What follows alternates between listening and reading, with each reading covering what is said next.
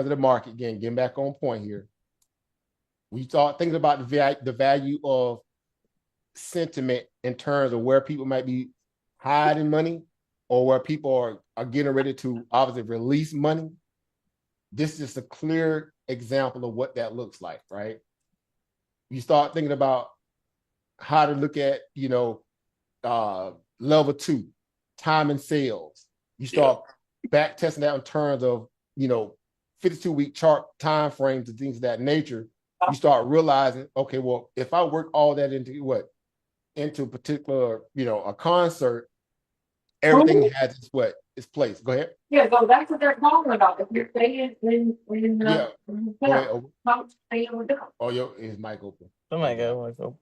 I think over Jermaine. He might have been busy. Yeah, so that's all it is. So it's the same thing. Are you tracking overall? I know that kind of threw you off with a Wild B Savage that came in there. They disturbing the energy. But No, you no, good. I'm following with you. yeah. So that's one way. Now this just one way. Notice I said there's just one way. So it's not like the only thing to look at. But that's how we've always trained ourselves to look at the market. Where a lot of people don't focus on flow charts if they don't have what they call options, within their foreplay, that they look at as a way to kind of help them to look at the market objectively. They rely on other things, time and sales, level two, things like that. But they're looking at that's real time. You see what I'm saying? You need to still be able to go back and look at a log, right, of what the buyers and sellers look like throughout of a day. Now you can do that also. Again, old school manualist is looking at the what? The volume.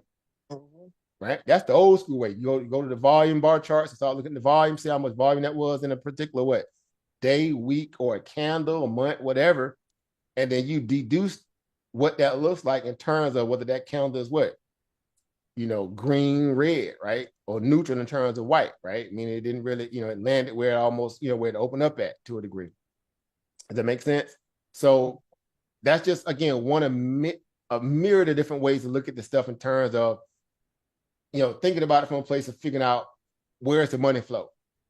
Again, one way among many. Another way to look at that as well, objectively, is also through the value of looking at what? Commodity markets as well, right? What are some of the benchmark hedges that people use uh, in relation to the markets that are also antithetical to some of the different assets, right? When you start looking at, let's say, the S&P 500, right? What would you say would be antithetical to S&P 500 growth, or in this case would be more of an arbitrage to that value? So I hear people say like the gold market or the bond market, and correct me if Right. I'm. Sometimes I'm seeing the gold market is kind of not. It's similar to the equity market. Like gold will drop a little bit when recently, not in a short period of time, like let's say from last Wednesday. It might be longer, but from last Wednesday, let's use that. And it's almost like will dip a Oh, little bit when the market is dipping, but then it might shoot back up or whatever. So about I'm not sure how to navigate that. about oil. Right. So it's the ideal of the game of what? Correlation, right? Uh-huh. When things diverge, converge, right? Converge, there's a lot of people who are converge traders, right? And then that's just the ideal of understanding, again, when markets are kind of hitting a what? That kind of symbiotic moment where everything's kind of, in flux before you have that next particular what? Unpairing or that breakout, right? But technically, one of them is known to be used as a what? A hedge against the other. Again, a form of an arbitrage, right? Uh-huh. So you think about when you in let's say a high growth, uh, a high growth boom cycle, right? That means when valuations become overly stretched to the tune of where it is pulling away from some other aspect of the market that needs that balance to keep, credit and access or liquidity somewhat in a workable space where everybody can benefit from that. When that broadens out, now y'all probably know where I'm going with this. You start thinking about what protection, right? Because now you're being seen Mhm. particular products or assets becoming overly what? Leveraged, right? So when we Mhm. think about leverage, we're thinking about what? Borrowed what? Money, right? Or Mhm. affectionately known as what? Margin. Mhm. Well, guess what? Majority of hedge funds, they use a ton of what? Margin. Mhm. That's why when things go south real quick, they blow up for it.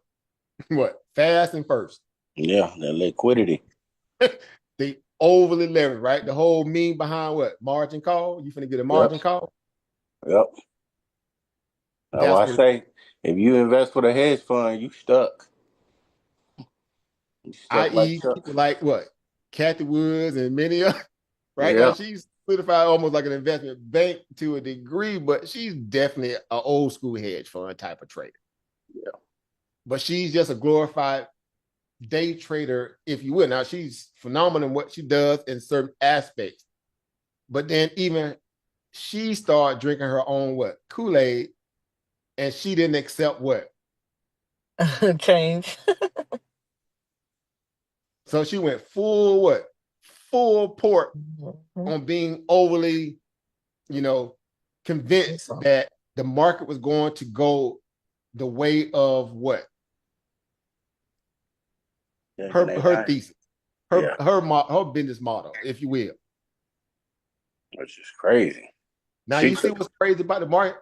So as soon as she began to, when she had her run, because again, markets, it will bless you, and then it will always turn around and what? Test you too. And then if you yeah. don't pass the test, it will what? Stress you. Yeah. She took a lot of L's, boy. Right? It will bless you, test you, then stress you. If you don't adjust, get ready. Right? So you always in a state of what? Having to adjust and deal with the volatility in a way where guess what?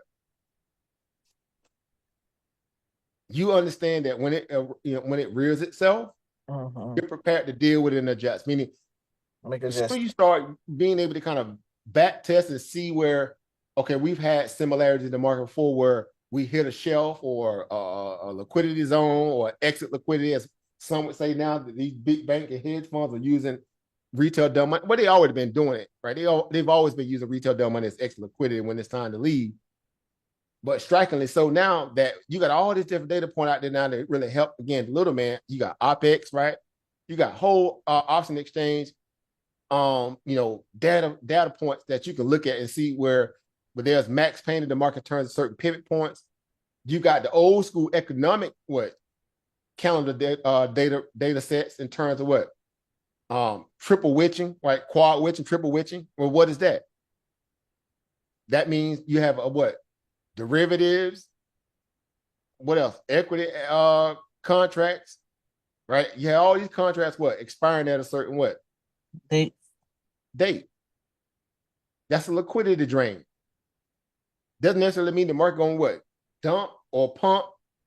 If the market makers are on their job that day, they'll do their best to kill and quiet the volatility. Mhm. But they need a lot of things to work in their favor for that to happen, right? They need the market participants to calm down. They need the Fed to kind of be somewhere on the sideline in case things get crazy. But again, that's a whole nother, can of worms to deal with in itself. But it's still a what? It's a observation case study to kind of what? Live through, trade through, deal with in a way when you see these things come about, you know how to deal with them in the future. Make sense? So Yep. again, when you're establishing the value of trying to figure out how to what? Determine where's money allocated, where it's going, where it's been, that's just one part of the being a very strategic thinker or a strategic, money creator in that moment. You're trying to figure out what is the directional bias best as possible. Beyond knowing how people are just panic selling, that's just one. But okay, take today, right? What was instrumental about today, guys, above all things? If you look at the market from a volatility standpoint, what were some telltale signals today that matter gave you some kind of trepidation that we may have, if nothing else, today was a day to really be kind of cautious because you had a complete 180 reversal off the previous day's lows. You had a fake press release that came out that said that what Trump was going to do what pause the cancel tariffs, right? Remember that press came out. Then it went green, and then all of a sudden, early in the morning, right? Who do y'all know who put that mess out? Who started that mess though? They said Fox did something. Put that mess out there. He got a track record of doing this too. Was it Fox?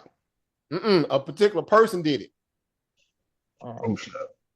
And then they forced one of the commerce secretary on CNBC to speak to it. And when he spoke to it, he put water underneath it, which edified the presser, the fake press of it, and it caused the market to get what? Excited and run because they know the stock market is hanging on every word coming off the what? Administration during these moments. Have y'all seen this picture before? About Elon? Wasn't even Elon, but Kramer before. These little fake market pumps when it's not based in no tangible, again, we from the what? The school of hard knocks. Source up or what? Now if y'all know doggone well, if you can't source it back to something, it's what? Garbage. Or in the words of Uncle Ted, it's what? Pseudo. Get that pseudo mess out of here. But you talking about Jim Cramer? Wasn't even Jim Cramer. Rowan Kenny. I'm finna go old school, y'all. One of the greatest market battles of all time was what? Herbalife between what two participants? The old Herbalife feud was between who? Carl Icahn and who? Y'all remember this? We talked about Carl Icahn versus who? Bill who? I'll say Bill Ackman. Bill Ackman. Oh yeah, it was his. Yeah. I took y'all there. I had to drag it out. Yeah. Y'all know I'm always gonna test you now. Y'all know I am. Dang, yeah. Because I seen a post about it. Yeah. Come on. He posted that tweet early. Yeah. Why? Because he was underwater somewhere. He tried to get some money back. His political clout. He used the political clout to put out a fake press release, knowing that Main Street was gonna pick it up because of who he is. It forced the CNBC host to talk to the commerce secretary or one of the commerce secretaries that was on that day on that particular tweet, and the market got wind of it and it bounced from 484 all the way. It ran all the way to what? And to 523. Yep. Couldn't make this up. Are y'all seeing my screen right now? Yeah, I see it. Look at here. I'm marked on my screen here. These ain't after the fact markers on here. I had my stuff marked. We bounced from 482, 581 in literally. These are 15-minute counters. So in 30 minutes, we went from what? 482, 41 all the way, but basically 30 minutes or a little under 30 minutes. We went all the way to 523, 524. As soon as we hit 524, guess what I did? I marked it. That's why you see my blue marker up here. That 520. I was like, okay, here we go. Turned out it was a whole fake news. Yep. Trump came out. They came out and said, no, we ain't finna be doing none of that. And then they came right back down. And then what? Plummet. I bought puts on the way back down too. Wash, rinse, repeat. Yep. I puts a little bit over 521, rolled it all the way back down. Market memory. See right there? I got 520.39 right there on my blue marker there. Yeah.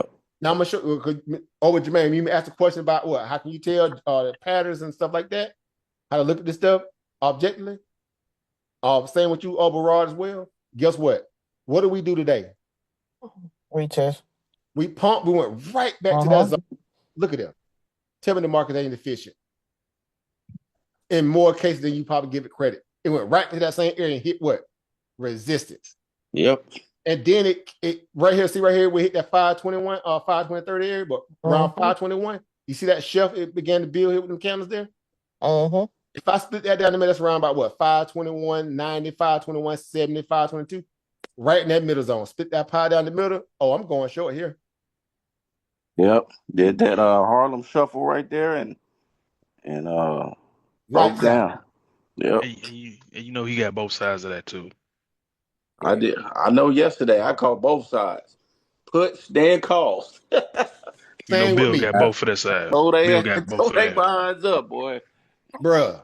They got Bruh. me, boy. They got me with ski mask and no gun, but I put a stop limit, so I broke even. I had That's a Netflix. win. It was That's a running. win.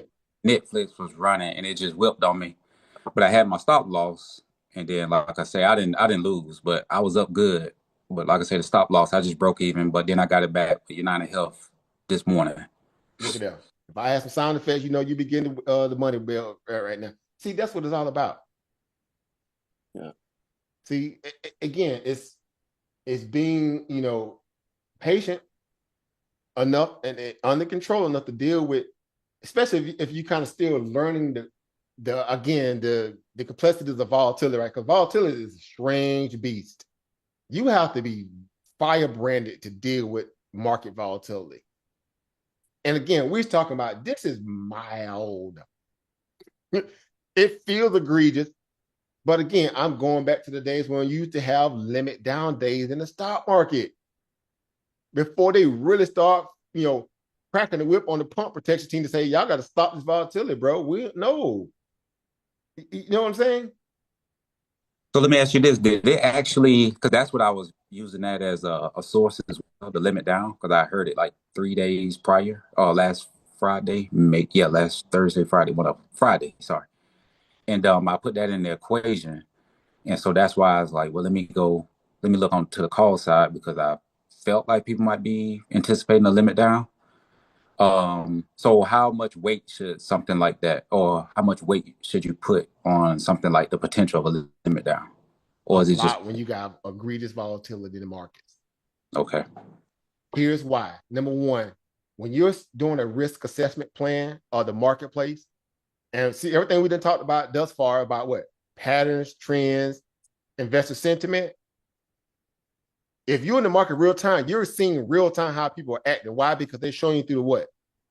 Their buys and sales, liquidations, skittishness, stop loss being triggered. The need to say, oh, we got to be buying a dip here because the market is oversold. Guess what? It can become even what? More oversold. Is there underlying rule that the market got to stop going down just because you feel like it's oversold? Nope. Guess what? We got old historical data to what? To validate that. So then it becomes a game of, well, we're spoiled. We're comfortable to buying the dip because we know that at the day the market going what? It's going to bounce. And guess what the market do? Oh, you finna become extra liquidity for big money. Thank you. Collect your ticket, punch, getting your little, your little fair ride and, swing around in the teacup while we sling all the money out your pocket. Right? This is classic Wall Street. You got flow charts, you got dark pool, right? That's another whole, can of worms.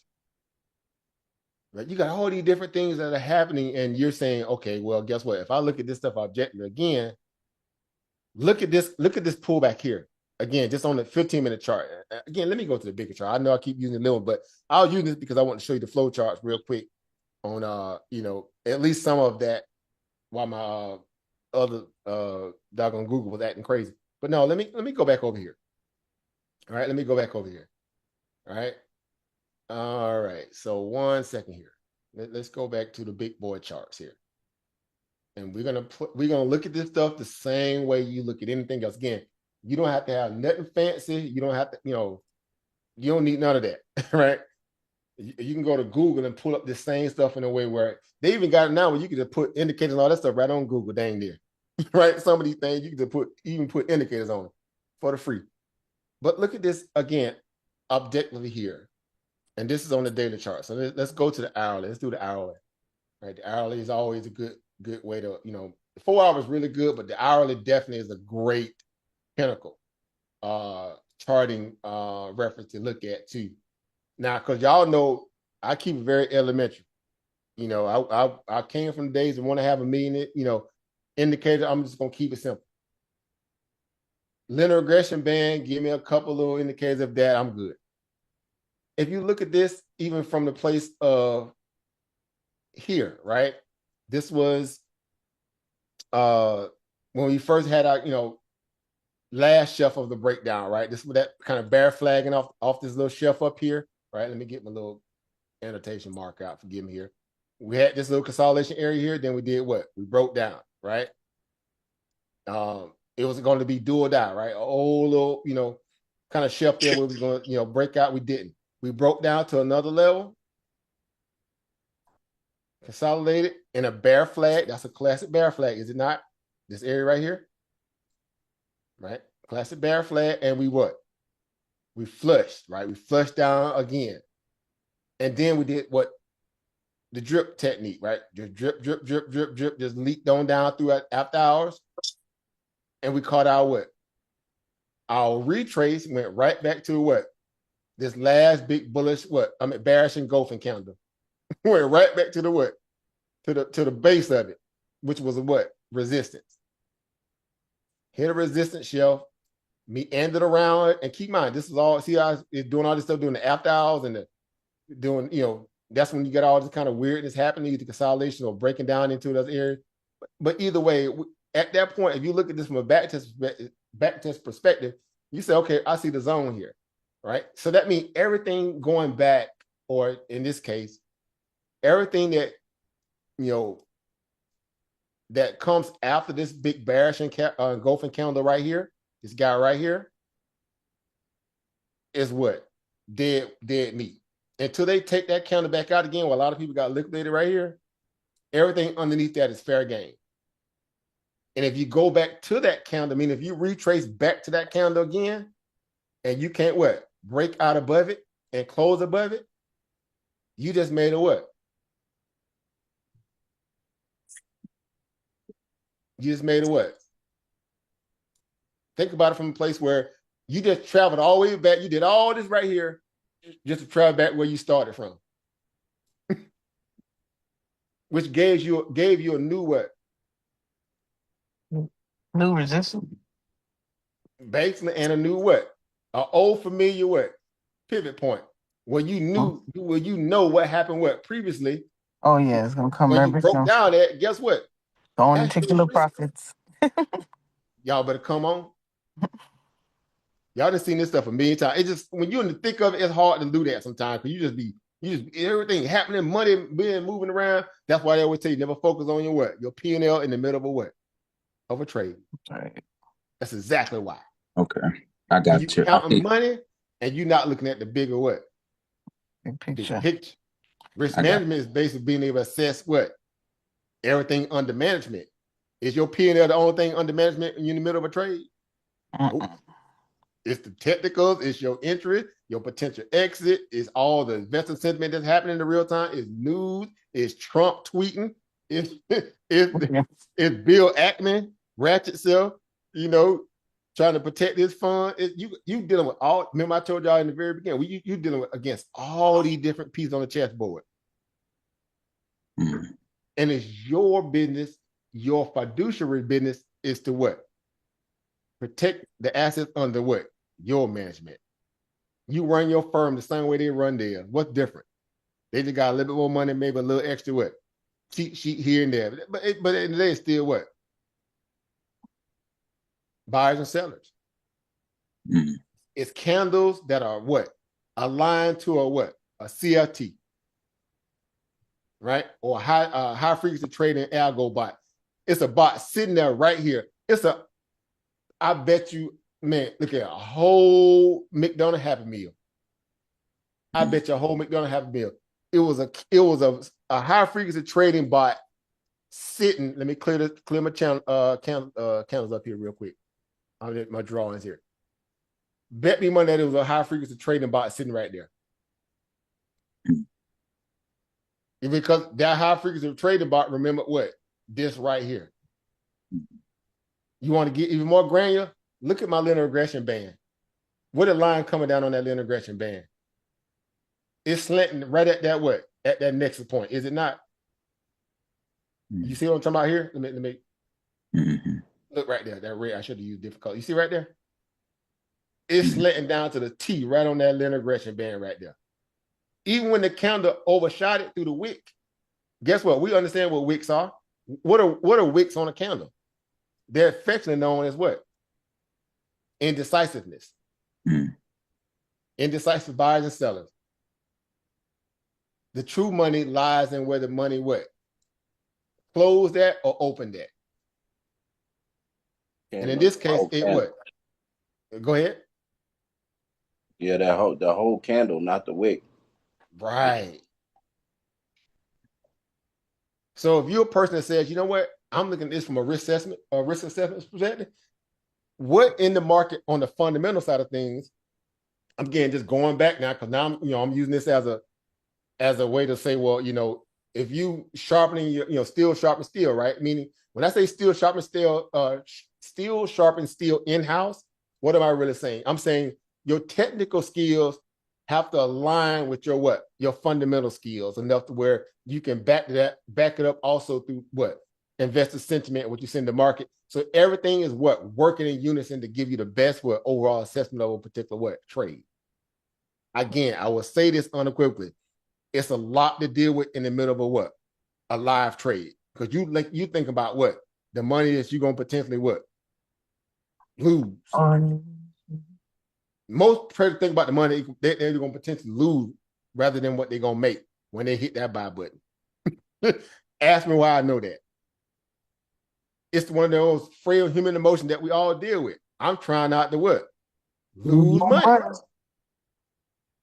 Because if you come in too overly confident, I'm just going to make a lot of money, what's going to happen? You're going to lose a lot of money. Drain. We're going to see some Vienna sausages. You're going to have one of them Dollar Tree dates. You want to take it to the Chateaubriand, you got to take it to Dollar Tree, get some Vienna sausages, one of the little cheap candles, and them little cheap little roses, and like, hey, baby, I tried. I had big plans, and it didn't work out that way in the market. We're still going to eat. That's risk management.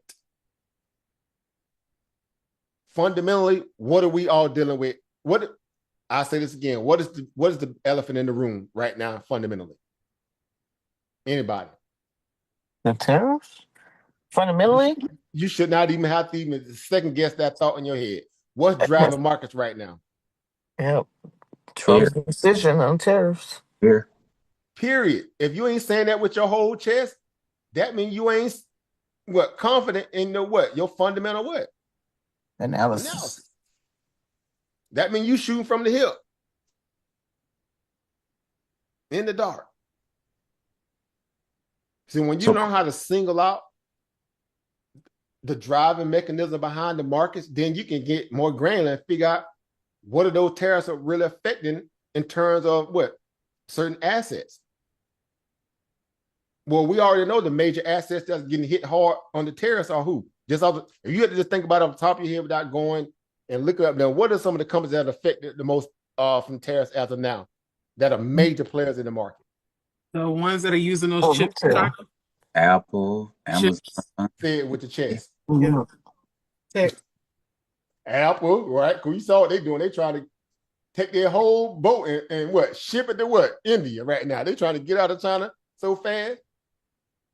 Ain't but do guess it. what? He backtracked. I mean, he backstopped it with the tariffs on India. They can't even run. But then cut the lights on and them roaches running everywhere. Y'all been in one of them restaurants, you cut the lights on, roaches be running there. We're like, hold up, bro. Hold up. Yeah, they already sending letters out to the bayou. My friend got one for sure. Start planning now. Because we tariffs. Yeah. Who else getting hit? A major company through tariffs. Tesla. Wood. Nvidia. With the chairs. You ain't gotta see if you are on top of your game. Because these are things that are what? The press is picking it up harder than anybody. They already telling you, they telegraphing what's going on. Mm-hmm. And there is a saying that as people say, if it's in the press, it's already in the price. To a degree, because you still can account for what? Those other nations who are affected by your productivity in their particular what? Land that are now crippling you through the value of taxation, how they're going to respond especially if it's in a day worth of 24 hour worth of trading period. What we do in our market may not always be exactly what's going to happen in other markets. Now we know there's a lot of correlation because we're the biggest market, biggest market on the planet, but it necessarily don't always have to go that way though, right?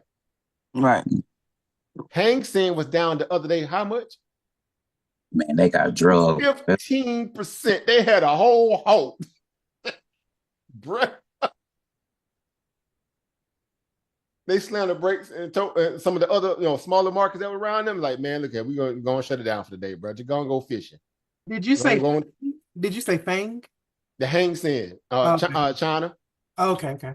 They went down 15+%. They made that's like SP 500 or the Nasdaq going down. At least limit down plus 3. Or teetering on the edge of basically, 2 limit downs in a day, which we've seen before. Some of us who've been in the game for a little minute, like anybody who's been in those type of markets who bought, at a certain pivot point or a top or a zenith of a limit down, never want to deal with that in their life in terms of what that looks like if you're dealing with margin or leverage. Like that's paying your own wish on nobody. But then again, you learn from that too. You say, you know what? This is why I don't overly leverage for a reason. This is why I scale in. I don't just buy in. You got to earn this money. Like for lack of better terminology, like we will be the type of stripper where Joker just gonna get a pinky toe. Like, man, let go of them clothes, man. Look, bro. You better like this little toenail polish and you look. I ain't doing nothing little strange for a piece of chain till you show me you got some chain. You have to be that kind of person when it comes to your capital. You got to be the stingy stripper. I'm stripping this money out a little bit at a time, bro. Scale in, especially during extra volatile moments. Or unless you have the level of conviction based upon great back testing, if your risk assessment tells you, hey, bro, you back at a high level pivot area or equilibrium point or a previous breakdown level here, a previous breakdown area here, bro, you need to be loading up on this. What's one way to do that? Short the market without having to put so much risk on the table. Best way to short the market without a lot of risk is what? Options. If you trade options, right? Yep. That's the fine risk at the end of the day, meaning a contract value in the terms you going directional with your bias. Well, all the people who own common shares who are in this here, they stuck. They stuck against what? The algos now. They stuck against what? Slippage. Right? Worst thing ever, right? Slippage. When you got a ton of shares trying to short sell or go long stuff, and you get caught up in that spread. That spread will, man, look. That suck, boy. Bro, you be want to go punch air somewhere. Yeah. Once you get out that trade, you like, bro, you out there punching out like buddy on Boys in the Hood. Like, what did they? Bro. Oh, you talking about Cuba good. Bro. Like, don't it? I mean, but I was only down on paper by 700 slippage. They took another 500 out you. Yeah. And snippet by the time all the shares fill on the way out. That's like, tough, man, boy. It's a scam. Yeah. They get you, boy. The market makers get you. Y'all minimum trading that days. Y'all better come on. Oh boy, it was terrible. Oh my God. What happened? Boy. Don't have a small account too. You're screwed. Man, you don't hit that threshold. You better hope you don't hit that threshold. Yeah. It's gonna be over with. So that's dealing. So comment again. That's just one of many ways that we look at the market, guys, and we say, you know what? Now, if I'm sitting there trying to be, again, really cautious and careful what I'm doing here. If you're working with less, the market is rife with people who then came in with $5 and turned 5 into 500 in one trade. Being in the right place at the right time, doing the right moment. Facts. Pure happenstance. Amazon. AMC. Think about that, Oprah Brand. It happens. GameStop. Think about that. Fertile soil is fertile soil. Right. Y'all had them trades where y'all didn't did a little some string with a little piece of chain, and the payout was so big, you got scared. Like, man, hold up, this can't be legal. It happened the other day. For a lot of y'all, think Yeah, about it that. happened the other day. Shit. You take 100 and turn 100 into a band in less than 30, 40 minutes of trading. You like, man. Like Brian did a whole person week in one little trade with a little funky little $100. That's how you be looking at it. Like, funky little $100. Until you need them $100 though. See what I'm saying? It's all about how you look at this stuff. You really got to go full, man, I'm on my game when you go into this market. And we're not just saying, okay, I'm just passing, breezing through today. I'm just going to see what the market doing, testing the water. Again, having a plan is tantamount again to the level of growth that you want out of this. If you want to be high level, you got to take these things into consideration. Right? Now, once you gain a good foundation of understanding how to look at the market, look at the market again, before you go granular on the macro side of things fundamentally, and you start pulling up, expense reports and backing, looking at capex and all that, and then you back it up against, the market as a whole in terms of where it's at on an industry level, and there's any more left out there because the PE still is striking this and way can, that's fine and dandy too.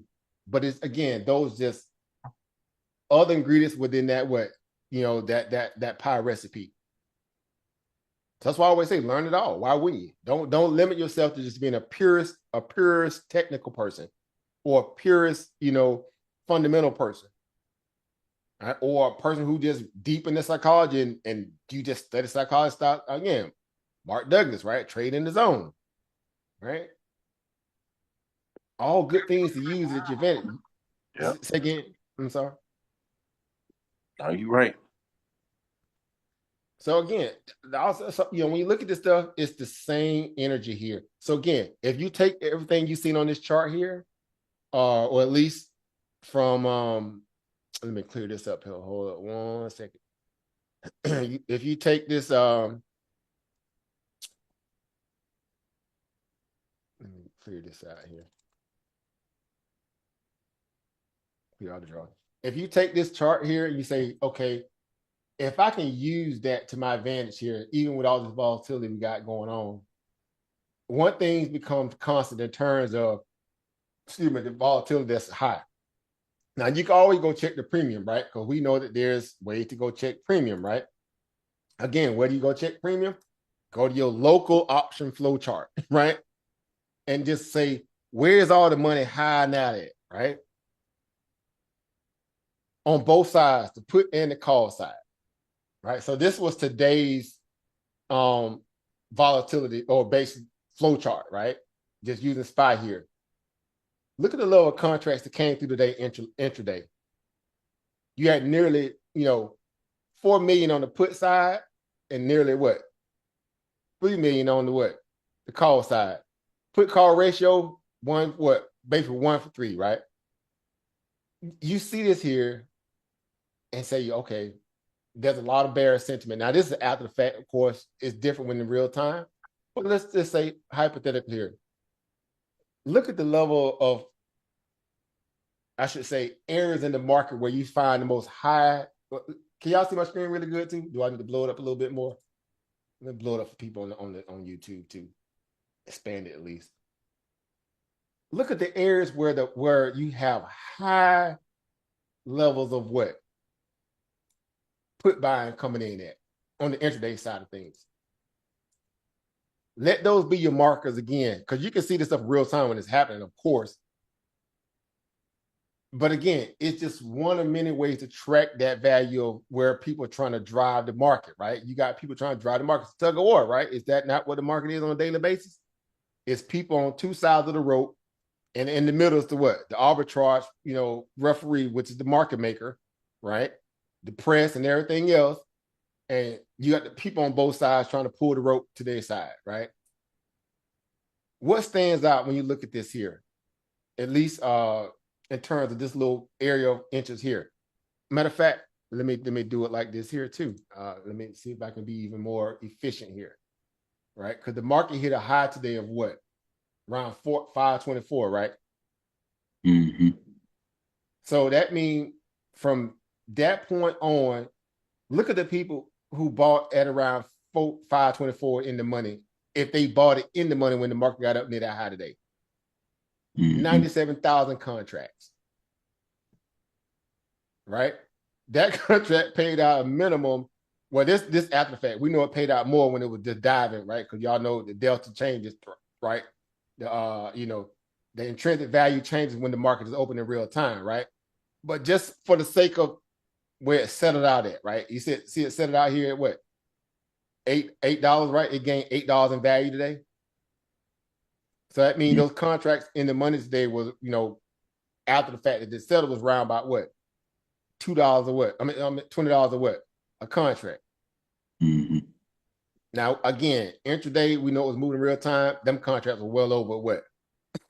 Probably well over 1,000+%, or whatever, right? Or 100%, excuse me. Now, given that you see this here and you say to yourself, okay, that person or those people might have been looking at this objective saying, okay, already had a major swing from the lows yesterday. I'm finna buy this risk at this pivot point. Why? Because at that 524 area, again, when we look at the chart, what are we seeing there? What do we see there today? Right? We saw what? Massive what? Retracement or back testing at around that point. The previous day, you had a wick that came close to it at 522, 523, and then the next day, see right there? Are y'all seeing it here on my screen? Yes. If the person who was just very put-minded and bare-minded, if you looked at that and said, told yourself, man, look, that look like a good risk setup right there. I'll take that risk. I'll risk it all there. I'll take a chance right there. I'll shoot my shot. Would that not be a good assessment? Yeah. I would think so. Look at the previous day. Bam. Uh-huh. That's what I'm saying. We say prove me wrong. So is it safe to say, like, with this like I said, I'm still new to it. With this high volatility, then is it small? I guess it's safe to say that or correct me if I'm wrong, that's when you have to kind of get down to like the granular level, like you're saying, because I noticed when you was annotating the chart earlier, on the hourly, less volatility, that shelf was bigger. But the more the volatility kicked in, that shelf got shorter as it back flagged down. Right, because now it's based upon those algos and everything else that we're seeing. They all come into what? Into fruition, right? Because here, that's what it looks like on the hourly. Look at that. Mm-hmm. You see what I'm saying? It looks like man, look at that. Ooh, look at that pie right there. Mm-hmm. Right? And again, just putting that. Let me try to draw a line across there. Look at that there. Look how it just it just drove money up there. Like, look at how it just drove money up there with all that velocity. And y'all know that's velocity when you look at this in terms of money, right? Mm-hmm. Big old bullish engulfing candle there, kind of, there's your old, I mean, you could make this an inside bar, boom, establish that support, keep the uptrend going. And they did all that. They did a majority of that special. You had the intraday kind of snap back right to the equilibrium line right here on the linear regression band, that mean line, hit that resistance, pull back, consolidated, got to it again, meandered, and what? Blew on through it. Obviously did it after hours, but nonetheless, it did it. We, basically, we're not concerned with that. We're concerned about, where we settling at, right?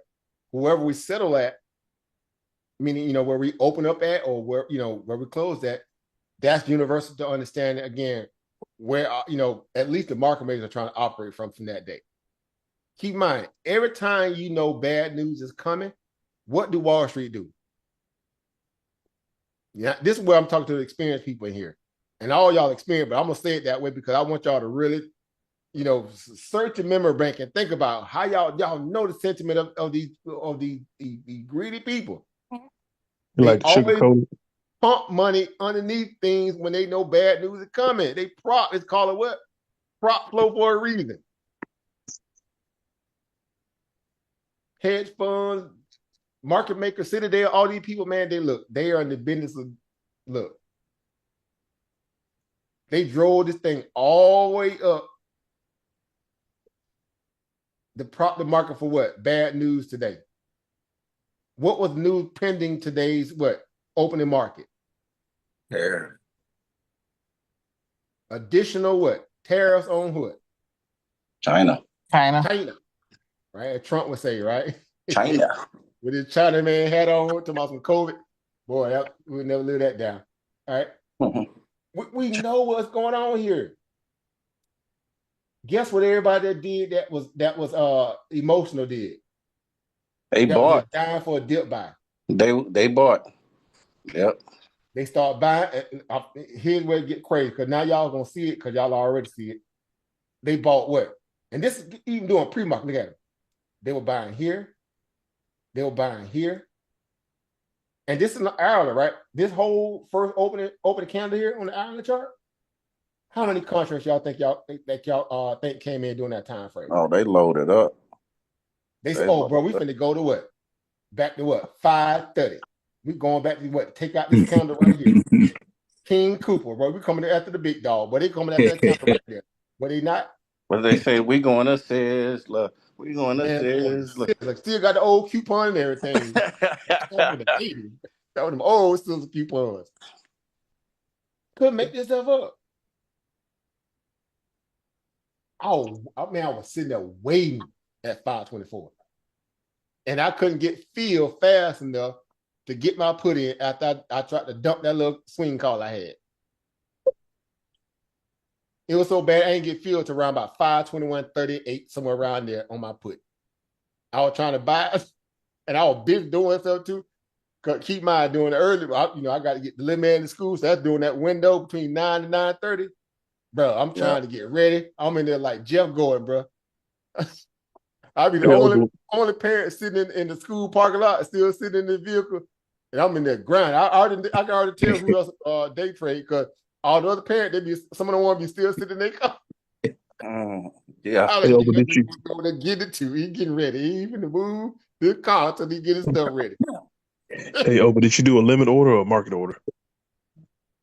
I had limit. You know what's so crazy, Oba? I was doing. Matter of fact, man, I wish I could log into my Look what time it is. Charles Schwab account. I'm gonna show you how bad I was doing it over. I was so strategic with it. They were moving it so fast I couldn't. You know how when you do limit order, they move it so fast or keep you away from getting filled, because y'all know they slip with that, right? Yeah. They will purpose not fill you to make you adjust your what? Your order. Yeah. So guess what I did? I did the old school. I did one of them old school tactics. I walked the price down as they sent it up.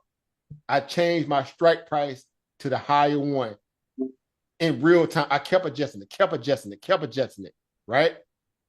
I kept doing that all the way until I got to the point where they was able to feel me. Who got a brother coming in? GA Price. Y'all know that brother GA Price? Yeah. That's one of our brothers, right? Okay. Yeah, that's Price. Yeah, that's Price, right? I thought so. Thing. What's going on over GASC in the building? So yeah, So good, brother. Peace, power, and profit to you, family. Happy to see you in the building, man. We here just doing a little late powwow session. That's crazy, man. I thought that was my phone. I thought that was my app glitching. They doing that on purpose. Oh, they always do it. I can show you on my screenshot where I kept walking my price up, meaning my strike price up, all the way until I got filled. I was yelling at the screen, man. I'm like, bro, what are y'all doing? You know how they roll. My weed board, my rock, none of them was working. They wouldn't let 1, me 2, 3, 4. Nothing. And that's when remember when I told y'all earlier, if y'all came on, I said that's when they was doing a premium drain. Yeah. They reset the options. That's why if you bought calls, if you swung calls, they instantly dissolved in intrinsic value. Ooh. They killed the volatility real time to set up the next shelf of volatility wave, because they knew today was a massive fundamental day in terms of tariff with China. They cleaned out the whole premium within that first hour of trading. That's great. And then after that, if you bought new position at near the end of that hour, which I got filled, look, I'm gonna show you. I got filled right at what time they filled my finally my puts.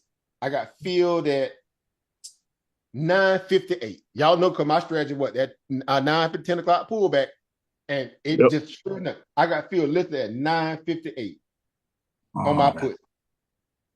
That's the second time it happened to I me. bought 2 of the 494 strike puts. You know how much I paid for them puts?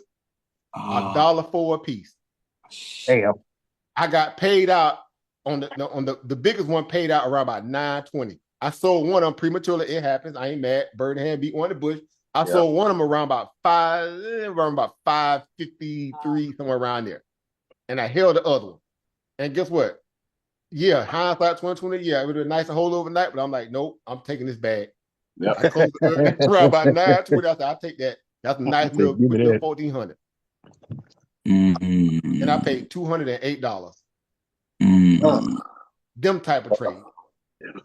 Wait a minute, over. So you said you walked it back. You placed it as a limit order, and then you just adjusted upward. I kept adjusting the strike price, not my monetary price. Oh, okay. I was only going to pay what I wanted to pay. So when they kept driving it up in that first hourly count, matter of fact, let's get granular. If you look at that hourly chart, right, and break it down, let's go to 15 minutes. Y'all know I love working with that 15-minute when I'm dealing with options. It's just beautiful on the 15-minute. Now, matter of fact, let's go a little granular because you got to see it from the place where I'm talking about in terms of at least the buy. Let's go 5-minute, right? Is it still showing my screen too? I'll make sure I'm still good here. Yep. Yeah. Okay, let's go that 5-minute chart. Now you couldn't make this stuff up, man. These people, man, look, they brutal, bro. But I'm all for it. I'm all for the, whatever, for the smoke. Bring it. I was about to go get a new phone. I was thinking it was my phone tripping. Man, and see, that's another thing too, because guess what? Y'all know peak hours of the internet is what time? Between what hours of the day? What are peak hours of the internet in your demographic? I think it's like what, 8 to 12 or something like that. Kind of early in the morning, 8 to 10, 8 to 11. Yeah. Right. And then in the evenings is between the hours of what? 4 and what? 6:37. 4 and 5. You be lagging, boy. You be like, man, I got paid all this money. This thing, boy, you be ready to throw something through the. Man, why is this thing lagging so bad?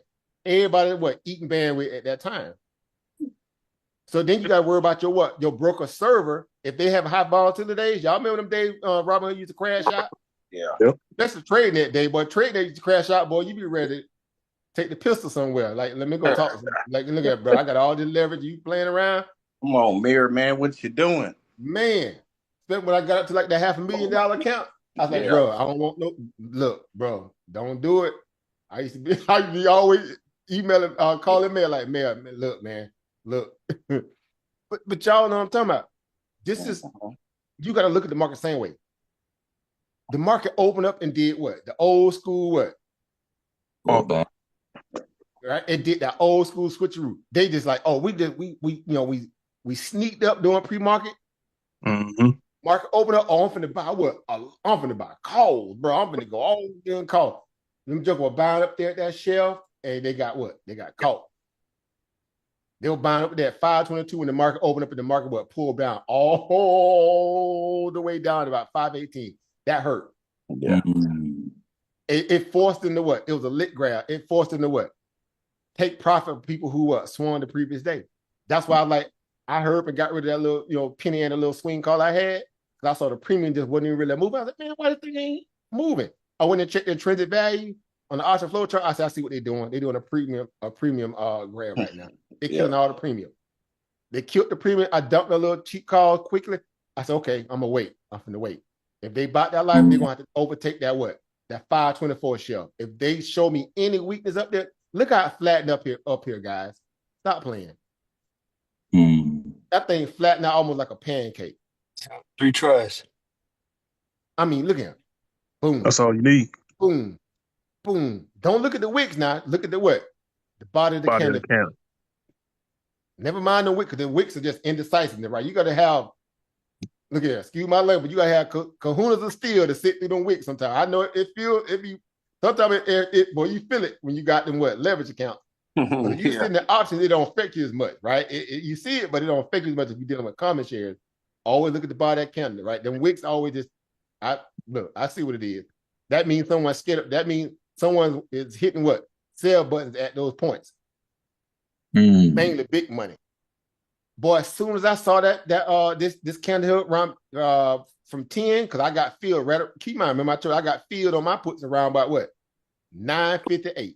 So I'm inside of this little candle right about where am I at? About right here. In this area, right around here. Right? I had that little Where's swing. here? Say again. Mm-hmm. Where's here? You said here, but Okay, I ain't see anything. you can't. I got the yellow stuff on. Let me change the color. I got filled around about. Hold on, I'm sorry. Right here. Oh, okay. You doing shorts? I got you. Put because I knew that 524 shit was coming on, but I got it. I was trying to get filled again. Even had I got a chance to squeeze up a little higher, I was trying to adjust my order. I was telling them earlier before you came in, bro, that I was changing my strike price and not my monetary price and what I wanted to pay for the contract. I kept changing my order as the market kept going higher and higher. Right. So I got filled. I ended up getting filled at 9:58 for 494 strike puts. Right. And it was just, this is my arbitrage trade for the day being in my head. Right. I was able to snatch 2 contracts right around that point there because I knew resistance was going to be 524 regardless. We went up there, me ended around, had them ugly wicks, they were wicking it up. I didn't budge. Now, yeah, it'd been nice if I bought another one once we turned down here, but I was like, you know what? I'm only going to risk this because I had did pretty well the previous day, so I'm not going to get nothing back. I'm playing with house money. This volatility can turn real quick because the only thing I cared about when the moment I woke up or went to sleep last night, the moment I woke up, I was thinking about what? Tariffs. On who? China. Hey, yo, you crazy, over. 34%. What's all I went to sleep like Tourette Center, boy, waking up at 34%. Boy, like, you all right, boy? You all right over there? 34%. Bro. Because we know at the end of the day, man, you had this conversation, Ro. I told you. Many of y'all know as well. And I was the Sunday night. only person we need to be worrying about right now is who? China. Don't be caring about no Indonesia. Don't be talking about no Vietnam. Don't be talking about no Europe. These people are small fish. It's only 2 superpowers on this planet right now. China and what? Us. US. Period. But I got a question though. Mm-hmm. Did you anticipate this thing drawing back at like 9 something in the morning? Cause what time is that? That's like that first. Yeah, I have a strategy. Well, it's an old test one I've been doing for years, man. I have a thing called 9:50, 10 o'clock pullback. Yeah, they do There's it. high frequency algo bots that trade in around that first 30 minutes, but at that 10-minute interval, That thing it's don't like miss. changing guards or something. It don't miss, man. We didn't test it a lot of times too, bro. Watch the market between 9:50, 10 o'clock. It's a around reversal. like 9 o'clock, 10 o'clock. Yep. It's a reversal algos that trade that in around that time frame. So no matter where the market going on that time, unless there's some what they call abnormal volatility, abnormal fundamental news that may disregard those algos at that time frame, it's going to reverse somewhere in around that point. Meaning if the market going up, when it get around that 9:50, 10 o'clock time frame, it's going to stall out and get ready to what? Have some kind of form of reversal or pullback or a breakout. So, okay. So did you expect or did you anticipate this thing going up $13, $14 pre-market? I didn't expect it was gonna go that high during pre-market. Here's what I was saying earlier when if you probably let me go back because I already erased it. All right, let's go back to the daily chart because that's the only way I'll be able to show it to you, I think.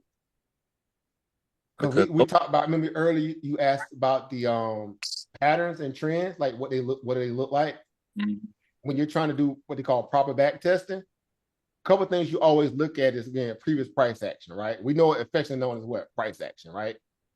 But that just basically means where you had a lot of volatility or intraday trading during a certain period of day, right? When the buyers got active and the sellers got active, right? Old school price action. The daily shows you what? And this is a 3-day worth of trading in this particular zone right here. When you look at this on the daily chart, you say to yourself, okay, I see something right here. I see some what? Resistance there. Does that look like resistance? Yes, sir. Right? Clearly trying, couldn't break through. Wick got up there, Wick got right there. body discount here, obviously you'll start it there. Everything from that point on, if you make a low or high after that, and you can't, come back and compete with that price zone, that price action shelf there, that's weakness. To a high frequency trading bot that's programmed to trade that, or a seasoned hedge manager, he feel real good about himself putting on what? A short at that point. Because he's in his mind, he's basing on data and price action and fear that came off that what? That particular pivot point. Meaning That's his a risk. crashing structure. Say again? I'm looking at your chart right now. That looks like a classic crashing structure right there. ABC, 7 ways down. That's the way to look at it too. Yep. Cause again, we talk about those pivot points, right? Right. Now Yeah, look at pull the back. depth of that move, though. Even more striking, bro. Look at the depth of that move.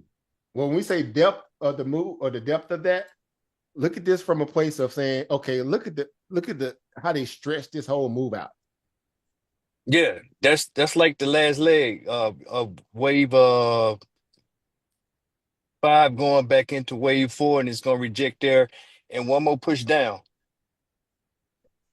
Clear And that case of what? Let me trap some what? Trap some bulls. yeah. We know it as what? What's the what we call it in the investment world? When the market maker be hitting them stop losses and liquidity hunt,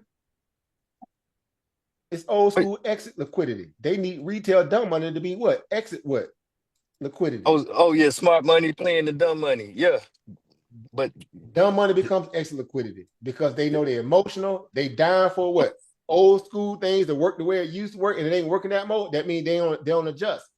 Again, no disrespect. That's why when the brother came on the other day and we were talking about, I was telling him that the market's not an exact science, right? There's no way you can be 100% profitable because it's just no way. The macro would not, provide that level of certainty.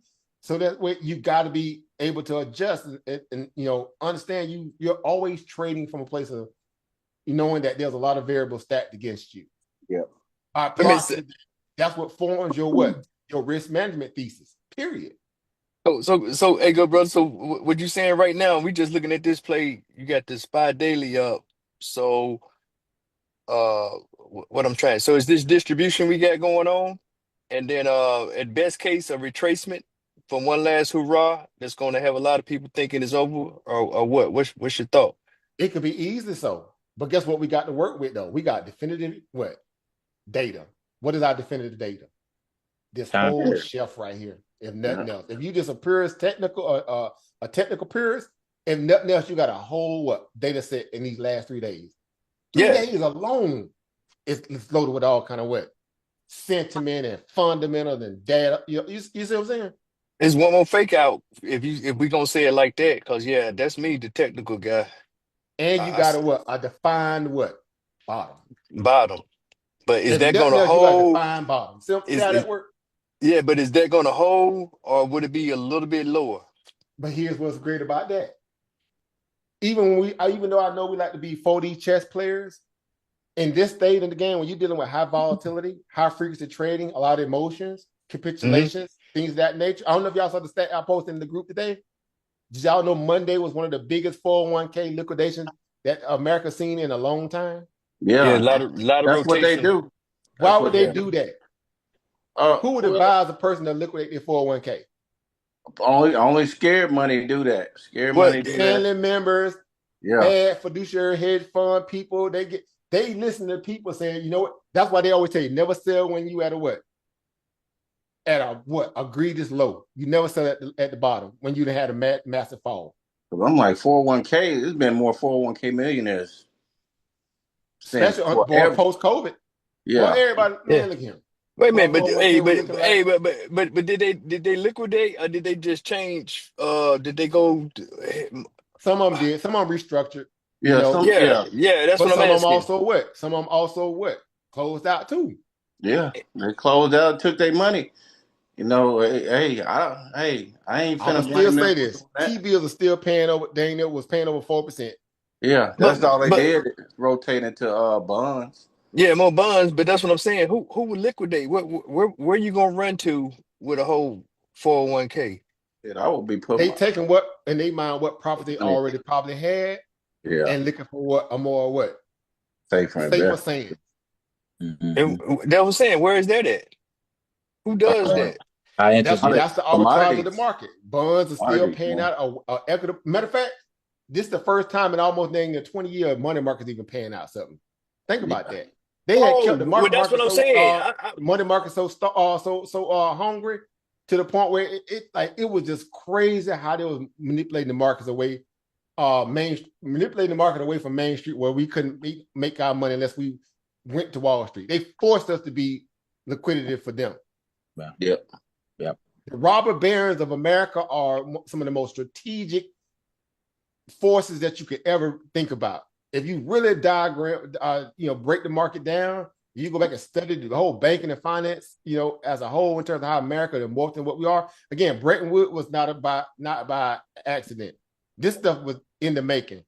When they took us off the gold standard, that was all by design. This is their next, what they call their 2.0 of trying to Jekyll Island.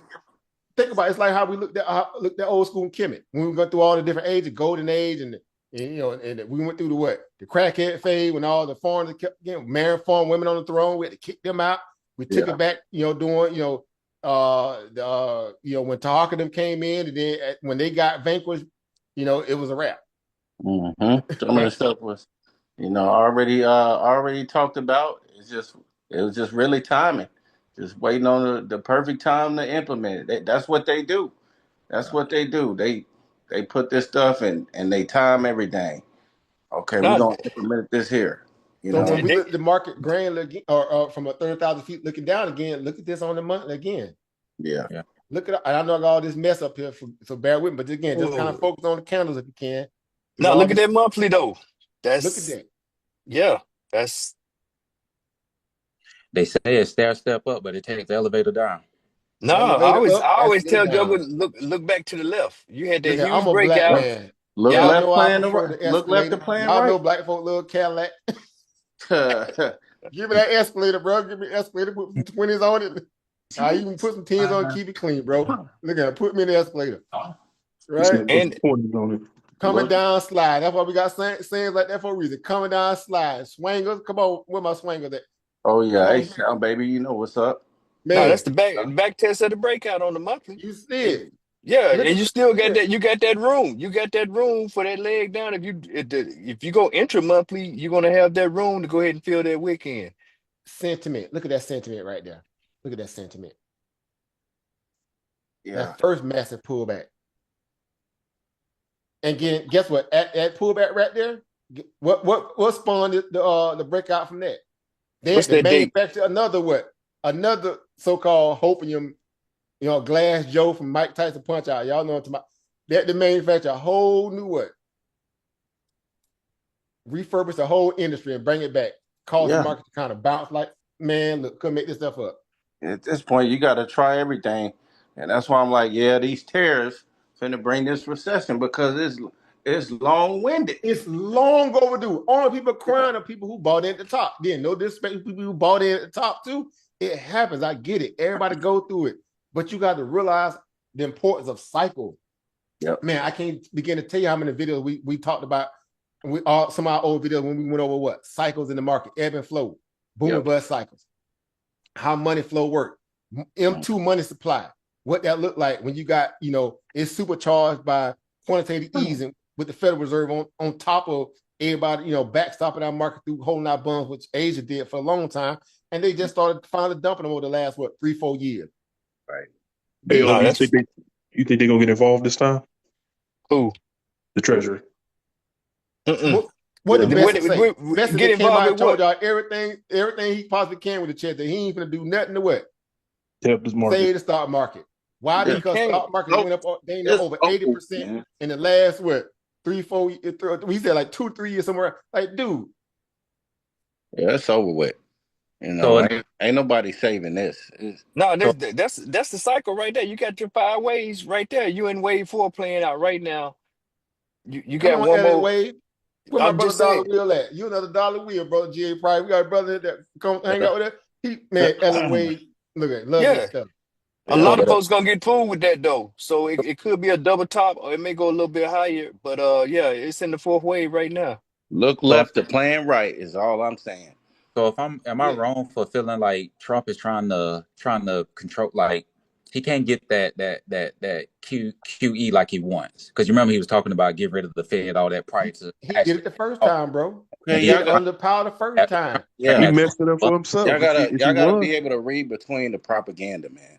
Yeah, he's trying to bring that bond. He's trying to do the bond. He's trying to let the bond market do the work. But Right. QE don't work in this scenario. Yeah, it's not gonna But, work. but that, yeah, They that's a QE'd dead out. man. That's a dead man walking. QE Yeah, is a dead man walking. QE'd out. the QE gonna knock it out the park. It's gonna be a wrap for the. It's gonna be bad if they do Oh, that. we right back to 9% inflation right away, right away. Oh yeah. Wait, I mean, hey, but is it Exactly. right to jail right away? But You're right gonna to go jail from right away. yes, that hey, Dude, they cut that foot on, bro. stagflation. Everybody going to jail. Going to inflation on the prison. table already. No, hyperinflation after that. That's the next Oh phase. You yeah. talking I about mean, yeah, yeah. hey, it's Yeah, coming. It's it's a coming. wrap. Do it, Terry. Wait for it. Do it, let Terry. me, Wait for it. It's now, coming. where you So if if my y'all been, and see, this is where I get excited because see whether y'all have time to do this stuff like I do, because y'all know I love this stuff, man. I eat it, sleep it, breathe it, live it. I love those press conferences when see Jerome having to get up there and stumble and fumble because we know it at the end of the day. The orchestrator or I should say, the person the people who are most responsible for this at the end of the day are who? Feds. Period. Yeah. Yeah, Period. All day, every day. but Period. That's why I but just be confused why people keep saying, "Oh man, Trump gonna ruin the economy." I'm like, first of all, you need to take an economics class because that's not how Period. this works. One name. One name you need to always keep in mind. Federal Reserve Chair. But be confused why people keep saying, "Oh man, Trump gonna ruin the economy." I'm like, first of all, you need to take an economics class because that's not how this works. This name right here, guys. Milton Friedman, Anybody know anything about this man right there? free Who to that is? choose, free to choose. Milton Friedman. Who is Milton Friedman? look, Mr. Free Markets. Man, he's Austrian school of man. Bro, I Yeah, would pay to be in the Austrian economic school of law right now. facts, facts. He did that whole free to choose documentary. It just Man, lay it out clear for you all day. it's so simple. Y'all know how the old adage goes. If it's complicated, it's lies, it's scamming, and everything baked into it. If it's complicated. But Keep it simple. my RBGs don't want to hear it from the white man. They want to hear it from somebody else. I'm like, nigga, Man, what does it matter? He's spitting facts right now. Facts. as the saying goes, don't hate the messenger. It's like this is insane, bro. Pay attention. You Don't gotta give a damn about his understand race, ethnicity. money supply is always it's so old and so basic that you guys already know it, of course. You already know when you have too much of what one thing chasing yeah, less, the fuel of something else, you know it's gonna drive the price up. Yeah. Brothers do it on the block. right. They ran Junebug off the block. Ain't nobody on the block but what? Tyrone. Tyrone got all the power. Mm-hmm. Gonna raise the price. You want to be the last one with the gas, boy. Grinding like, bro, bro, hey, y'all seen Nino Brown? Stop playing. Yeah. It ain't a Make drop this for stuff make everybody. sense, guys. Break it down. Use common sense. This is common sense. Common It is sense. complicated with all this derivative this and deviation this and evaluation. Don't get caught in the man. Look, it's the reason why people like our brother Curtis Wall Street Carroll did this from inside San Quentin prison and had mega hedge funds flying into San Quentin prison to be on this visitor book just to get knowledge from a guy that's sitting in prison, reading the Wall Street Facts. Journal, whooping the market from in prison. Stop playing, Black Brad. Facts. Yep. He was kicking the market butt so bad. They did a whole TED talk with him while he was in prison. Yep. So He did a did. TED talk to San Quentin. Stop playing. Yes, sir. So what's Now, our excuse? And that brother did that from inside lockdown with no computer, no nothing. He had the Wall Street Journal subscription. What our excuse is, oh, y'all, all these people talking about tariffs and stock market, but don't understand that this is capitalism. Nah, bro, this ain't capitalism. This is what Keynesian cronyism. economics at its worst. This is socialism for the rich. Let me put it in layman terms. This is socialism for the who? For the rich. Now, That's what the Keynesian market is. Yeah. Now you could benefit from it too, because you got to what? Kind of shut up and play ball. Meaning the feds are controlling, the government's controlling what? Yep. The money. Yep. so let me ask you this then, and I know I'm finna jump ahead real quick, but just to kind of get an idea, I'm not asking for your actual definite answer or anyone's answer, but how they gonna play ER? Because I know everything gonna be adjusted EPS at this point. Now, what talking points will they be able to use to try to save face on the fact that this tariff on China is not going anywhere? China is dug in. So how they gonna play with these ER calls on what terminology? Because we already everybody's gonna accept or assume soft guidance moving forward because they don't have no choice. So how do they navigate? How do these corps navigate around that? They got They gonna two say the things price they is trick baked that they in. can use outright to bail them out. Now, whether Wall Street accepts or not, it's up to them. It's to be determined. Number one, if it's a company that has a big moat, they already get away somewhat of a pass. Even though they're in the crosshairs of the tariff war, they still may. So let's take they withhold guidance. Yeah. That could be very tricky. They're already starting to test that theory out. If you've been watching CNBC, MSNBC, all the financial channels, they already been floating the idea that the matter of fact, Noah Rubini was on the other day. He was even speaking to it. People like that, Leon Koopman, right? They was already like, look, they're already going to have to deal with this in a way where they don't want to have to come to their shareholders about, the capex spending finna go bye-bye. Okay. Number one. So all this R&D they were trying to do with buying all this NVIDIA chip. I mean, if you ain't buy all you need it now, if you got a little money that you can spare, you make them get a couple, but what you got now, you got to sit on it. Right. If there's anything that has to deal with the idea of them having to deal with cross currents in terms of dealing with, foreign partners or foreign, business in terms of emerging markets or anything, just keep that thought in your head. Gotcha. If you withhold guidance because of what? Uncertainty, it actually provides you a little cover. But for people who are overly overweight in your company, who ain't liquidated even off this drop so far, you think they want to really hear that? Right. I think they're going. I think the term in June gonna be revision. Everybody gonna revise because. But they're gonna have to, and that's the drawback. You 100% right over GA. That's the drawback. They're gonna have to revise. They're already started doing now. So you know what's gonna happen over the next 2 or 3 weeks for even people who may have to give their earnings at the end of the month or later in May. They're gonna start doing what they always do. They do an early revision. Primary example is Nike. Look at Nike getting a breaks beat off of it left and right. Getting ahead of the carnage of the earnings itself. If we early release, normally who do that more than anybody during bad moments where you got to deal with tariffs and taxes, or what they call currency in Paris that you have to deal with forex exchange rates when they change, when currencies manipulated. Who are some of the first? What is the first industry that always comes out and do an early release? Retail. Yeah, retail. Boom. See, this is why y'all the toilet paper. Why? Because they are dealing with a finicky margin scale as it is. They the penny candy theory people. They gotta move weight for it to move their bottom line.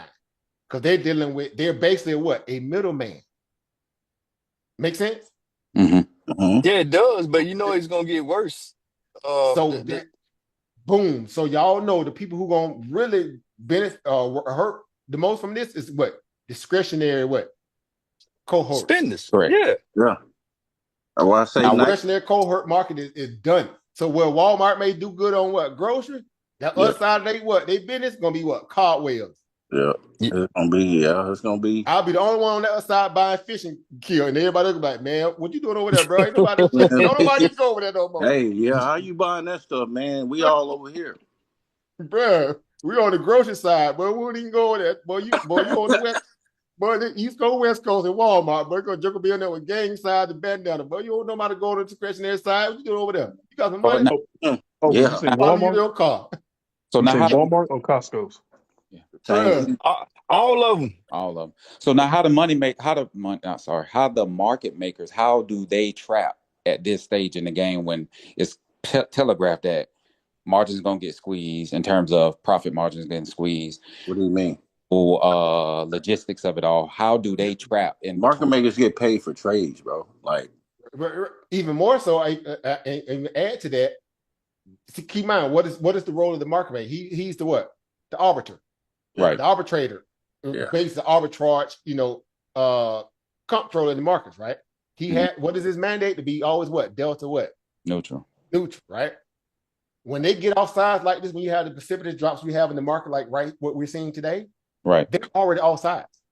Yeah, that's real. That's They why they can regime control change. the tape, right? Gotcha. They See, make money off them spreads, man. I Yeah, right. got they And flip. so here's where y'all finna have y'all matrix room. I mean, y'all know, y'all already know this stuff, but I like to do this because I know y'all, man, y'all see, this is why I love this stuff. And I know y'all all in on this stuff the way I am. When you see stuff like this here, when you have markets doing this stuff like here, that means a lot of things running in what? Like a fine-tuned clock. Market makers make a killing doing those kind of runs. Why? Because the market efficiency is based upon what? Killing what? The VIX. Their whole job when they wake up every day is to kill the what? VIX. What is They VIX take also known as? the volatility. Volatility. to the Their index. goal is to kill volatility. Because Right. when you kill volatility, you get to set the what? The market. Premium Yep. and control the what? The liquidity. Yep. That means if you're on the wrong side of the trade, you're going to get slaughtered. When the Right. directional bias, either for that day, that week, that month, whatever, it doesn't matter. You're going to get slaughtered. That's yeah. It's the same thing like in a regular economy when the Feds do interest rates hikes. They Right. try to keep people from spending. Right. Right. That's the whole goal, right? Kill the animal spirits of the consumer, Yeah. which affects the what? At the end of the day, what? The bond market. Why? Because people are taking on all this unnecessary risk. They don't have what? Enough what? What is saving? Savings at the end of the day ain't number what? A bond. A bond. Yeah. It bonds you out of what? Bad times. That's what they call it saving. Yeah. Bro, make it make sense. Dumb it down. Don't stress out. Don't stress about it. It's that simple. That's what bond is the what? The market of last what? Resort. Yeah. Well, That's at why least they keep. Austrian economic school law in the Canadian market, yeah, bonds still hold their weight, but ultimately it's the what? It's the Fed put. It's the manipulation. It's fake. Yeah. It's the pump protection team. Make sense? Gotcha. Yeah, but Exactly it. The they've pump been protection team, PPT. they ain't been using that. They've been trimming that. Doge. Yeah. Not as Trump fast came as out they today and said. said what? In no uncertain terms, he told everybody what? What's the I question? am not going to let who? Wall Street dictate what? Oh, yeah. My policy. Right. Yeah, he'd be saying that, man. Yeah, I think Who that was the was. last president to ever even take that kind of bold step like that? Name me one. Volcker. On that. No, that's cap. That's a hollow. That was empty rhetoric he put out right there. We we Nah. What you we talking gonna about? A guy see. who?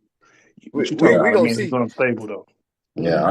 I know. No, I know. He Here's definitely how capped you it. know it to be at least until they prove you wrong. Keep in mind, the goal is like science, right? What is the main focal point of science? It's to what? To what? Falsify what? All the the evidence, claim. Yeah, right? That's the mantra of science. Falsify what?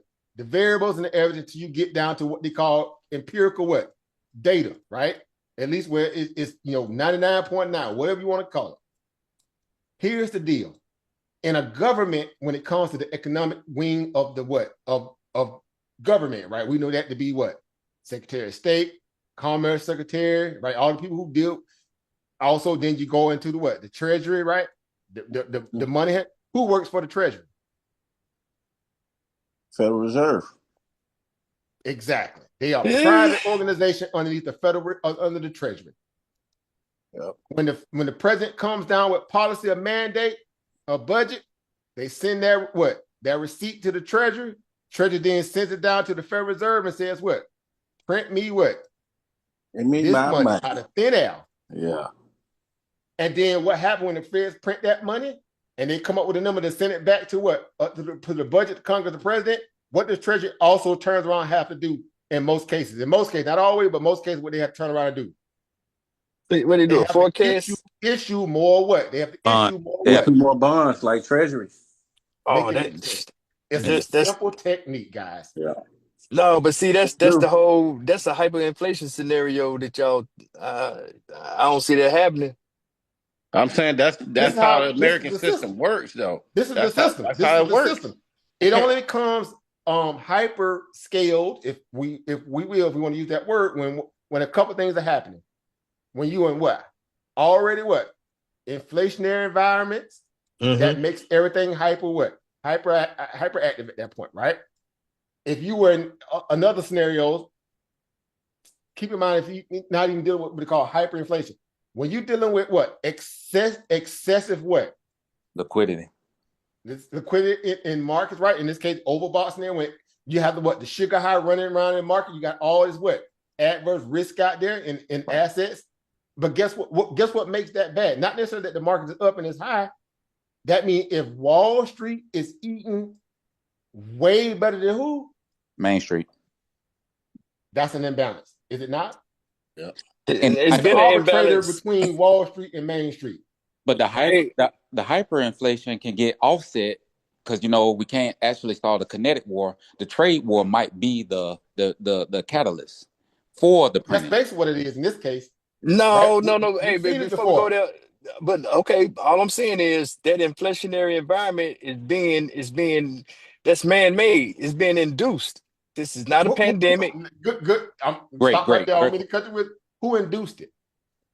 The president. That's what I'm saying. Not the president. Who induced it? He triggered it. He didn't induce it. Who induces the money printing in the country?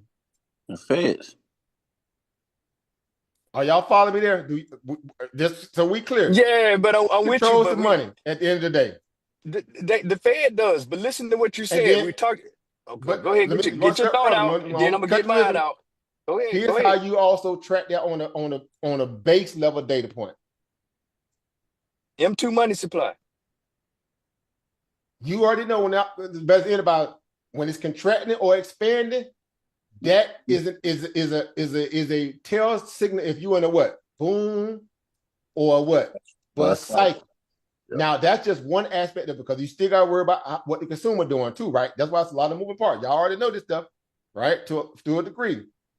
But again, if you're raising prices on goods and services, there you go. That means that consumer is, if his wages do not what? Equal or are greater to that of the what? At the cost of living and the increase of what the goods and services are, eventually he or she is going to what? Tap out. Yep. There you go. I'm saying it's worse. I'm saying it's worse than that. If you look at the Fed repo right now, it's at its lowest. It's not. You don't have those peak. You don't have that $2 trillion over there in the Fed repo. I'm happy you brought that up, brother Price. So guess where that money went from the repo market? They just moved it. Guess where they moved it to? What, gold? You can't say the market, because the Fed put ain't been in play for the last 18, 24 months. They moved all that money over to the.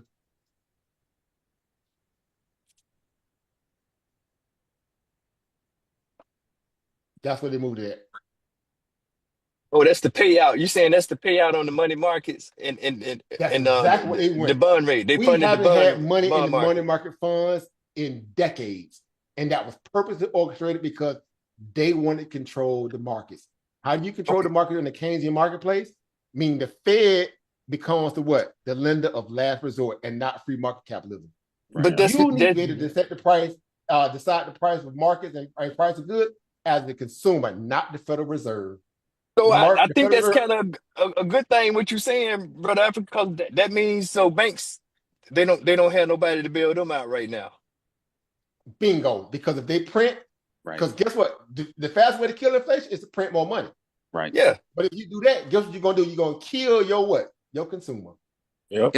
It's like COVID. Picks and shovels, bro. You think I keep saying y'all think January 6th was an accident? All right, play around.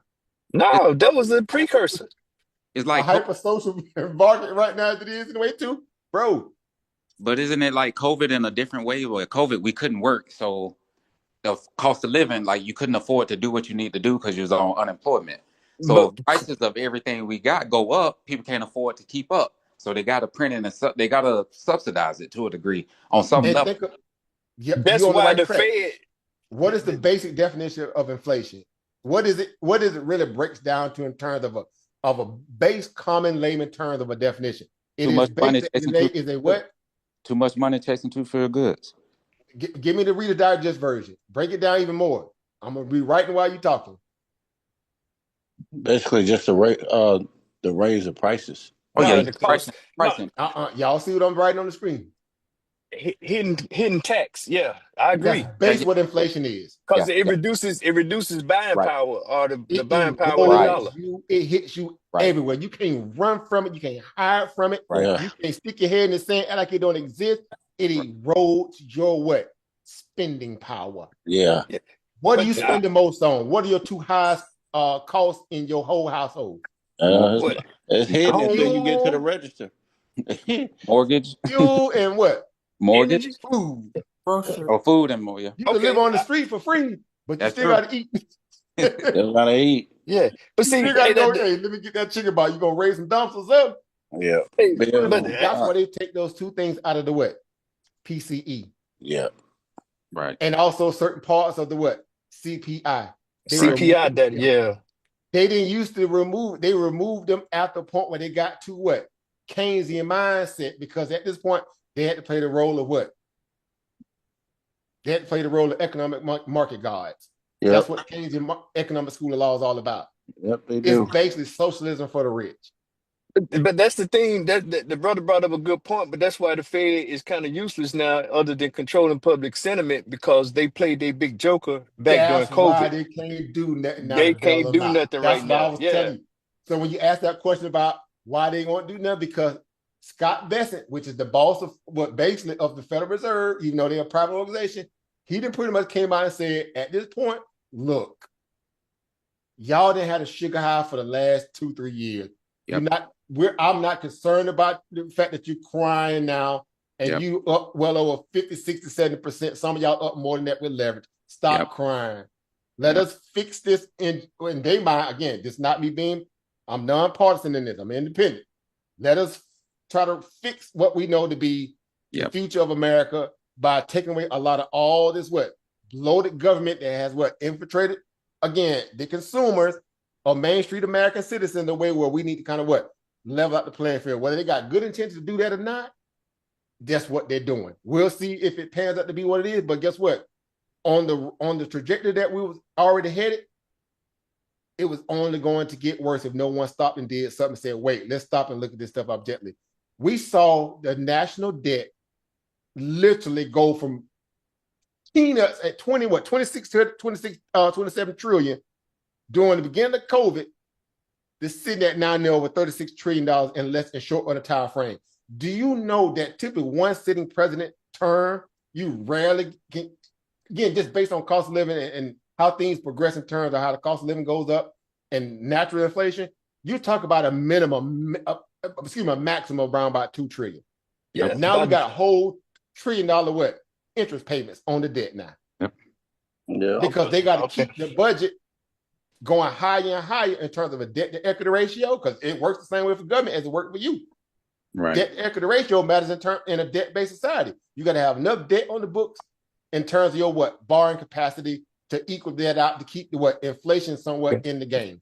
That's why this whole Hey, fictitious value of a 2%, Federal Reserve terminal rate is in itself is just made up. Right. well, I'm just saying a lot of this policy and talk is counterintuitive, and it's you're trying to. I see multiple tasks trying to be executed at improper times. There you You go. know, It's seen that way. Why? Because in relation to the markets, guess what the markets are doing? It would seem as if the markets are rejecting it, right? Well, what is the market really doing? They needed a what? Exit excuse. well, Mm. no, well, that's what I'm saying. That's clearly distribution. What I'm seeing right there, and I still think it's gonna happen anyway, and everything is inevitable But when you sit here and you add and you're killing the jobs, the market is on. Those are the last two legs to start coming out of the recession. Main Street is the last one to really feel the impacts of recession, in my opinion. And it's a high unemployment, and it's some type of market crash or Keep correction. in mind, we only have 4.1, 4.2 on unemployment. We ain't got no really high levels of unemployment yet. Oh, it's at Yeah, 4.3. Not red flag levels. no, You no, gotta know what no, the not. basic red level flag for unemployment is supposed to be sitting at before you I have would what you say call what mass five, panic and recession. what 5.1, 5.4, because everything is so In the extreme right sixes, now. in some cases, if you coming out of a big economic boom, you need to get up in the sixes. But hear me out, African. This is what I'm getting at. How can you? Because there's so many different. You're talking about tax scores doing the same thing. You're making inflationary choices, in my opinion, when you do these tariffs at this point in time, and it could be triggering. You're talking about trimming down the government. That is job loss. That's the largest employer in the nation right now. Boom. So Now stop. I'm gonna stop your wisdom right there. Boom. okay, They're the largest employer in the what? in the nation. That's all Keynesian. That's Okay. that's the bureaucracy that erodes the equitable distribution of, or at least in this case, in terms of having equitable treatment for your citizen in a way where everybody can benefit from it. Mm-hmm. When you take on the role of killing free market capitalism and allowing free market value to make it even for even the small mom and pop businesses and the potential person that may be working hard to be able to own, you stifle that by building out a government apparatus that what hinders and stifles that layman small person from being able to grow. Why? Because when government grows, it kills Main Street. No, and that's a It fair point. overtaxes it because now you got to pay for it. Okay, It kills them through regulation because now you put too many criteria in where a dime holds up a dollar. You kill them because now you have big budgets to pay for all this stuff that don't necessarily be that's okay, needed for no, what? but okay, now let me get back in here. Okay, go ahead. No, because those are fair points, and you made a very fair point about the mom and pops. Because one thing that I've been betting on is the Russell 2K. That's Main Street. Good point. No, I know that's The what I'm Russell getting is at. Main Street I've been betting on 101 in that, but terms of economic prowess. yeah, and we're waiting to see if that breath is going to come back in. Everything is kind of crazy right now. All I'm getting at is you can't be doing both agendas at the same time. It doesn't make sense. You can't cut taxes while you're doing all this part right here, talking about resetting the scales, and then talking about you're going to shrink the debt. And this is That's why you Keynesian have to thought though. reset You because got government we've spending. skipped a recession for now going on over nearly because we can't count COVID because COVID was artificial, right? It was a one-off. It's what they call a one-off event. We haven't had a natural recession going on during there what at least 8 to 10 years. Yeah, a real natural organic recession, right? And if you don't do that, what happens? Market to get away. It's called bloodletting in your economy at certain points. What happens? Everything got over. Wait, what to the economy or to the economy because that recessions are healthy. They've tricked Main Street people to feel like recessions are what? Bad. Bad. You need a recession. You need a recession. Ain't nothing but basically, but what is a reset. Yeah, it's part of a business cycle. In its layman term, a recession is a reset. Now you either can come out it smoothly or you can come out it rough, based upon what previous policy determines how you're going to weather that storm to come out of that. You need to have a reset. The market is going through its temper tantrum because it wants to keep what? Putting its foot and neck on what? Main Street and be what? First in line at the what? At the feeding trough of government. But see, that's the other thing you said. I said markets are responding. Everything markets are doing today, and when I say markets, I'm talking about the smart money. They're responding to 6 months from now. Their moves are for the fall. Right. They definitely fiscal calendar mindset. They have to be because their bonuses are also entrenched in the what? That fiscal calendar. But secondly, they're not thinking about okay, if we cut back on our what excess now, it provides the government a little bit more what? Leverage, where we're not begging for money or industry to rapidly produce what? Growth through CapEx spending and crack the whip on a NVIDIA or a Meta or whatever, and force policy to be, be in relation to what we need for us to have growth, which in their mind says that if it happens for us, it trickles down to who? Main Street, which it what? Never does. It doesn't. Never And that's does. yeah, It's a self-fulfilling prophecy. You get my point. Yeah. That's No, you this is can't why recessions are important, because it kills a lot of the what? The hype out of equity markets and resets it in a way where it, number one, provides relief for Main Street. Why? Because a lot of that money now has to go back into what? Grassroots industry building or grassroots agencies, in a way where you got to find a way to make the consumer happy and whole again, so he can turn around and buy the Meta what? Goggles, or the Apple what? iPhone. Yeah. They can't bank on this making no unison if they can't push them. It's gonna be a long time before they're doing that, because that's the point. You're talking about people, they at a level that they can endure this and they can think like that, say, yeah, it'll be a little painful for a little while. We won't eat lobster. This is why they disconnect every night. But it doesn't happen like that on Main Street. Hell, some people's legacies are going to be changed because they done lost their homes, because they done lost whatever. And they was on a certain glide and now they on a trend down. That's why I'm getting at that all this stuff. Hold up, it makes. but see, you got to look at this from, again, 30,000 feet down. If you even look at it from that perspective too, well, guess what? We had what, 9% inflation when? That was June 2020. That was June of 21. Okay, 21. Yeah. Right? Yep. 2021. Right? Yeah. Well, I'm gonna say it was higher than that in the 70s. I'm gonna say it was 18%. But know what? But we're gonna use their version, because we know real inflation was really around about 18%. Yeah. They use a different metric now. Y'all know the old metric they used to use was based upon reality. Fuel and food, everything, your everyday cost. Which, so Main Street was feeling 18% inflation. Wall Street was faking it on what? 9.1. It ain't that bad. It ain't that bad. Everything is still good. Transitory. When they say that to what? Their clients, right? That means it's still basically what? Risk on. We need capital inflow to buffer the inflation thing, because we feel like if industry can innovate, it's going to what? Bring productivity up in Main Street, which will what? Level out what? Inflation. Does it ever happen that way, guys? I'm asking for a friend. It never happens that way. That's what I'm saying. It's two talking points. I want to get this out before I forget again. We brought up quantitative easing and quantitative tightening. We've never seen it in these environments. It was introduced as a remedy, and now we're saying that. Say again. When did it go hyper goofy? It went hyper goofy under who? Obama. Under Obama. Okay, Bernanke, yeah, this was his baby or whatever, but we never seen him and Obama. Don't forget Obama. I don't mean to cut you with but yeah, I had to get that out. Well, I'm just saying. So we never seen it. What's my man from the 70s? See, I'm losing my thoughts. Milton Friedman. Volcker. Volcker. Volcker.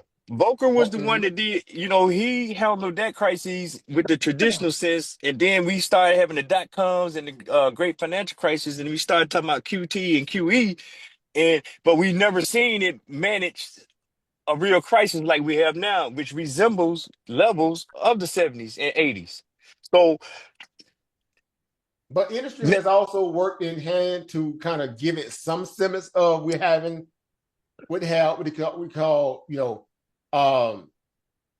at least on a growth scale up against our peers, because our only main peer is China, to be exact. That's why they our biggest trading partner, because again, they make all the stuff that we don't make in America, that Americans love, right? At least on the discretionary side of things, because they ain't really produce no hardcore necessities, right? That's a whole discretionary, marketplace at its core, right? Comes to understanding, your basic necessities, what I'm saying in that regard. Their manufacturing hub in itself, again, is tantamount to, again, us having the decadence that we deserve in our mind, in our country. That's why it's like, it's yin and yang, right? It's the yin and yang effect. We become the yang of their yin, whatever, and vice versa for them. So this whole trade war is based upon that. So guess what? All that we can't take, at least on the product side, the manufacturing side of things, because we don't manufacture in America like we used to. Of course we don't, right? We got rust belts for a reason. Our auto industry is our claim to fame at this point in the game. Fabrication on a mass level where we can do a lot of export is just not here in America, at least from the industry that we supposedly control. In this case, in terms of what? Semiconductor chips, right? Which you would think we would be the what? The owner operator of that whole industry, being we the what? The brain children behind it, right? But we don't. We outsource it all to what? Taiwan, Lam Research. You got the mother ones, ASML in Netherlands. You got all these different people. I'm saying this to say this. Because of the labor. Right. Boy, that's the whole point. That's why we're in the issue we are in today, because again, we want the what? The cheap labor. Who benefits from cheap labor at the end of the day, though? Do Main Street really benefit from cheap overseas outsourced cheap labor? Absolutely not. Yeah. No, they buy don't. But a little item that's a little bit more cheaper. But wouldn't you rather have more money to make your own decision if you want to pay a little more for an item or not, as opposed to having to settle for what? Cheap goods that puts you at a less earning capacity, because they got to keep the profit margins up for the C-suite, and the equitable payout for the worker down on a blanket level where they can't pay you a fair living wage, as inflation erodes you. Also, the cost of living hits you too, because we didn't even think the cost of living goes up without you, regardless whether you care to like it or not. Right. And then you get hit with inflation on top of that. African, now you speaking to my point though, good brother. So yeah, so and let me tariffs going to change that and bring this manufacturing back, the old manufacturing back to the U.S. But that's one part of it. That's where I was going with that. That's one part of it. Ultimately, in the day, it still goes back to this too. If the wages don't increase at a point at the rate of inflation, or also cost of living, right, it's all moot at the end of the day. It's and guess what? Only wages can grow up is if you have proper organic productivity, right? You got to have proper productivity for that to happen, right?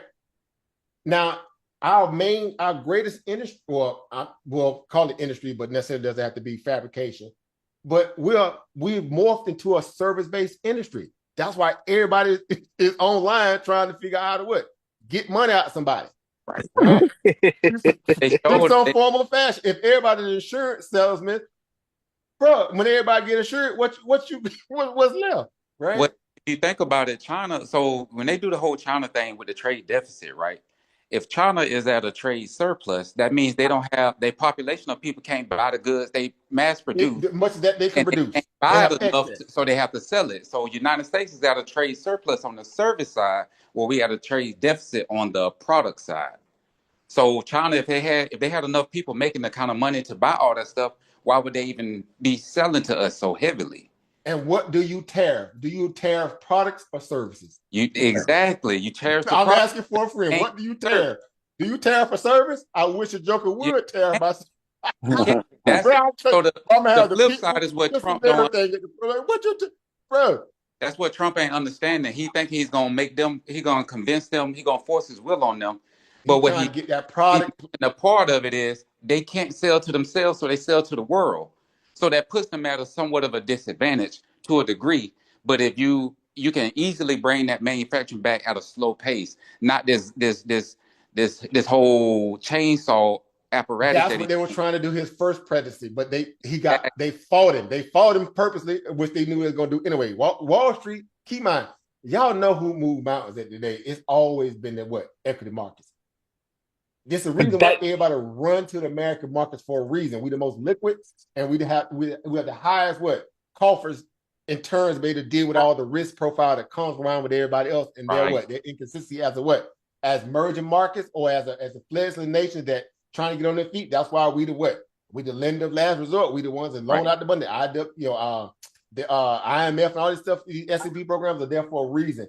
A lot of it is really a crutch where what they're doing, they're trying to outsource their responsibility in a way where they feel like if they spread it, try to get these other nations up to what they call, capacity, where at least at a point where they could be on the main playing field as a, if you will, first world country. I don't like dealing with that term. It really opens us up to a lot of different portals where we can we can kind of work within their mainframe to get what we want, meaning the cheap goods, labor. We don't have to deal with all the issues that we want to, have to turn around and look at in terms of what, cutting down our forestry, running pipelines through, a neighborhood, in Atlanta somewhere to bring oil and feed. We don't want to deal with that. So in our mind, let's outsource and let them deal with all the pollutants. Right. Let's let them deal with all the, the biological catastrophes that can come along with drilling deep in the ground, all that. We just want to be able to import it, but we want to still get it at a cheap price. But again, it comes at a cost. Why? Because what you're going to do is you're going to stifle the growth of your citizenry. Exactly. They're going to take people who are at the lowest level. If you don't tool them or retool them to be able to deal with the level of innovation and technology that you're trying to innovate, where they can all eat as well, guess what's going to happen? You're going to have a power vacuum. It's going to stay in the hands of the top tier. They already got college at a nosebleed pay rate for you to even enter the higher levels of education to be able to earn or gain the jobs that's needed. So guess what? You have an equity vacuum. So now guess what the Federal Reserve end up having to do? They got to play the role of economic guard. What is the Federal Reserve mandate is to provide job security, job security, monetary and fiscal policy, and stabilize markets. Monetary and now I'm gonna ask y'all a question, an honest question. Have y'all felt or seen from a natural organic perspective they've done any kind of symbols of a decent job at job security for No. The first thing they do is run to the markets, because they feel like if they bail out Wall Street would turn around, do provide opportunity for who? Main Street. Now, who do the Federal Reserve really work for at the end of the day? Wall Street. Taxpayers. They supposed to. They supposed to, but they don't. But they don't. Yeah. That's what a Keynesian economic game plan look like. It's dressed up as for the people. Democracy. But it's in the end, it's Capitalism. Socialism for the for the rich. But y'all didn't bring up the other mandate that they don't never talk about, and that's to keep the public calm. That's what they got the Coliseum for. Yeah. That's what they got football and basketball and I'm just saying go get inebriated at the Coliseum, forget about your trouble. But guess what? They wait on you. Soon you hit that door key at the house. When you come back, when you slither, you hit that door key, that let it sit in.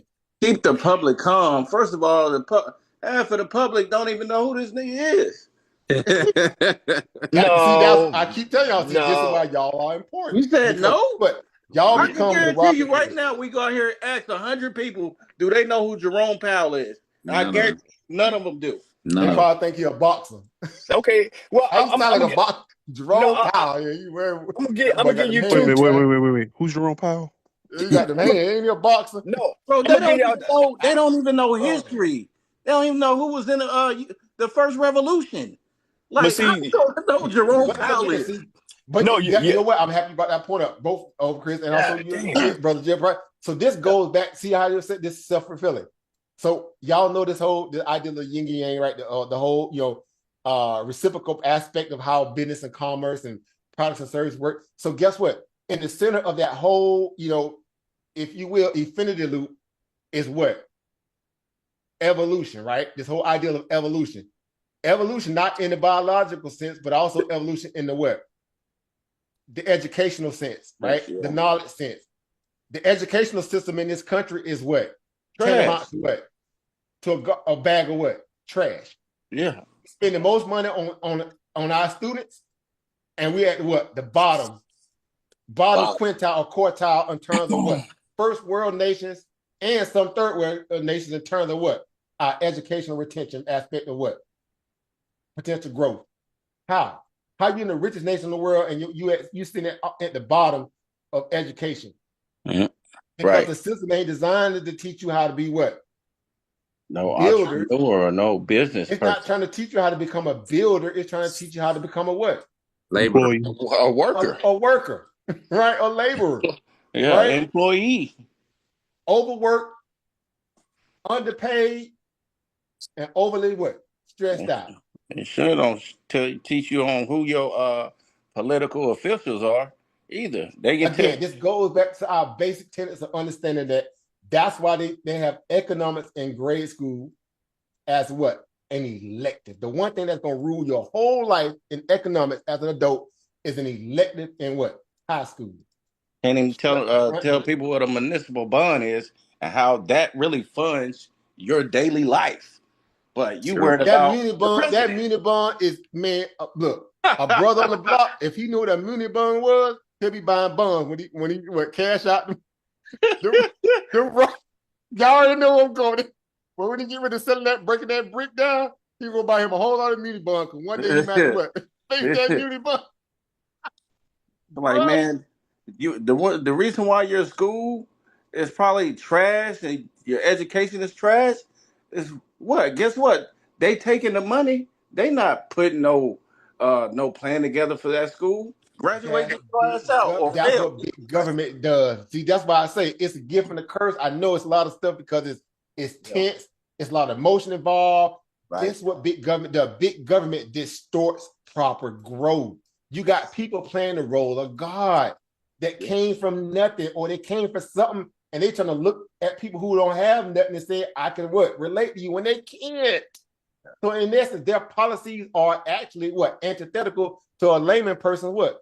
Potential growth, because they don't know how to what? R&D their needs properly. They think they can patch it all over with what?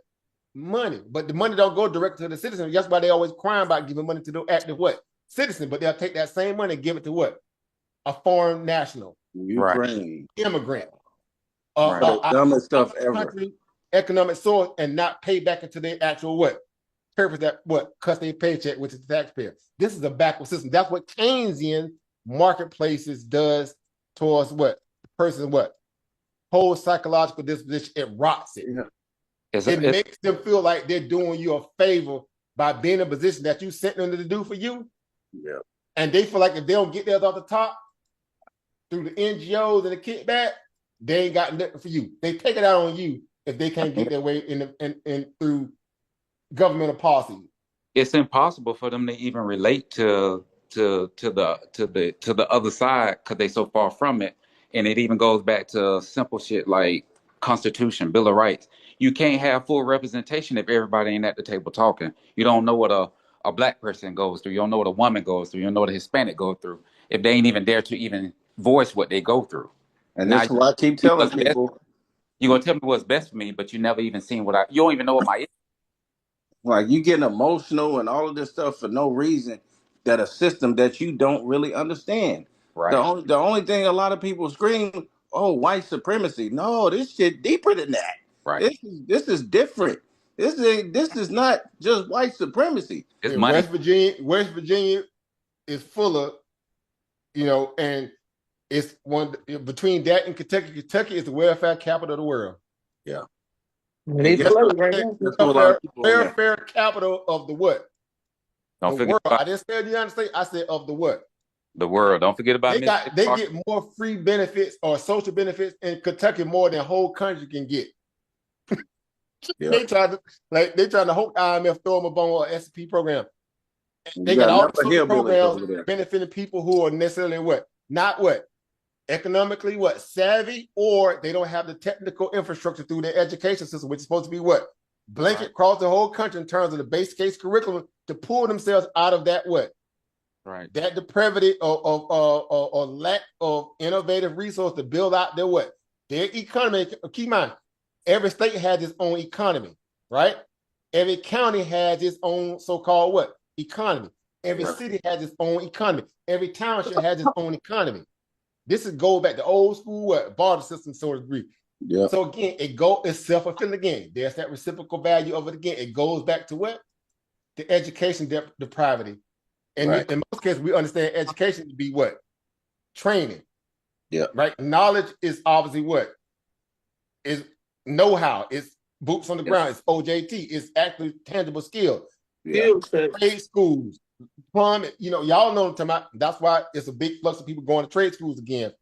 Finally, waking up electricians. Right? You can't have no light without that electrician. Ain't no AI gonna put no electrician and lay that wire. I don't care what they say. Right. Unless they can build a glass robot, look at it, let them test one of them power lines. Stop playing. Real talk.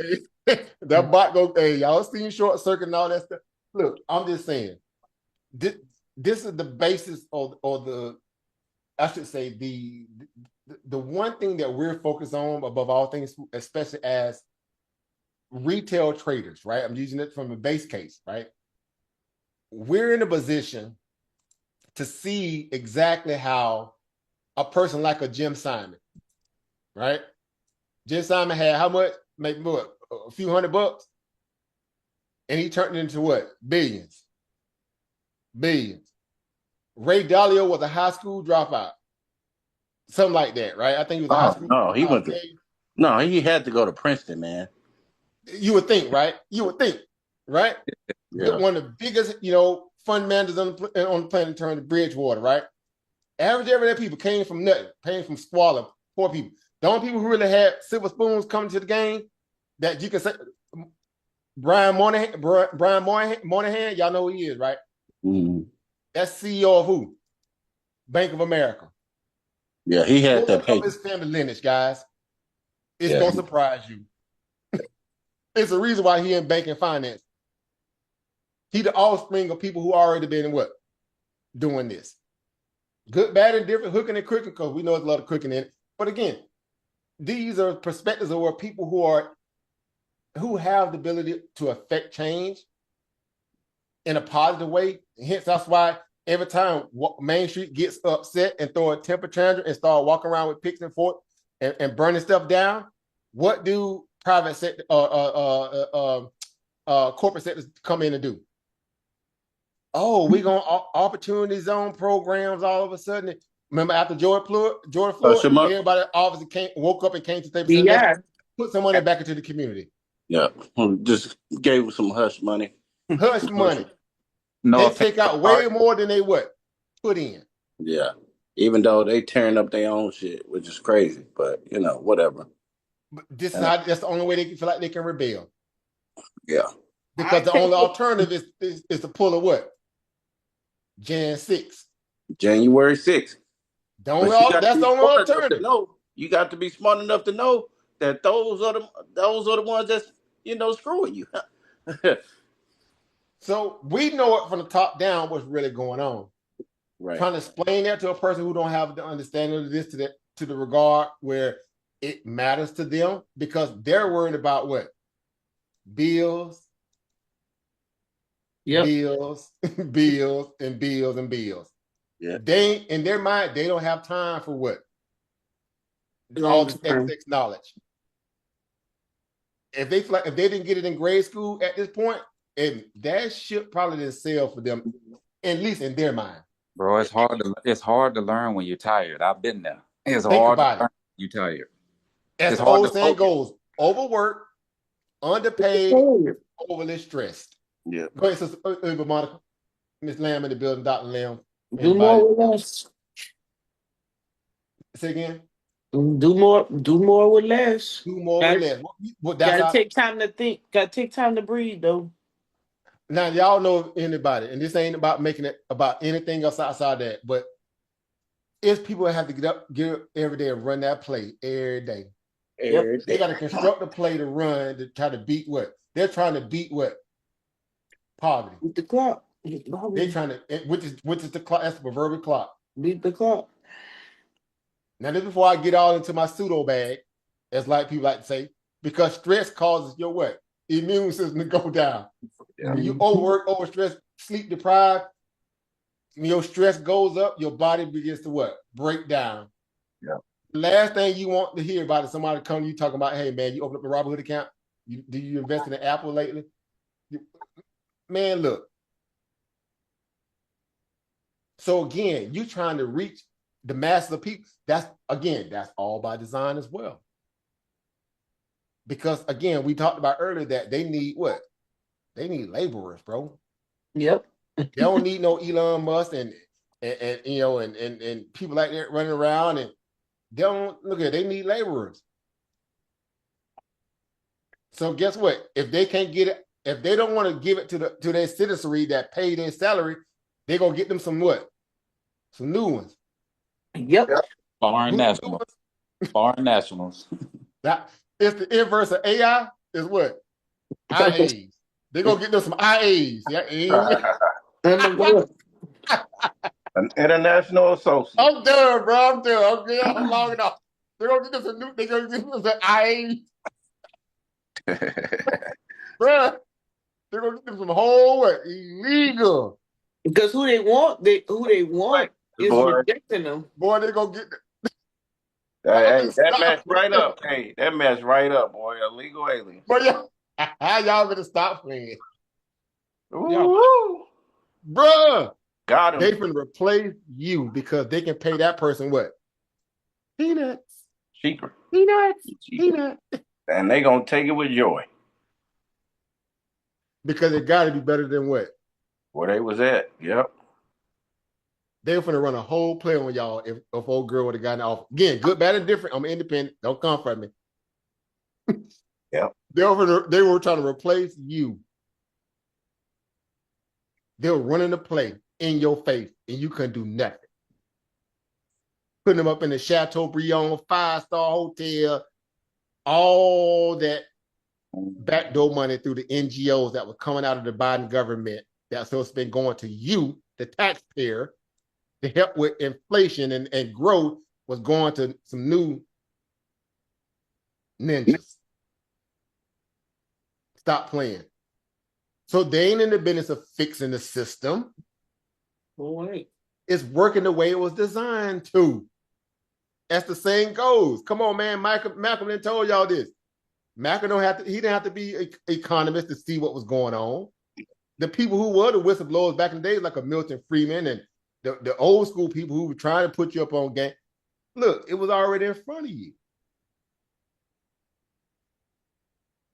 Boston just came, he came out during COVID and told everybody to his face, one of the Federal Reserve government, right? Y'all know Boston down there in Atlanta. He said, look, he went and spoke at he was speaking, who he was speaking to? Some kind of black economic conference or somewhere. Then he echoed it again I think on the CNBC or MSNBC, one of them places. He's like, look, the road to survival in America is what? Asset ownership. Period. Yep.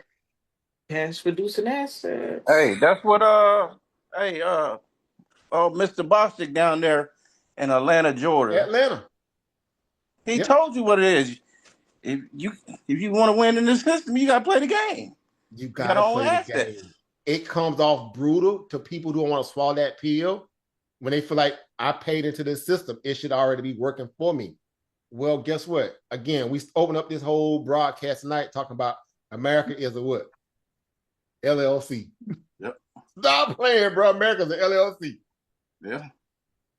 Yeah. Well, a whole LLC. America is a whole LLC. Yeah. Y'all crazy. Under the guise of what? Democracy. Yep. Also, if you will,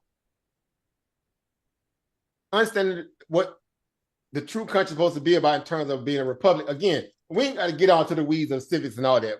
I'm just laying the track work from you guys already know this stuff yourself anyway. The problem is, again, 1913. If I had my way, if I had my way, 1913 was the worst year for America. Jekyll Island, baby. Worst thing for America was 1913. Y'all know what that is, right? Everybody know? Worst thing ever happened to this country. Yep. Sure was. Right down there in where was Jekyll Island at? Where my Southerners at? That's right. Georgia, huh? Hilton Head. Jekyll Island was near Hilton Georgia, Head. right? It's in Georgia. Near Hilton Head area. GA, right on Jekyll Island. You got right down there in Brunswick, Georgia area. Yeah, Brunswick, Georgia. Oh yeah. They followed it up over there in Hilton Head, though. They was also meeting in Hilton Head too. You're right, Simone. They will have meetings in Hilton Head, which is South Carolina, It's but right they down the formed road. a pack. They It's formed a so-called super PAC in Jekyll Island. From this day forward, we've been dealing with that.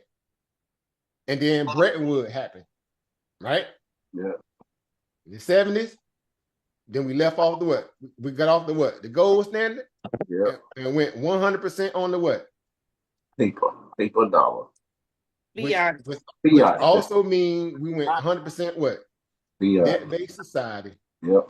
You only as important as your level of what? Yeah. Your debt. You ain't got no debt, bro. You ain't got no clout. Get out of here. Yep. That's how they look at you. What your debt look like? Yeah. Like, bro, again, I ain't got to keep having these philosophical conversations. I know y'all get it, but basically that's what the job is. Job is just what? Is liquid debt. Facts. You got to pay that debt every week. You got to show up every week to pay that debt. Because if you don't, they're gonna liquidate you. What Shane's song used to say? Your soul is mine. Couldn't nigga, art imitate life. So I'm just saying this again. I know we go off and have our little tangents and philosophical moment, but it's important because, again, I always stress the fact that you guys got to be the people who speak to what the friend, the family, the person. You got to be able to say, well, hey, these are the cards they dealt us. Because before we really got all into this stuff the way that we are, a lot of us are now, and we always use the golden rule again, the hindsight 2020. Well, we were already under that perspective too at some point. Everybody probably had a thought at some point when they were maybe in grade school, high school, higher learning, college, when you say, man, I want to own some stocks one day. If it didn't already come prerequisite in your household, meaning you had family that was already doing that, which you got it by osmosis, or they kind of schooled you on game with it early, it was a trial by fire. I need to do it at some point, but first I got to build up some money to be able to do it, because everybody think they got to have a ton of money to get started. It makes it feel that way when how the system is set up, but then when you get into it, you're like, oh man, especially now because it became more efficient. $5. Look at even got fractionals now. Boy, you can hit them with the fractional. Of course, Mo gonna Yes. say that cheap out. That's all right though. I save my cash. I got my dollars. Cheap. You got to level up, right? You Hey, got to level up. listen, I done got so good. My niece and nephew got their accounts on fleek. Don't get me started up in here. You building that war chest. That's you got to build it. You got to get them excited about it early. Right. That's right. If you paying any child an allowance, that allowance should go straight into a what? Oh yeah, custodian account. Escrow account. Yep. Period. Non-negotiable. You work this week, guess what? It's not going to debt, which is a saving. It's going to interest accruing what? Asset producing. Right. Yes. Cash producing assets. Fact. In the discussion, because they cannot win by laboring through life their whole life, even though they can make good money doing it. But guess what? You only is good as the next to it. You couldn't make this job. So I'm all for the mind. I'm all for the smoke. What do I mean by that? I'm all for this right here happening right now, because we need a cleanse. We need a cleanse, guys. Yeah. This is crazy. I ain't for all of it. I'm just for some of it. Well, I look, buy low, sell high. I got to get it cheap. I like a good bottom fish. I need look at. If I'm frying mullet sandwiches, I need that bread. I need the high margin price. But I'm selling mullet dinners. I need everything to be low. Mm-hmm. You got to welcome this, because this gives you. I know buying power on standby now. Don't get it twisted. You understand asset allocation. You understand how to build that war chest through the rainy day. This is what you want. You want this to happen, because you look, when this happens, it's all good. Right? Ain't no one complains when they're making money. At the same COVID lows already old. Right? So in relation to when you having the volatility that's happening now, Again, we welcome it. Not so much for the fact that if anybody was buying up around this area here and they're now having to kind of deal with that, right? You say to yourself, okay, you got two choices. If the way that the market fell so fast, it didn't really give you time to sell. So why would you think about selling now unless you know you're in an asset that doesn't have the capabilities of giving you a good what? ROI. Yeah, rate of return. Questioning your initial thesis to get into that asset, that's the decision you got to make because no one, again, on paper, it feels like a massive loss, but in reality, in terms of how Wall Street greed is stronger than, let me get a good sense. Wall Street greed is stronger than the fear of Biden going up some airplane stairs. Them knees get to knocking before he even get on the tarmac. Like, bro, not today stairs, not today. These people are fearless. They know this is how they're gonna eat. During COVID, CEOs cashed out. I think they said at that point it was like over $3 trillion. Taxpayers' money went to these tech CEOs. That was taxpayers' money. Yeah. The Fed printed it. We don't never and what CEOs banked it. Yep. The market only place you can get it because you sure ain't gonna get it from them.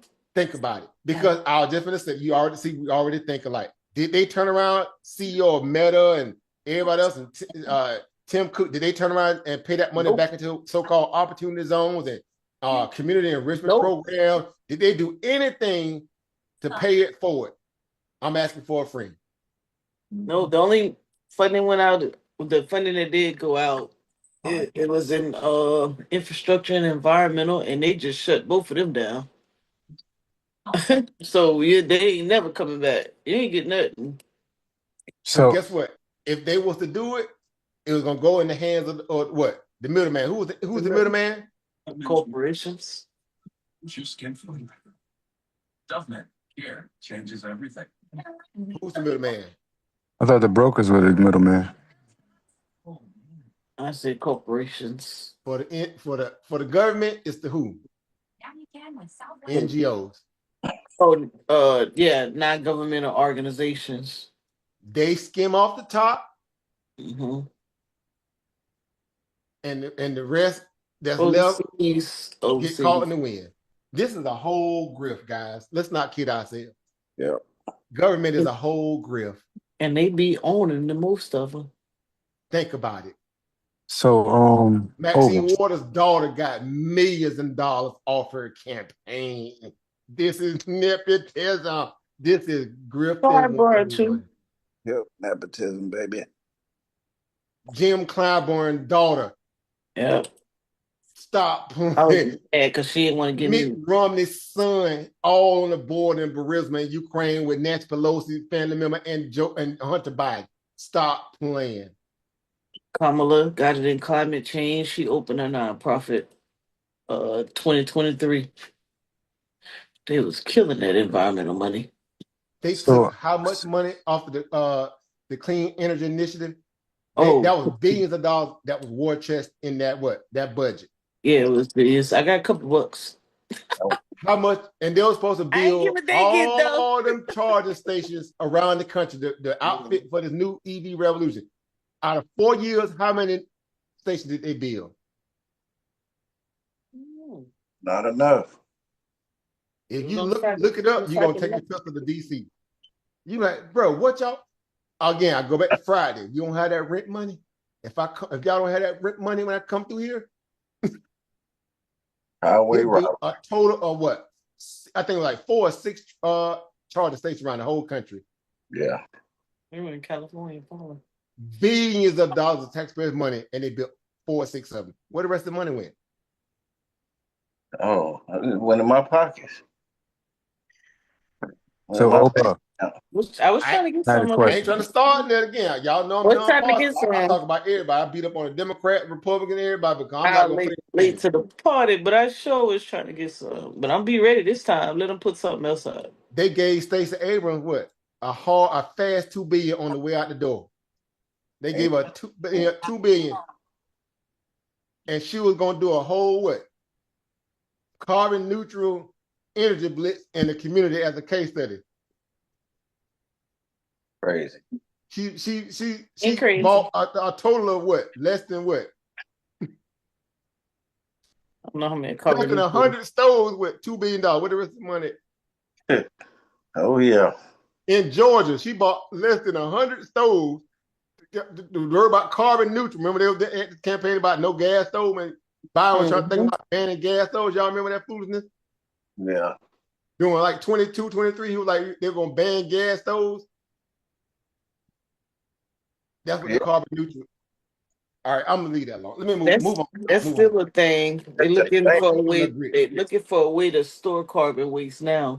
You're speaking too much truth now. Y'all know at some point we got to, we do cool stuff over here. Hey, I was gonna get some of that money while y'all playing. I was see, on my this is way. it. See, on the grant level side, at least for the people who are actually trying to get grant. See, you got to fight this here, Sister Monica. You can't compete against that with good intentions. They need you to link up with their people who are tied to the particular way, to the handlers. They be getting the big money. They get the big money. They get the billions and the 100 millions and the tens of millions. Here it is, you doing actionable, boots on the ground work, outfitting people with needs, giving them transportation, giving them infrastructure to homes, giving them food, and you got to beg, kick, scratch, claw to get a couple dollars. You ain't lying about that. I just had to fight one of them. So again, if the system was efficient, why you fighting me? Shit, they don't want go fight them on the Wasn't other that side. Jim Kleinberg got mad because they ran up on his old mullet fish fry? When people like, dude, where the reparations at? What he told them on camera? Why y'all effing with me? You are elected representative, grow. He told them, why y'all effing with me? Because we sent you to Washington to work for your constituency. Not throw mullet dinners and whatever. And he got a huge grant pot too, but they only give it to certain people. Make it make sense. Oh, but I had a question for you. Mm-hmm. I had posted something in the chat earlier. Yeah. And I wanted to get your sentiments on that, your opinion. He did that timeline, wasn't it? Mm-hmm. I might have missed it. What I was thought she been. Well, I posted a picture of it in like recession on Messenger. Or market drops. Over time. Like I think it started in 1987. I put it in the chat so you can see it in the chat also. Oh, in the group, the Facebook group? No, I put it in there, but I also put it in this chat right here too. Okay, my mistake. I might have missed it. You saying, well, okay, 87, these are the market crashes. Yep. But I want to know what you think he meant by that. Like when he said pay attention, like I was kind of lost. Oh, that just means don't sell.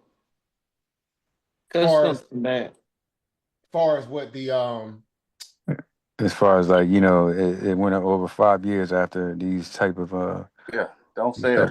Don't sell. Okay. Yeah, I seen that meme. Yeah, it's just really, markets crash all the time.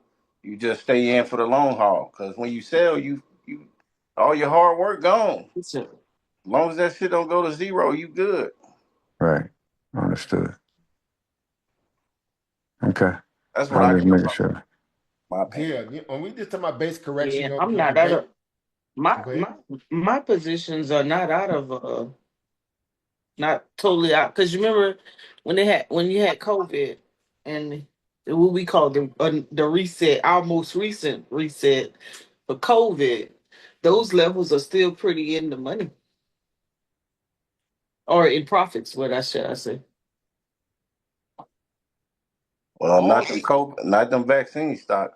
Maybe like Merck. Oh, I sold those when they hit the top. I ain't got that. Like Merck was really a long-term play too with that. Yeah.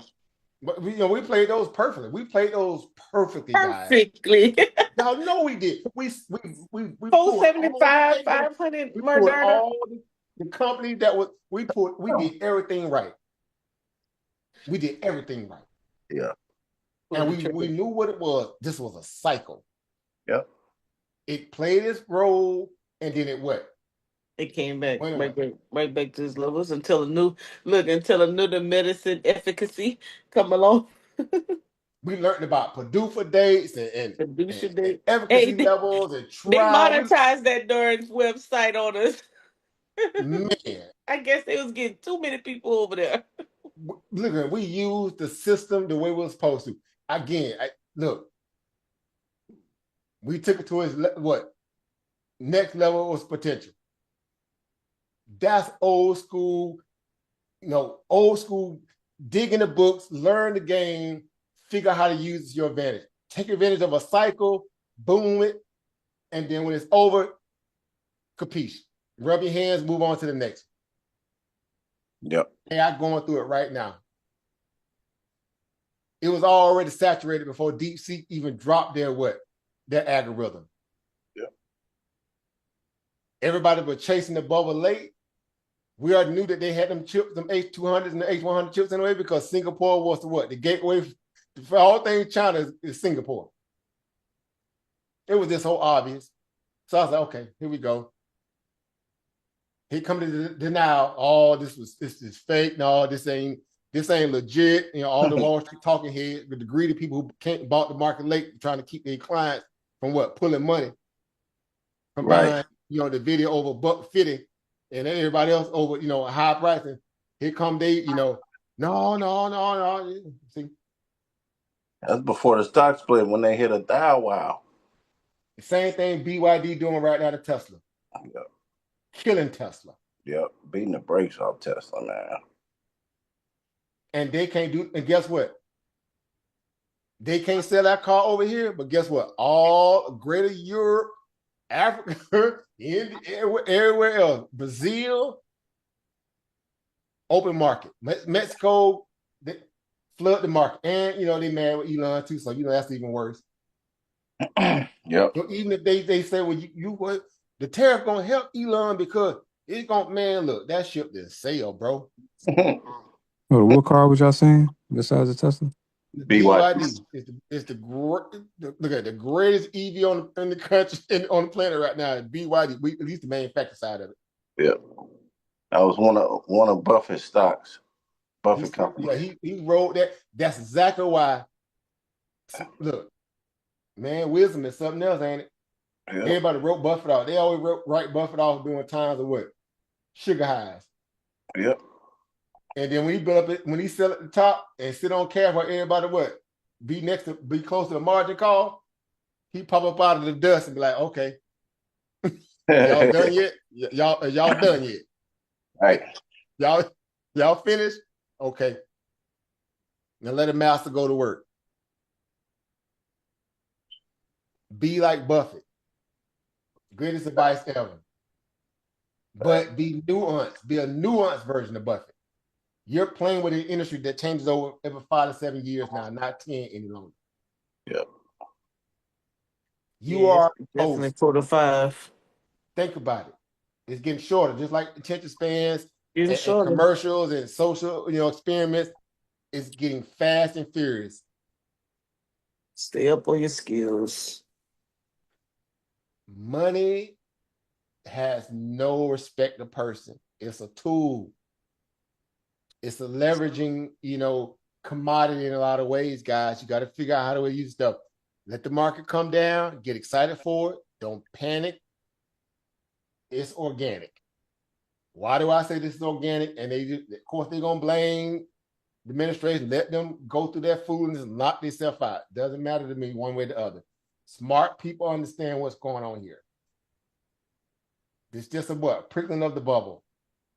Wall Street always needs an excuse to they need some new money. That's all it is.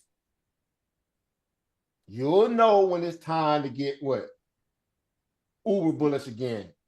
And it's one way, really one way only, until they change the paradigm of economic school law that we're dealing with. What is that one thing you got to do?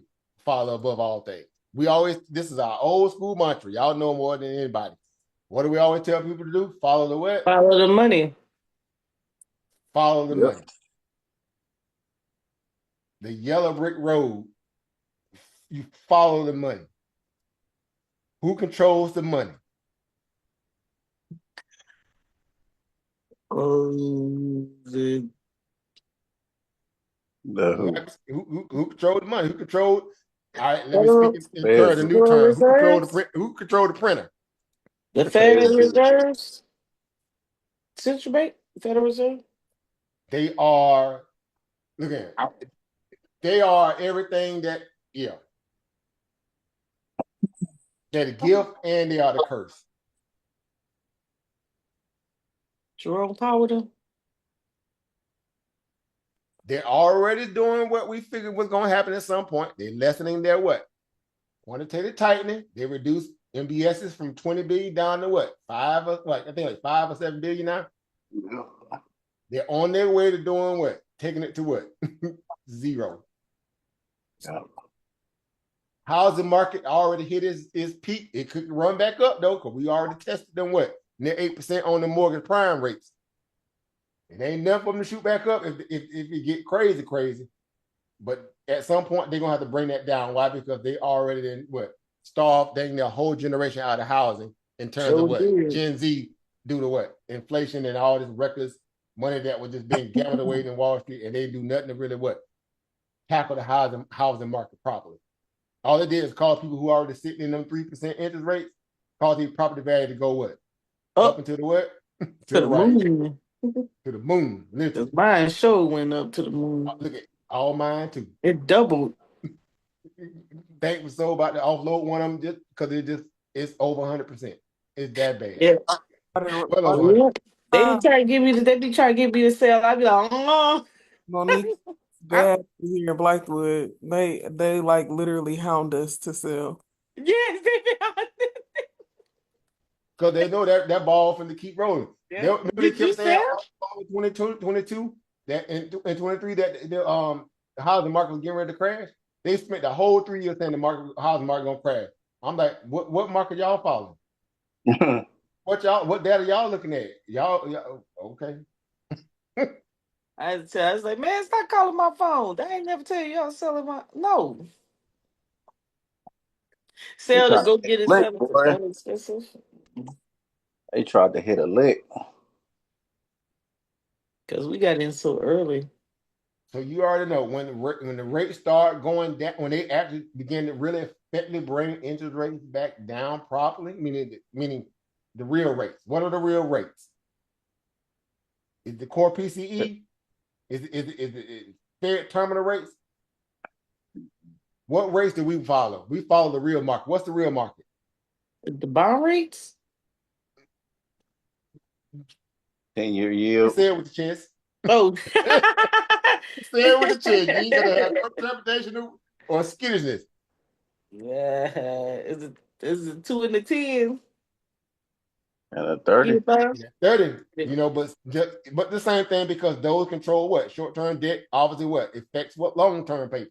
Yeah.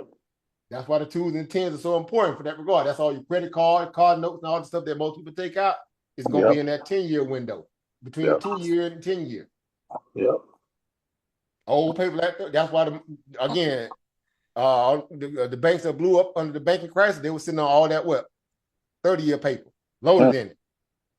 Mm-hmm. And it blew up soon as then what? The 30-year rates began to what? Rocket. Jump what? They crashed out. Yep. And a whole run on banks because they were overly leveraged and all that what? Long paper thought they were outsmarting the what? Mm-hmm. Not the feds. Yeah, that was crazy. Yeah. Feds had to come bail them out. Couldn't make this stuff up. Yeah. Y'all guys, y'all know what this stuff is. We ready. I'm just saying, let it happen. And real quick before I get ready to get off here, man, this has been a great bill. Let's kind of do a little quick little let's do this real quick. Check on learning. Right? Let's do a quick little round robin here on the way out the door here. Again, thank everybody that's been tuning in on the YouTube side of things. Thank all the panel members, as always, the family here. Again, this is great because we've been needing this stuff. We had a lot of these kind of prerequisite conversations, post COVID, and we were very adamant in terms of why, back then when we was going through high inflation, what to look for, at least in terms of being able to look at the market objectively in a 2 to 3 to 4 to 5 year window. That was our whole game plan. Start thinking long term, stop thinking short term. It's hard to, I know, when you're a trader, but again, you got to look at the market the same way the people who control the money looks at it. Right. That's why they don't get concerned about markets pulling back. Unlike the people who were, built their houses with what? Straw. Wet toilet paper. Wet toilet paper. I gave them the benefit of the doubt. Wet toilet tissue. Then built the whole mansion with wet toilet tissue. The man, because the first rain drop that hit it, collapsed it. Let an F5 tornado hit it. Ooh, man, it's over with. Dude, they got flooding now. So again, your financial house has to be based upon what? Proper engineering, proper carpentry, good materials. But all that is really based around and centered around your what? Your fundamental objectives. What are you really trying to get out of this? Where would you rather put your money? In moments of what? Chaos and concern. You want moats, or you want a startup that just came out of a SPAC and it just need liquidity every day to sustain itself. Right. Again, it's a no-brainer. Of course, that's gambling. Yep. So think the way that they think, move the way they move, because again, at the end of the day, it's all about following money. We know they're crooks, but that's how the game works. Make sense? Yeah. So again, real quick here, I'm gonna post this real quick, and y'all can kind of look at this here objectively. But if y'all had to put y'all should have the ability to mark on the screen. But yeah, look at this. Let me put it on the daily chart. All right, the daily chart kind of makes it feel more granular, even though the weekly looks. The monthly looks good. If you guys got to get a chance here real quick, mark on the chart where y'all think we're gonna end up bottoming out, and I'll be right back. Oh, I had it on my own chart. Y'all got the ability to hit the annotate button, and y'all. Yeah. Let's see. Brandon, do this good. Let me see if I can do it. No, get off my dang thing, man. Oh, be quiet. You don't know where it's gonna fall at. You just marking stuff. That's a lie. I marked it today. I had a good. I said it was like around 409 in the messenger ad. I can't write on it. Oh, there you go. Pen. You see this, Brandon? Arrow. Yeah, I see. I'm making a mess. No, I got 409.15 for the next. I think we blew through that already, but Hold on, you right there with me? Cool. Oh, I don't. Oh, oh no. I that's already marked that. Already. I did put that in the last week. Yeah, But me what I too. mean, like, as far as like a complete bottom until we get like a upturn or uptick, I got 3,200. And this is the XPX. Oh, okay. For What about SPY. SPY? Yeah, roughly around that same area. I got 328. 328. 328.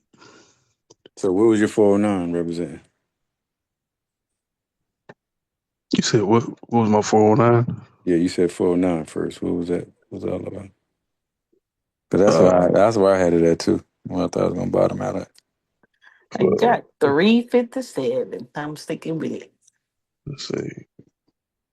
We got going all the way. SPX, I got 3,200. This mug did not write the way I wanted to write it. Yeah, I got 3,200. Probably 37.92. Y'all must be looking on your own chart because I don't. Yeah, because it's too small on there. Okay, I'm looking based on this chart. Yeah, I can't see that one. No, we're talking between the SPX and the SPY. Oh, y'all on the huh? We're talking about the SPX and then the actual XPY. Oh, I'm on SPY. There you go. I'm at that bottom right there. I said about 403. I got 409.36. Yeah.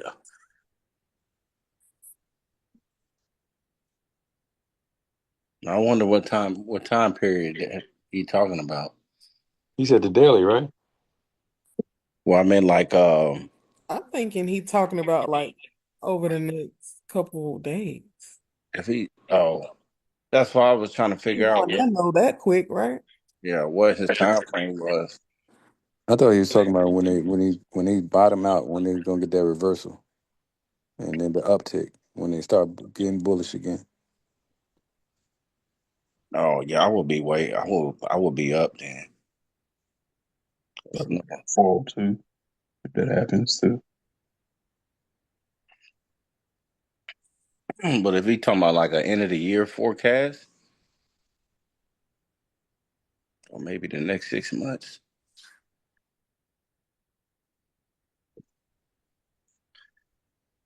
Oh.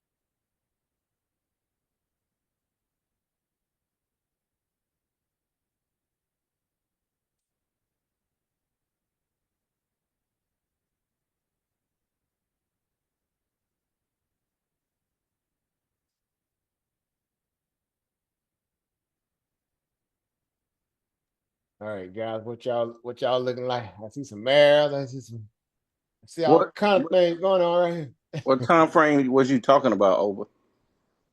I have it on the daily chart right now. I mean, Uh, like, is this like in the next coming weeks, or is this like a end of the year oh, forecast? well, I would say just before we have I should say a notable bounce, right? Let's say a notable bounce, Okay. right? Or because the ideal of just the bottom can be a rolling scenario, right? Y'all know how markets are in that regard. But right now, since we got the elevator down perspective, right, we stretching, basically we dissolving a lot of these PEs. That's what it's really, what's really happening too. Mm-hmm. And that could be a cause for hard snapback because they're playing the game of what benchmark, data sets. Not necessarily saying we're gonna get, you know, massive economic booms that happen based upon productivity, right? At least mainstream productivity. They're Right. playing the PE game, right? Or we just gotta get the PE down, like they're gonna rectify the problems of Main Street, right? We know the games they play. Mm-hmm. So again, just looking at it objectively and saying, okay, well, if we're looking at this just purely, I don't know, maybe technically, where are some good levels you think that may be, worthy enough to test? We definitely got some gaps, right? Clearly. Yeah. That one down there, that 440 still look good. That way you still got a lot of people coming out late saying 440. Because y'all know how this stuff go. the closer you get to a gap or air pocket or V-pop, some people call them that, whatever. Yeah. Algos typically try to drive down to it. They'll try to drive down to those points. Like the same thing with the ideal of what? Moving averages. Right? The further they move away from moving average, they start acting like what? Magnets. As soon as you Yeah. get any kind of bad news or something that changed the sentiment of the market, algo's gonna try to drive it back down to that what? That moving average. Right? That magnification perspective kicks in, and that's why you have that kind of what, Yeah. that type of market buying or market selling. So Yeah. it definitely clearly got a gap down that 440 level. Yeah. We already now with the fact if China, I will throw this out there. Again, we know China's the wild card. We've already tested 481. We know when it was breaking down, it was a very precipitous value. It can easily happen. It can happen in a matter of, keep in mind, limit down is what? Y'all know the criteria of a limit down is what? 7% drop in market, right? Circle breaker. That's a 7% drop in the major indexes, right? The lower you go down, meaning the lower the lower your price value is, 7% becomes a little bit more what? Easier to hit. Yeah. In a day, as opposed to 7% of what? 600, as opposed to 7% of what? 480. Y'all follow me there? Yeah. It can come a lot faster when you already on the way down. Yeah. Psychologically, people are taking that into consideration, and they'll panic sell or capitulate. Some already were saying that we've already capitulated. I don't know, because again, a lot of the old school rules in terms of capitulation selling in the markets, we would know. Number one, you will have a limit down day. Rarely do you have capitulation without a limit down. You got to have that type of selling where, again, the strippers even trying to offload their little shares. Right? They're like, bro, look, I can't. Now somebody told me buy these shares, and now I can't do this. I'm gonna go back to dancing. You got to have that kind of level of fear in the markets. The control level of selling in the markets of late, again, post COVID, whatever, the Fed put theory and all this stuff like that. Yeah, they really controlled a lot of these sell-offs. Of late, it felt like it's the old school where they had no brakes on it lately. It felt like the old days. Y'all know what I'm saying? You remember them old days when the market used to just drop and wasn't there? It's like it feel like them days again. So that's telling me a couple things here. Again, the fact that the Fed is on the sideline, that's clearly what it's really saying. The Fed on the sideline. They can't save them. And you got a Treasury Secretary who's adamant and making sure the Feds do not what? Intervene to save them. Right. Because he's telling them what they can and can't do. So that's a weird, anomaly in a lot of ways. Because they're supposed to be nonpartisan, meaning they still supposed to do what's right by the what? Supposedly, quote unquote, the taxpayer at the end of the day, meaning the Federal Reserve. Yeah. So yeah, Federal Reserve is not nonpartisan. They're very partisan. They've always been that way. It's just it's fool's goals to think they're not. Right. Because they would take bad economic policy and try to make that into sound fiduciary responsibility of taxpayers' money by doing a lot of illicit things in the market to benefit more so Wall Street, which is also another form of government, and not Main Street, at the detriment of Main Street. Excessive money print always has led to what? Inflationary environments. Yep. Too much money chased too few goods, not enough productivity coming out your what? Main Street market force. Yeah, you finna have inflation, buddy. Oh yeah. Clearly. And they'll lie and say it's supply chain shocks, and they'll come up with every excuse in the book besides blaming themselves. So again, I'm just saying. So until you really start seeing real quantitative, easing beyond them just slowing the roll of what market, their balance sheet runoff, then yeah, I think we still got some more downside to go, because if China don't buckle, we can't account for all that you know,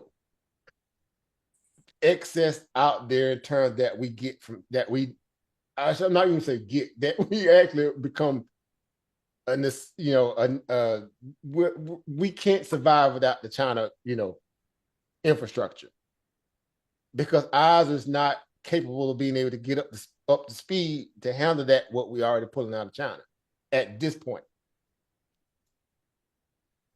Again, that's just from how I see it. But anyway, yeah. So we got what 402. Somebody got 402 here.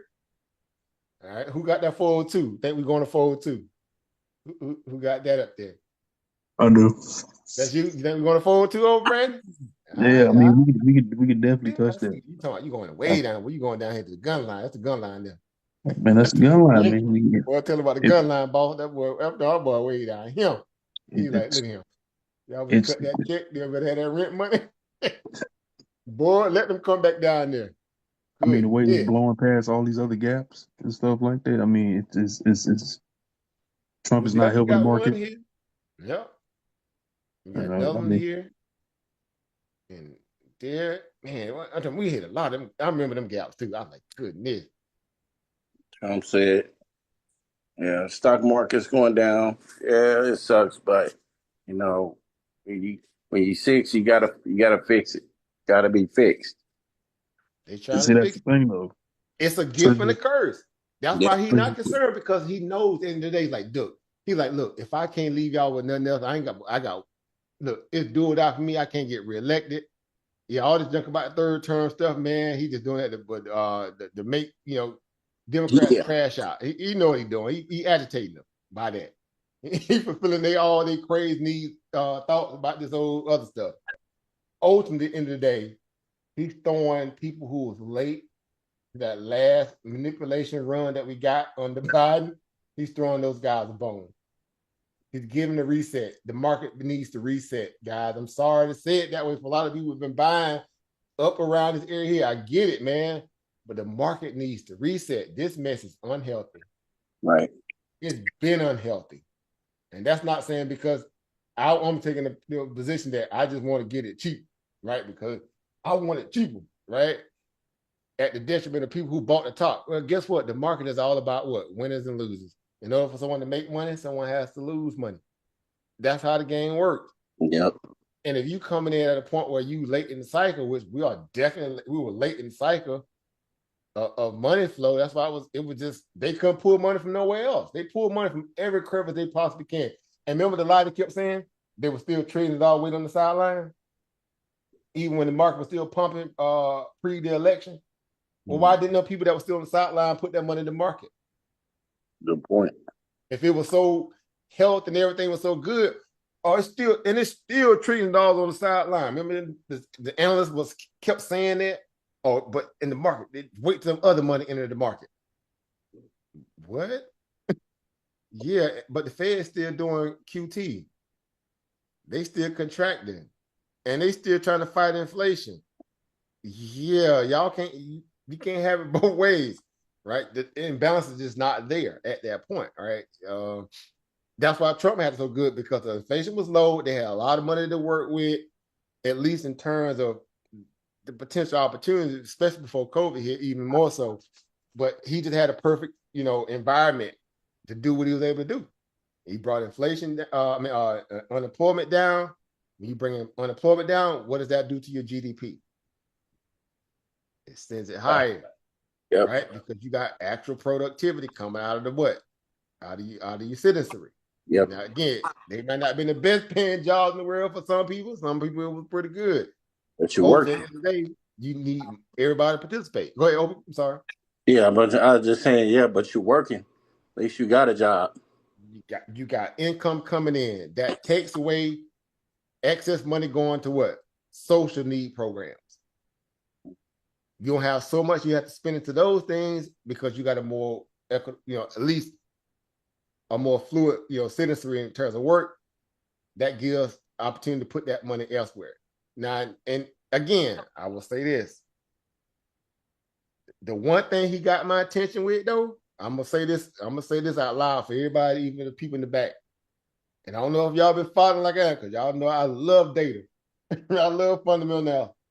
The one thing that he said that got my attention when he rolled out the fact that he's thinking they trying to figure out a way to do what? Remove what? The IRS. Income tax for anybody making what? 150,000 or lower. Or less. Do you know what that would do to the market if that actually happens? Oh, If but I that don't. free up the capital for people who making that or less, they will have more money to do what? Invest. Invest. Consume. Yeah. You see what I'm saying? It's self-fulfilling because now that money is the way the system's supposed to work. That's Austrian. The consumer now decides what the markets look like based on them having the spending power to make those kind of decisions, opening up business, whatever they want to do. They don't have the burden of having all the excess tax money going to the government, hoping the government is going to put forth programs to help them grow their bottom line, put that power back in the hand of the citizen. At least for those who trying to leg up or level up their own life. Mm-hmm. Hey, but you know what that sounds like to me? Mm-hmm. It sounds like Biden talking about getting rid of student loans. I'm sorry, that sounds too perfect. Here's the deal. Y'all know we That's used to too have it. perfect. We used to have that. The reason why they afraid to do it now is because of everything I was talking about earlier. What is the problem now, guys? We the problem is today is that we have too big of a what? Yeah. We have too big of a what? Of government. It takes a lot to get government off the porch every day. It takes a lot of taxpayer money to get government off the porch. Well, in reference to the income tax part, most of those people that's under that dollar amount try to find some way not to pay taxes during the year anyway. And at some point probably got some type of tax liability. So I don't really see how that's going to help the majority of them, because the ones who are lacking resources already in their community or lacking the type of job that gives a livable wage, they're still going to be able to have a problem. And see what they're doing, they're taking the approach that if you put the money back in the hands of people, let the people decide that what they would do with that taxable income. Up front, where you don't have to wait on the government to disperse. Also at the point where you don't have to worry about government IRS withholding because they're running you through audits and this, that, and the third. Clear the runway for we can have less regulation on that liquidity, because that's how they look at it. They have less regulation or hold up on that liquidity, and for lack of a better way of looking at it, it'll find its way back into the markets. So in a lot of ways, it kind of has the semblance of where it kind of removes the middleman out that whole perspective, or that at least in that perspective. You mind that's only a certain, well, I'm not gonna say only. It's a good deal amount of people out there that make $150,000 or less. Granted, right? Right. Even high middle class at around that, but whatever. That's still people who also have mental capacity and the faculty to take that kind of money given the opportunity to and work it, i.e. be it markets, i.e. be it businesses, i.e. be it anything to that regard without all the regulation red tape that you get with the IRS. It's just a scenario where we're not used to it because we haven't seen it, and we're only used to the business model. We have data to support what they have looked at a certain point before we got on that, income tax statement train, which again, at the end of the day, that money is supposed to be used for citizen outreach. Essentially, that's what your tax dollar is supposed to be. Government takes it, they fill in the gaps where you can't because you're too busy trying to build out your dream. What they've done, at least in my opinion, keep in mind, this is based upon my opinion assessment, they've squandered that opportunity, meaning government. They've squandered it so much now that people don't trust them. So hence people are very comfortable with evading paying taxes because of the fact that they know they're never really, they're not going to benefit from it one way or the other in the end. At least from their perspective, that's how they're looking at it psychologically, because they've seen how government moves given the ability. They've only grown and got bigger. You got civil service coming in, $150,000, $175,000 base salary. 2 years later, they worth millions of dollars. How? Right. That's what. Yeah. I think that's what my little soft spot is at. Is that if you keep it, you still are lacking resources in those areas. If you get rid of it, you still lacking resources in that area. You still have a dilemma for those areas of the country that get stuck with that has a lack of resources, or are stuck with some type of environmental issue that's caused them not to have economic growth in their community. And so I think that some of the conversation when they're revamping needs to go to, like, how do you get government, if you downsize government, or if government stays the same, how do you get them, or how do you reinforce that what you are taking from maybe international charity and do put back into the communities that are going to lack, because the rural areas are going to suffer. Both, they're already suffering, and then you're going to suffer even more. And so it's going to be a hard play. The only thing I can see is to share with most people, especially those who are not investors, is to reclass, reskill into something more that takes no travel, right? Which would be almost all online type work.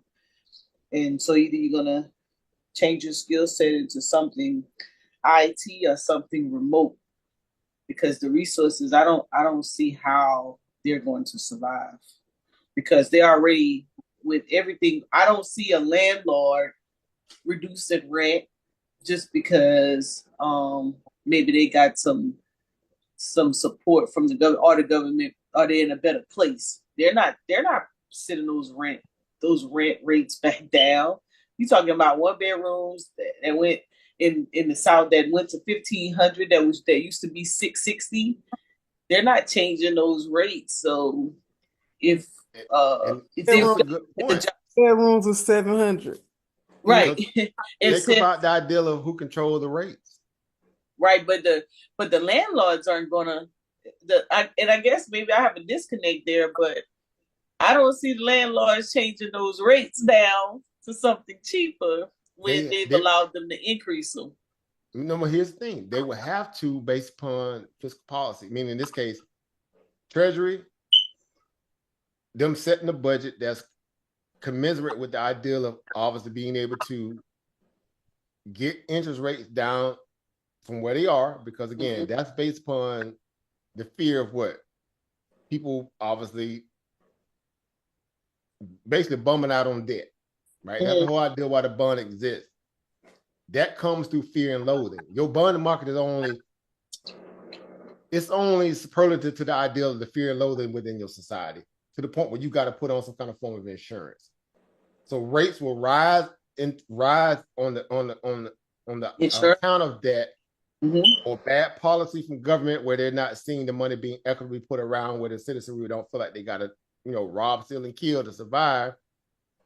If it's equitable, then again, you can now take that steering wheel from underneath the citizenry, which was at a certain point again, and allow them to make those kind of power moves, right? So if you say, well, we're only going to put it in the hands of the few, or the corporate, or the C-suite, and say we think that they're more competent and capable of being able to make the best decisions for their work class, to put them in a position so they can be successful. Obviously, most of these people, they're just keeping them, some do offer workshops. They've gotten better over the years, I will say that. They offer these little programs and workshops to help their workforce, beyond offering them share options, whatever, of the company. But, again, something like buying a home for a first-time home buyer is stressful for a lot of people when they feel like it's such a complicated entity in itself, or it's being perceived that way because, again, the idea that you got to, have all these different things in play to be able to do so. A lot of it is, in my opinion, too, also based upon, people's worth value in their mind, at least in terms of what they feel like they got to make. It's like the misnomer of knowing that, thinking that you got to have a lot of money to be able to invest in the stock market. And then when you find out that you don't, you be like, oh, okay, had I known this, I would have took my income tax check and caught this bottom. And get what? A year later, if I didn't need that money the way I would, needed it, I would be here, right? Or you say, well, it's like paying your taxes, right? You can pay capital gain tax every time you hit the sale on a major sale of a stock, or you could do it annually, right? You could do it on a rolling scale, or you could do it annually. It's just putting that money management discipline back in the hands of the citizenry. At least I'm looking at it, from a lot of different perspectives. Not saying I'm for or against it, but the idea of that threatens the status quo. If it's threatening the status quo, it's the reason why they don't want it to happen. Why? Again, these people feel like they got to hold your hand while they lead you into the slaughterhouse, the poverty slaughterhouse. The bureaucratic train says, look, we're doing this for a society because we need to have a lot of social programs to help those who are underserved and underprivileged. It always sounds good on paper. It sounds good in theory. Yeah. When they get the money, what happens to it? It doesn't get to the places where it needs to be. Out of there, right? That old meme where brother like, out of there. Yeah.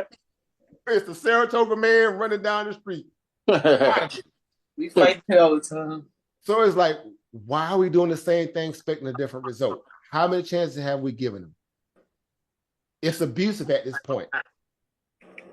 It's abusive. It's abusive relationship. Fiduciary responsibility. What's that? To the eyes of a congressman who wants to be a celebrity. We saw the whole turn. They literally want to be a celebrity. They can care less about constituency. They're concerned about the 20 out of the 80, the 80-20 rule. That's why they bring that back out in terms of government policies. Well, one side is on the 20% rule, and they're not reading the room. They're forcing that issue when 80% of society is saying, we don't want to deal with that. We want government to work for us and not us work for you, as it was designed to be. We at a pinnacle point in society where that balance is now starting to swing back. We're starting to get some level of equilibrium. Whether it happens or not, this is the experiment that people have been waiting on. Again, good, bad, and different. This is what they're looking at. And they submitted it through a form of protest, be it that of a vote. Ultimately, in the end, if you tell people, look, I'm trying to remove away the excess value of what? Overly what? Taxation. Who said, what's the saying goes? Over taxation without what? Proper what? Representation. Representation. That's chaos. Representation. Where's and we all adults on here. I know y'all like me. Look, I'm like, where is the representation? They stripping that. They're literally trying to take away. Oh, it hit our steps, Kiana. I'm sure you hear it. It definitely has hit South Carolina steps. But they hitting you, they censoring you so bad. They literally had a whole mandate out on how to censor the American people under WikiLeaks papers. They literally had programs, shadow government programs to censor people just so they can get their propaganda off. Make that make sense. And then again, they put together whole think tank budget to take away your ability to have basic rights scenarios. Obama enacted the what? Patriot Act. What was the Patriot Act? Yeah. Spy on you without your permission. Yeah. Eavesdrop on your phone call, tap your camera, and you couldn't do nothing about it. That's not democracy. Bro. Old girl that got caught what? About couple months ago talking about, they want to have the ability to censor Americans. Complete Freudian slip, soundbite. That's what they've been doing.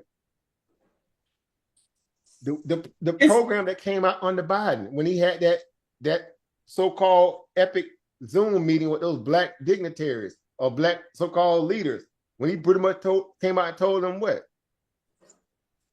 Get down and lay down. Because we got some new minorities coming in, and y'all gonna have to play ball if y'all want to be have access to what? Some of the capital that we're gonna dole out. Remember that? Sharpman was on that call and all them people. And then the day after that, they had a whole mandate that was also orchestrated by what? Hillary Clinton and many others that came out and pretty much said that what? And Nancy Pelosi that what? This is why you should never what?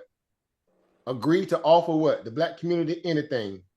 Never agree to anything. They had a whole mandate out there telling that. So that means they're purposely working against their citizenry because they got a different agenda. Take your money and do what with it? I go back to the old adage again. Under duress, when you have a choice to either feed yourself or demise, some form of personal responsibility kick back in. I'd rather mess up under my own reconnaissance than leaving it to people who purposely going to, stab me in the back. Again, it's just a thought. It's just a thought from the idea of that, because they make that same claim about reparations. Everybody want to know what you're going to do with your money that's owed to you. Like, if you owe me money, who cares what I do with it? If I want to buy a whole bathtub of crack, let me buy a bathtub of crack with my money. Yeah. Like, bro, I'm just look. You're gonna be right here, crack everywhere, crack, doesn't matter. You gotta put the onus or the responsibility back into the hands of the people at some point. It makes them feel like they are actual stakeholder into the corporation again. We keep brandishing the idea that America's a corporation, which it is. A lot of people got a lot of delusion about what this place really is. They crashing out every day over it. Over these constitutional rights, this, that, and the third. We know at the end of the day, what's democracy? Free cash flow. That's what real democracy is, cash flow. Excess liquidity. Again, I would say it would be nice to see people getting a chance to leg up their own scenario for a change. Everybody ain't gonna crash out. And so it's interesting how this is going to play out. Again, we at the beginning, guys. We look, we just closed out the fourth quarter fiscally, and it feels like to a lot of people that the sky's falling to them, because they're looking at what the stock market as the real what economy. Now, y'all know as well as I know that's 100% fool's gold theory even to have that mindset. Yeah. But they fashion the idea that your economy is based upon your what? Your markets. At least stock market. Not your small mom and pop businesses, none of that stuff. No. Wall Street. This is why people are hesitant about a lot of the stuff that's being even projected in terms of potential what? Policy changes. It scares the brakes off of them. And I'm like, look. I've been more scared than I've ever been scared in my 31 years. Think about that. That's interesting because, take yourselves, Eva Keone, highly educated college woman, graduate, have a lot of wherewithal to be able to do some great things, given the ability, if you have access to capital and less, I should say, in my opinion, less, regulation from entities outside of your control. If you just if someone dropped off, $500,000 to you tomorrow, I have no doubt in my mind it'll be worth a lot more 3, 4, 5 years from now. A lot of millennials, because a lot of millennials feel that they're only $10,000 to $20,000 away from making that level up. Yes, that's the sentiment. We're Well, 10. guess what? They can't even buy a house right now. They can't Right. even Oh, and it's they can't even get their first equity appreciation asset under what? Under control yet. Okay, I'm a millennial, so So guess I what can they end up deciding relate. to do? They crash out and go get a what? A GLL6 or some A old BMW expensive X6. car that a lot of them going back to the dealership now post COVID. BMW X6. That's what they're going to get. They don't care because they feel like they're going to be in a cycle anyway. So they Or just that, continue the debt cycle. or that new Now Tesla. y'all getting it out. What you say? Oh, Brandon. Or that new Tesla. Oh, to my look at him with the dual exhaust, and then he ain't got no carburetor, but I'm gonna put some back there anyway. I'm gonna I'm have gonna to. make it sound like it got some duals back there, bro. This is where we are. So again, this is based upon, in my opinion. Again, these are just my opinions. I'm opining for this reason that it got to be something better than what they're pushing because they haven't given me any kind of confidence that they could be trusted with the most sensitive thing that governs your whole life, which is your what? Your resources. And whether people like the whole Doge thing or not, this not me. Again, I'm saying this because it needs to be said in the essence where it needs to be talked about beyond it just being a boogeyman scenario. And it's only that to people who feel like they got something to hide because you don't get the luxury to pick and choose how you get audited. When they come for you, they come for you. But they And only went after certain agencies. they did too. But again, listen, You hear me know, out in this regard. that's my only contention. They only went after the agencies who was auditing Tesla and Well, that's just environmental one part of it. But we EPA. can't say that because we know the whole entity, how they work. They work Oh, in a yeah. cloaked environment. If they had gone, USC yeah, was no more than a satellite office of the State Department. yeah. They sent that check, no checks and balances, no nothing. That's like somebody coming to your business and they become your new what? CPA or something like that, or Shit, I'm your on the county audit. department, and people walk in the door without your knowledge and say, "Hey, Monica told me to cut me a check for 10 grand." Well, did you got something to prove that? No, she just told me to come in and talk to you and cut check 10 grand. You be like, okay. You come back a week later from your trip from Belize somewhere. You be like, well, where all our what happened to our cash flow? Where the money at? Well, you told so and so, that you gonna cut them checks and just wait, what? Like, no, we're getting ready to make some power plays with this money. What you mean you gave out the money to so and so? These people were willy-nilly with that money. Whether You it know, be again good, bad, and different, there's no way nobody that looks at this stuff, the optics alone makes you like look at the people like you got to be kidding me. When you start thinking about and let's look at it from this perspective. Look at all the stuff that was fringe that they were spending money on. Y'all already know. I ain't even got to say it. If I don't even want to pull up the list. Look at the fringe stuff they were taking taxpayer money and spending it on that had nothing to do with the citizenry.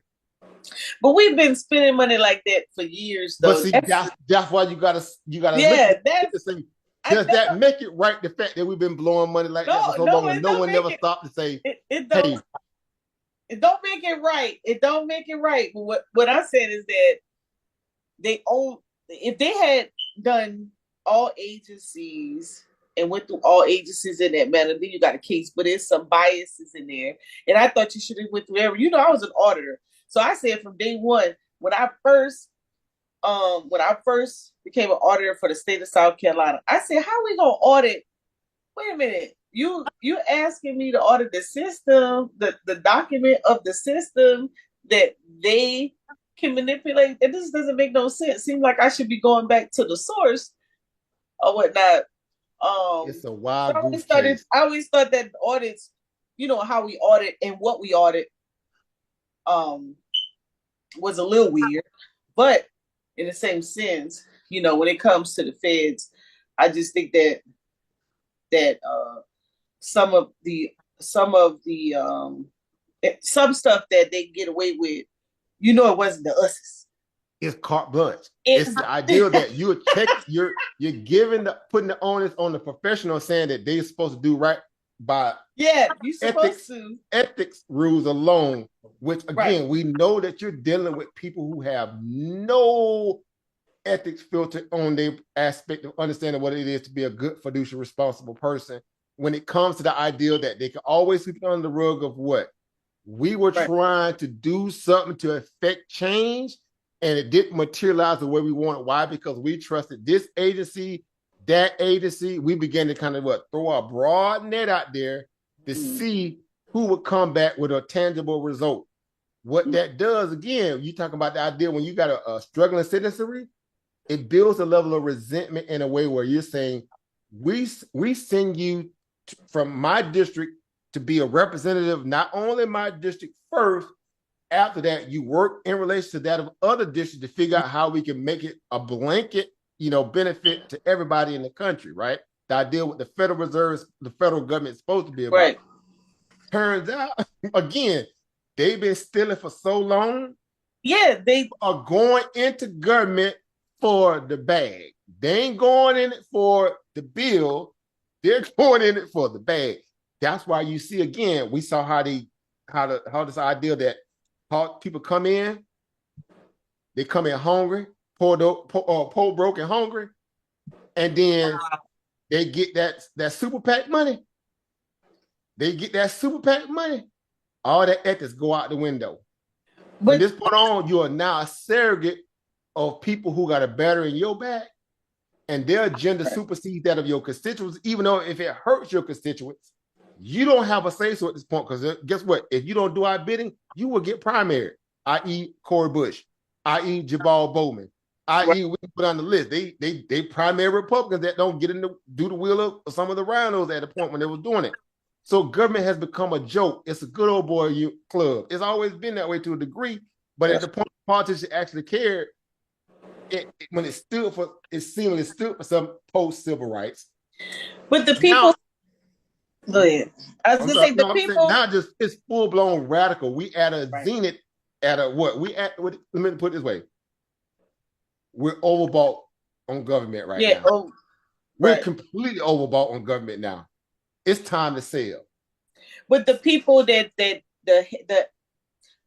departments or the employees who should have been downsized should have been the top heavy folks, not the folks on the bottom, because you still you left the same knuckleheads in position who was the problem in the first place. They still moving though. That's why I say I'm because they still on the grind. They were saving the big ones for last. It's very RS, Social Security, DOD, they were saving the big ones for last. USAID was just low-hanging fruit. They were easy because we know there was a lot of fraud in that. It was rife with fraud. But guess what? Here's what's crazy though, and y'all know as well as I know because y'all track this stuff like I do. The biggest money payouts was coming through the USAID portal. The most wasteful stuff was coming through that, and see that was attached to. It was attached to. That's why it makes it seem it feels political because it was attached more to Democratic agendas, more so to the fact that the 20%. Again, I'm going back to the 80-20 rule. Right. The 20% aspect of what the money was going for was not really benefiting the 80%. Again, body politic in terms of the citizenry. It made people feel resentment when they began to see that it was already happening. The conspiracy people are taking victory laps right now. The same way we did with the COVID debacle when we broke that stuff down and people were calling us pseudo and crazy. Turned out we were 100% spot on. We called it to the T, ID down to the lab, everything, the paperwork, everything. Now all of a sudden people looking back like, okay, interesting. To me, it seems like if you ain't in war, wasting the money in war on the Halliburtons and the MWRs and the General Dynamics and the Florals and all them folks, then you're doing it charitable. So it's like the red and the blue. That's what I say. The red and the blue. That's a good point. I'm happy you brought it up too, Sister Monica. Guess what? Yeah. That's why they were doing what they were doing too. That's why they got to keep perpetual wars going. Yeah, because when you do a CR, when you don't actually do your job and do a real balanced budget and stop doing these CRs, would you balloon the deficit every time you do a CR? It went up every time. Why would they do that? They do that because it's the easiest way to make people feel like, look, The fact that we're at a stalemate, this is why we got to get more money to pay pad for the unexpected things that may come about in our next, scenario, because we weren't able to complete this because of that. It's it's the biggest, again, I'll say this again in no uncertain terms. It's the biggest grift on the planet when you think about it in terms of how they've mismanaged people's money for now going on decades. They have become so comfortable to the fact that they know that people are subjected to the idea that they have no oversight community beyond that of the people who go to Washington for them, that they already stuck between a rock and a hard place. So at the end of the day, if they won't do their job, who else going to enforce it? You know how long case law moved through Supreme Court? You know how long it moved through states before we even get to our deal where you can take it to degree. So that means the American people there have to take what? Government to what? The trial. To court. And there's some people who have done it. Case law. They're doing it right now. Adversaries and won. Because it was so obvious what they do. It happens every day in Muni courts, over policing and things like that. So again, when I look at the landscape from a financial perspective, given my age and time in the game, I say to myself, you know what? It got to be something better than this. Number one, not so much for the fact for my ethnicity value, where I know we've already been dealt the wrong hand. We the only ones come in and leapfrog us and take the benefit that's owed to us. That's number one. The people who are supposed to be our constituents that fed and feed off us like parasites, which are Democrats, who ate good off the value of our suffering, who've yet to give anything back, who put out whole mandate policies telling you outright they did not never promise us anything, so they could turn around and take the ideal of our hopes and dreams and give it and dole out to everybody else for their own special interest. That tells me, number one, that again, the ideal of the political spirit in its most basic tenet is a whole grift at this point. That's why people are falling back to grassroots perspectives now, or they're doing, in their mind, okay, we can lift our own self up in our own community by our own, economic prowess or bootstraps, whatever they regard now. It's so bad now where, again, you're seeing whole so-called appointed government, heads now are being hauled off into courts like never before in terms of the level of corruption. And corruption is just another form of what? You're comfortable with your criminality, to the point where you can't bank on that being something that's worthy of putting that much trust, in my opinion, again, this is just my opinion, in the hands of people like that have that kind of disposition when they're showing you a track record of bad fiduciary responsibility. So I'm like, if they willing to try something new, it's the old saying. I come from international market. We had this saying called "Bill Break Bill." This is one of those moments where I think whether it happens or it don't, the optics of it feels like it's shaking up DC. Again, I'm right here in it. DC right now, when I say DC is on edge, guys, believe me when I tell y'all that. I don't know who else, big money like me. When I say these people are on pins and needles right now, DC is a hot mess right now. They are literally running scared. Houses are going on the markets in crazy numbers. Not so much for the people being laid off, for the fact that they know that a lot of that free money that circle around DC is drying up. They pack it up and getting out of town because they don't want to deal with the fallback or what. It's crazy here. It's that bad. The whole of DC. I'm just saying it's something different. But in I can only talk for what's going on in Carolina. You mentioned something a second ago, and I wanted to say it that. Oh, I think you said go back into your own communities and do something in your own communities. Well, there then lies the issue of the zoning issues, which they're bringing back up and being very disrespectful with it, what I call it, by rezoning. Like Louisiana have a huge fight right now with rezoning. They even sent 50 cents down to try to plead a case with the people voted against so far, but have a huge rezoning issue going on right now down there. And then here, they just fought a couple things about rezoning, but a lot of the policy that Carolina is adapting is putting some people in a situation. So I'm kind of feeling like it's a catch-22, and you better be paying attention to make sure that you straight. Because it's two things going on. It's one of what you're talking about, and then It's a 30,000 feet level, and then it's the What boots on the if ground. you don't have some sense of how to move in survivor mode and know what to do on how to get yourself? So, I deal with a lot of contractors. So there's a matter of fact, case in point. So we got Scott Motors that just came in Blythewood, and they're getting ready to have a huge event day for different skill sets. And I noticed, similar to what you're saying, the skill worker, the contractor, the electrician, the plumber, the IT person, the this, that, all of those trade skill sets. Say it again, Keanu, I'm sorry. I'll be there. Yeah, me too. Signed up. Yeah, I got a meeting going. And you know, and then we have another. I just did a facilitators class, learn to be a facilitator in Colorado, and we have a Lower Richland. There's a battery company that's interested in coming because one of the big things right now is energy, more energy, nuclear energy, that kind of thing. And Carolina, we sit in between a fabrication and then an actual nuclear. Is Snyder still down there? Snyder still down there? Yes, Snyder Electric. Yep. I know a couple people that actually work for Snyder. Yeah, Snyder's been there for over 20 years. Yeah, so we're going to. And y'all got a nuclear plant. You say some on people, the other side of Saluda. That's on. Well, I say Saluda, but it's an old nuclear plant down there. Yeah, that's on. You talking about Savannah River? Hmm. You talking about Savannah River? It's that one. It's a nuclear plant down the other side of Oh, you talking about Westinghouse Fabrication? It's down there and down there by. It's not that far from Augusta.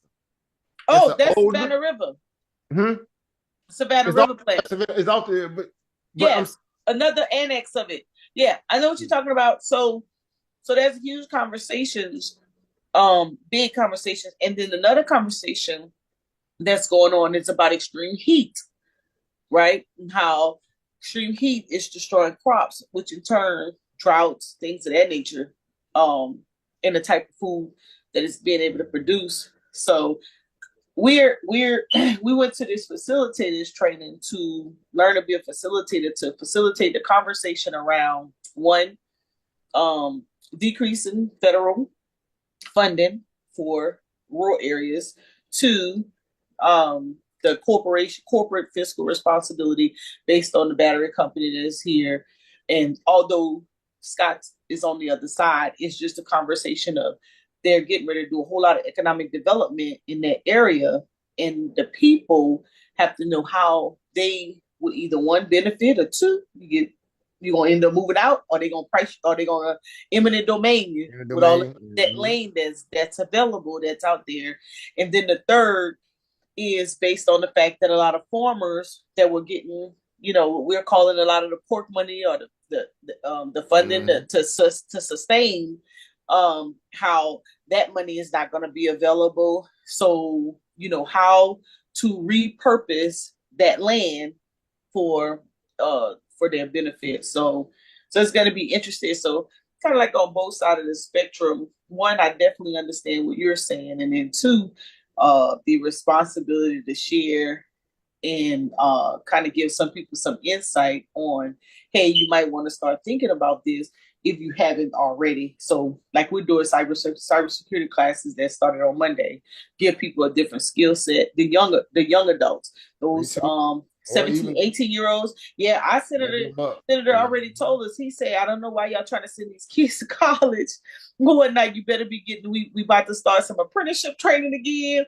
You need to get them into IT training STEM. We got Baba Ami. We get ready to connect with Baba Abi. He's doing a drone class with some of the youth this summer. So I'm thinking, when I'm listening to you, I'm thinking about, okay, because it's not just me. I got, we got family, got immediate friends. Like, I can't take care of everybody. Y'all sure can't come stay with me.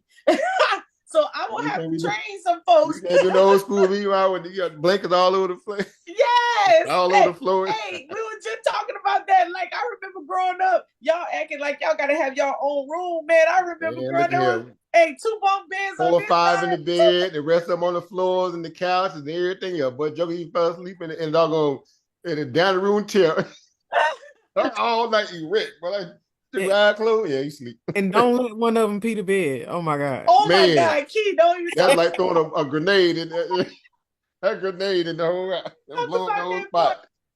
Yes. Anyways, I just wanted to say that little rant. It's kind of like a two-edged sword for me. I'll be kind of like, It is. And see, that's why I say I see it from all aspects because keep in mind, I'm of the mindset of seeing people have access. And it got to the point where, in my opinion, again, I'm just looking at it from a place where, I mean, keep in mind, like Maxine Waters sit on the finance committee, right? She's very, very responsible for doling out grants. And again, I would say this: it's so bad where, goodness, man, it's wrong people in the most important positions that taints it in a way where it can't have the level of outreach that's necessary for that particular program or agency to exist. Mm-hmm. So again, if you keep having moments where you don't see the necessary, in my opinion, the stats or the productivity to again to provide validation for that particular agency, it becomes a thing where, because that's basically, I think that's what Trump is doing too. They're being very, again, very, I don't know, maybe it's, cynical about a lot of it anyway. I think, and that's why they just it's like a wrecking ball perspective. And I know, in my mind, I know why they're doing it. Beyond it, also making it seem like it's political too. They're saying, okay, the American people is not, at least not all, they're not going to really get mad if we take a wrecking ball to this stuff. And if we keep saying we're doing this for the American people, whether it be good, bad, and different, if they're seeing some of the stuff that they were already harboring resentment from in terms of how government has abandoned the citizenry in a lot of ways, and they keep doing all this window dressing, saying that they're doing stuff and they're not doing it, the opposite of it alone gives us enough ability to see what's really there. If they're trying to free up money for tax cuts, that's basically what they're also doing too. They're trying to free up money for these tax cuts. I get it. Because if not, you're going to have to do one or two things. Again, we understand base level, financial, knowledge in terms of how productivity, and you got to have gainful employed, citizenry to help GDP. Again, it had got so bad where GDP was only being carried by government. That is a problem. You got 350 million people here, and it's being carried by government. That means you are not running your place or your business properly. Your manager, your C-suite should not be bigger in terms of output than your labor force. And again, that's a problem with that's a problem with the standards at DOL. There's two different standards of private industry gets to pay the bottom of the bottom, and federal government pays almost double that. It's a mixture of both. Again, we talk about the idea of when I was looking at the Doe team when they had that sit down with Buddy them. I think it was one of them guys from Fox, because they added on their channel. I'm gonna watch. I watch everything. I'm became about all this. Yeah. Stuff. And these were sweet-minded people that came from all walks of life and different private organizations and some public, and they came together and said, "Look, we got a common goal. I'm this." It was a couple of, I think one or two of them in there. That was a few of them Democrats. So it was a nonpartisan group of people that's in Doe. People they don't even want to look at that too, but I'll let them have it. I'm looking at the numbers. So I already look. I said, if you follow the money, you figure out what's going on. But he said, one of them was like, dude, when we say that remember, we only got one account that pays out all the money in America. We got one bank account that's responsible for that, for payouts across all accounts payables that come out of the government. One account. Mm-hmm. Meaning it gets pushed through one little bank. So again, also in terms of being able to fund programs in a timely manner, that is a problem, because the system that they have, they say it's old and antiquated, where you have a whole agency that literally are one wing away, meaning one cubicle away from another one, but their computers alone don't even communicate with theirs. 30 days for a 20-second process. For a 20-second process where you can probably get up and walk over and tell, hey, Bob, can you do this? Know what they were doing too, guys? I know y'all probably saw it like I did. If y'all saw it, y'all know what I'm about to say.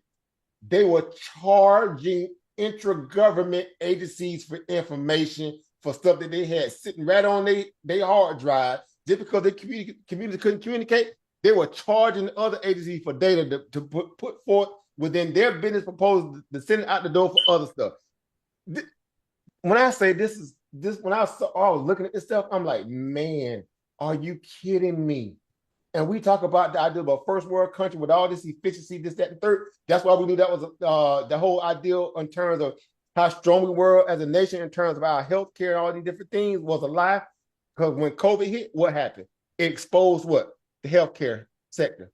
It exposed a lot of our IT and communicative apparatuses or industries in this country. It exposed a lot of things that we were thought that made us so great.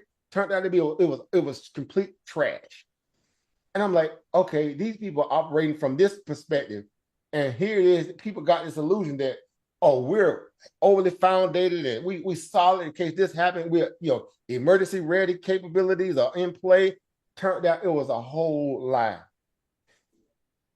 If we even second guess that thought, I always revert back to this.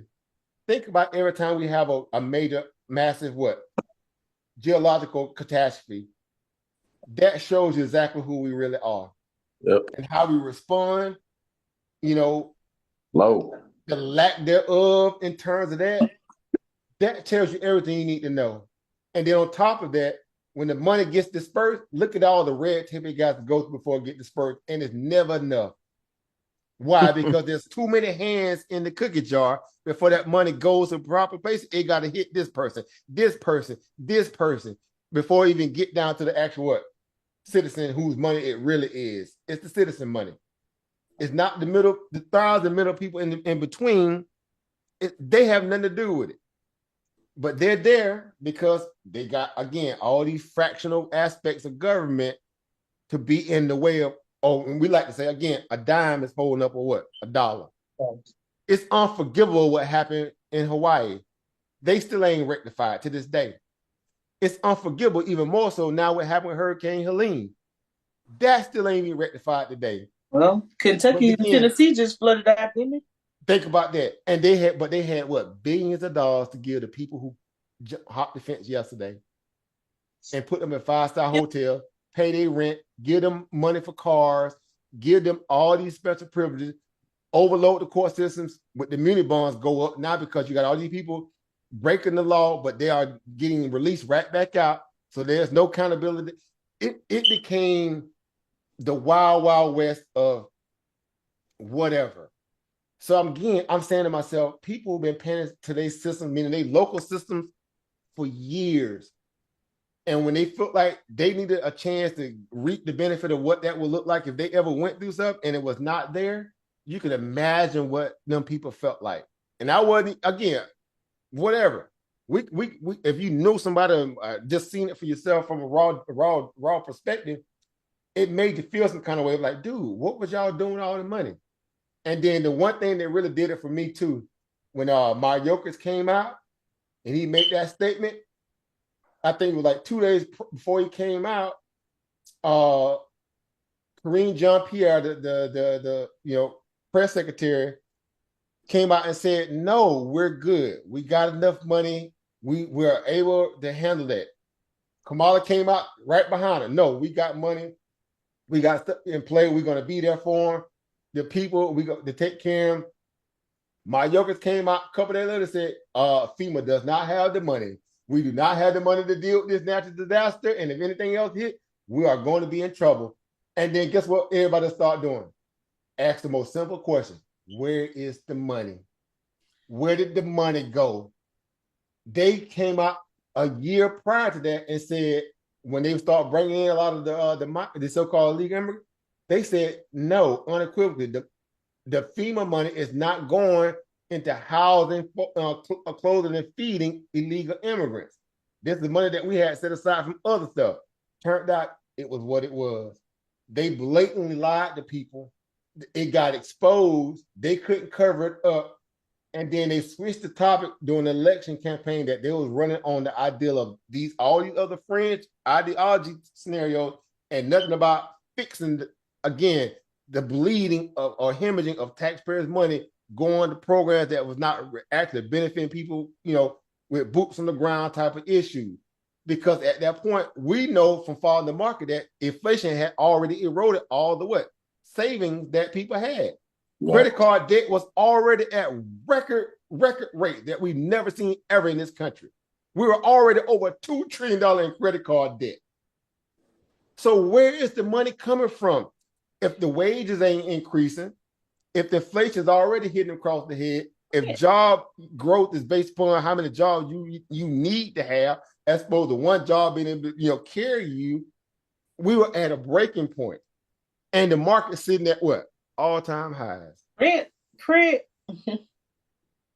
And I'm like, oh man, this is a catastrophe waiting to happen. This is a tinderbox. This is one thing happens, the whole house of cards is going bye-bye. So again, if I'm looking at it objectively, I'm saying, okay, I'm neutral in this. I don't care about politics no more than the fact that how it affects my money.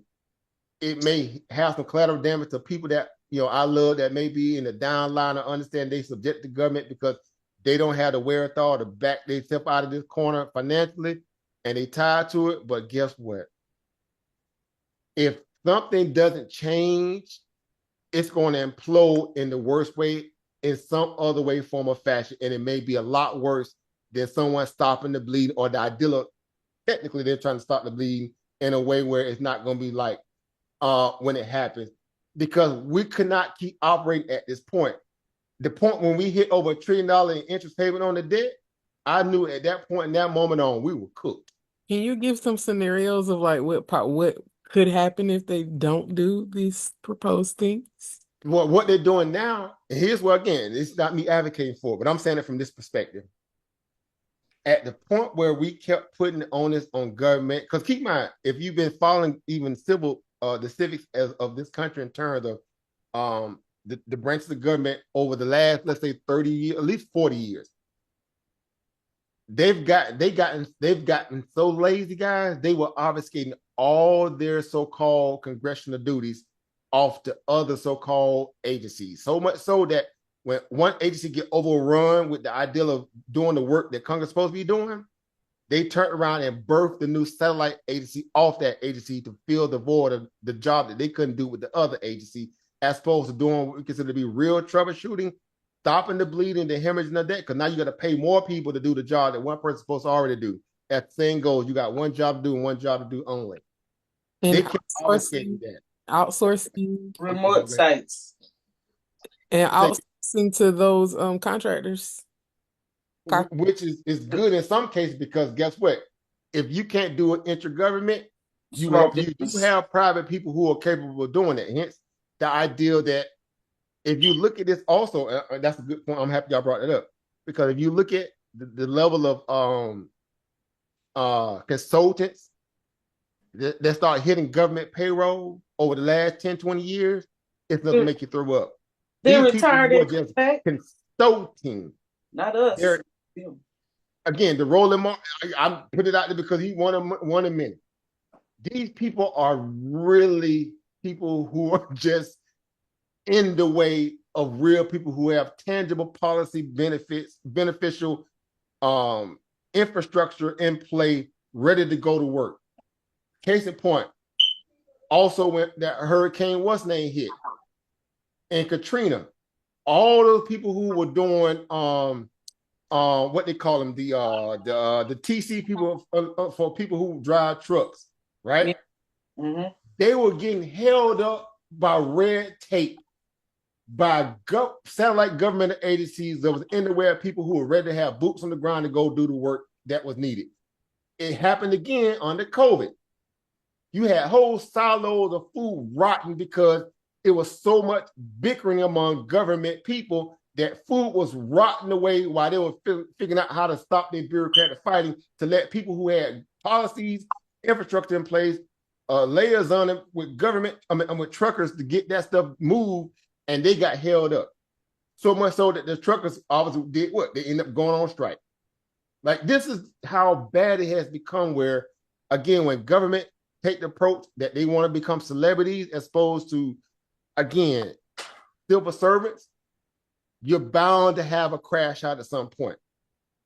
Again, good, bad, and different. This is horrible what's happening when you see people lose work because you think about it, like what that would be like if it was me.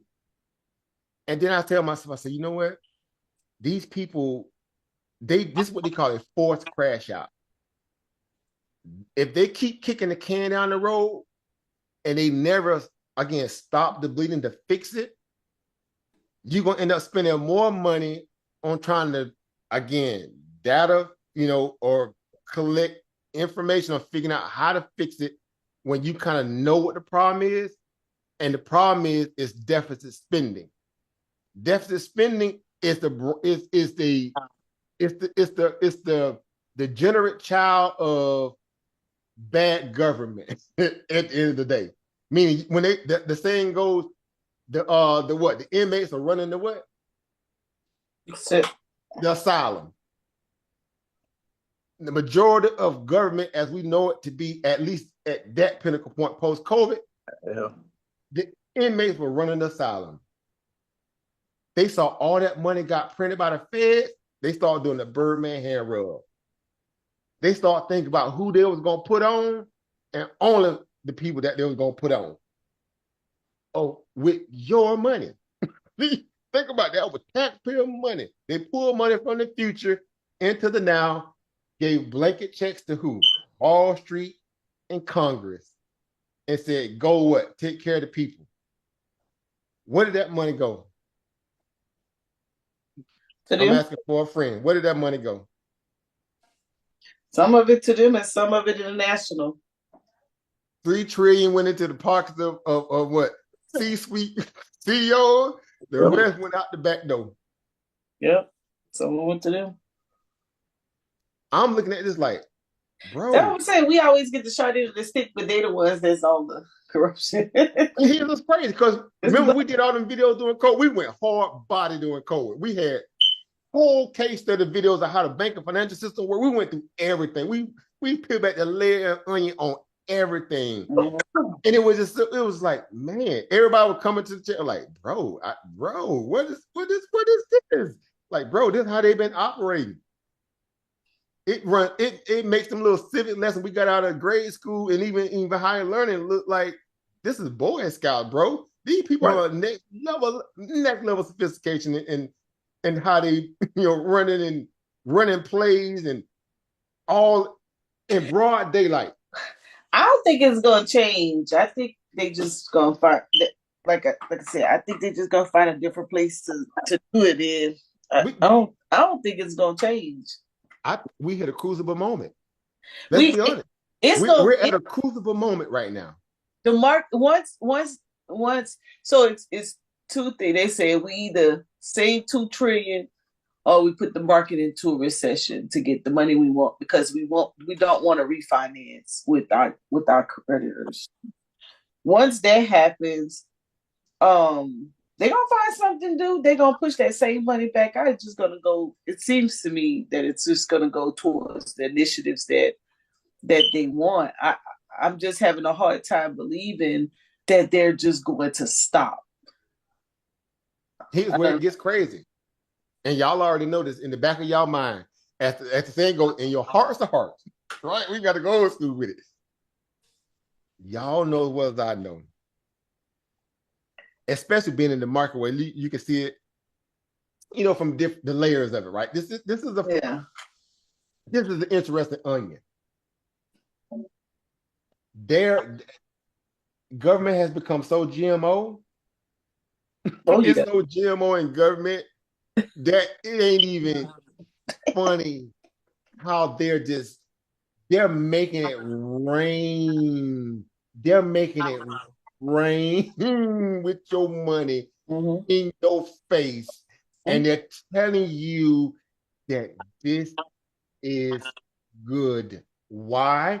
Because if a little bit of money goes to something that actually has a tangible outcome of a policy or plan or agency that what was put forth to help people, they will magnify that one little thing like it's the end of the world, while they take the excess of what everything else should follow suit and kind of mimic that blueprint, and they'll take that whole optics and do something totally different on the back door every time. and you like, dude, where the money went? Again, I go back to the clean energy initiative. We sat there and watched all them policies in the very beginning of Joe Biden's presidency. We like, oh, they finna allocate money for this. They're gonna allocate money for this. We put a whole list of companies to look at. Remember, y'all went through a whole list of these investment ideas. These are things you want to get ahead of early. When the presidents come in, they unroll this stuff. This should benefit. This should benefit. This should benefit. And then you start saying, okay, now a lot of the stocks benefited, but when it came going down, what they call going down the line, the down line people were like, dude, where the money at? The contractor falling in the hand of only a select few.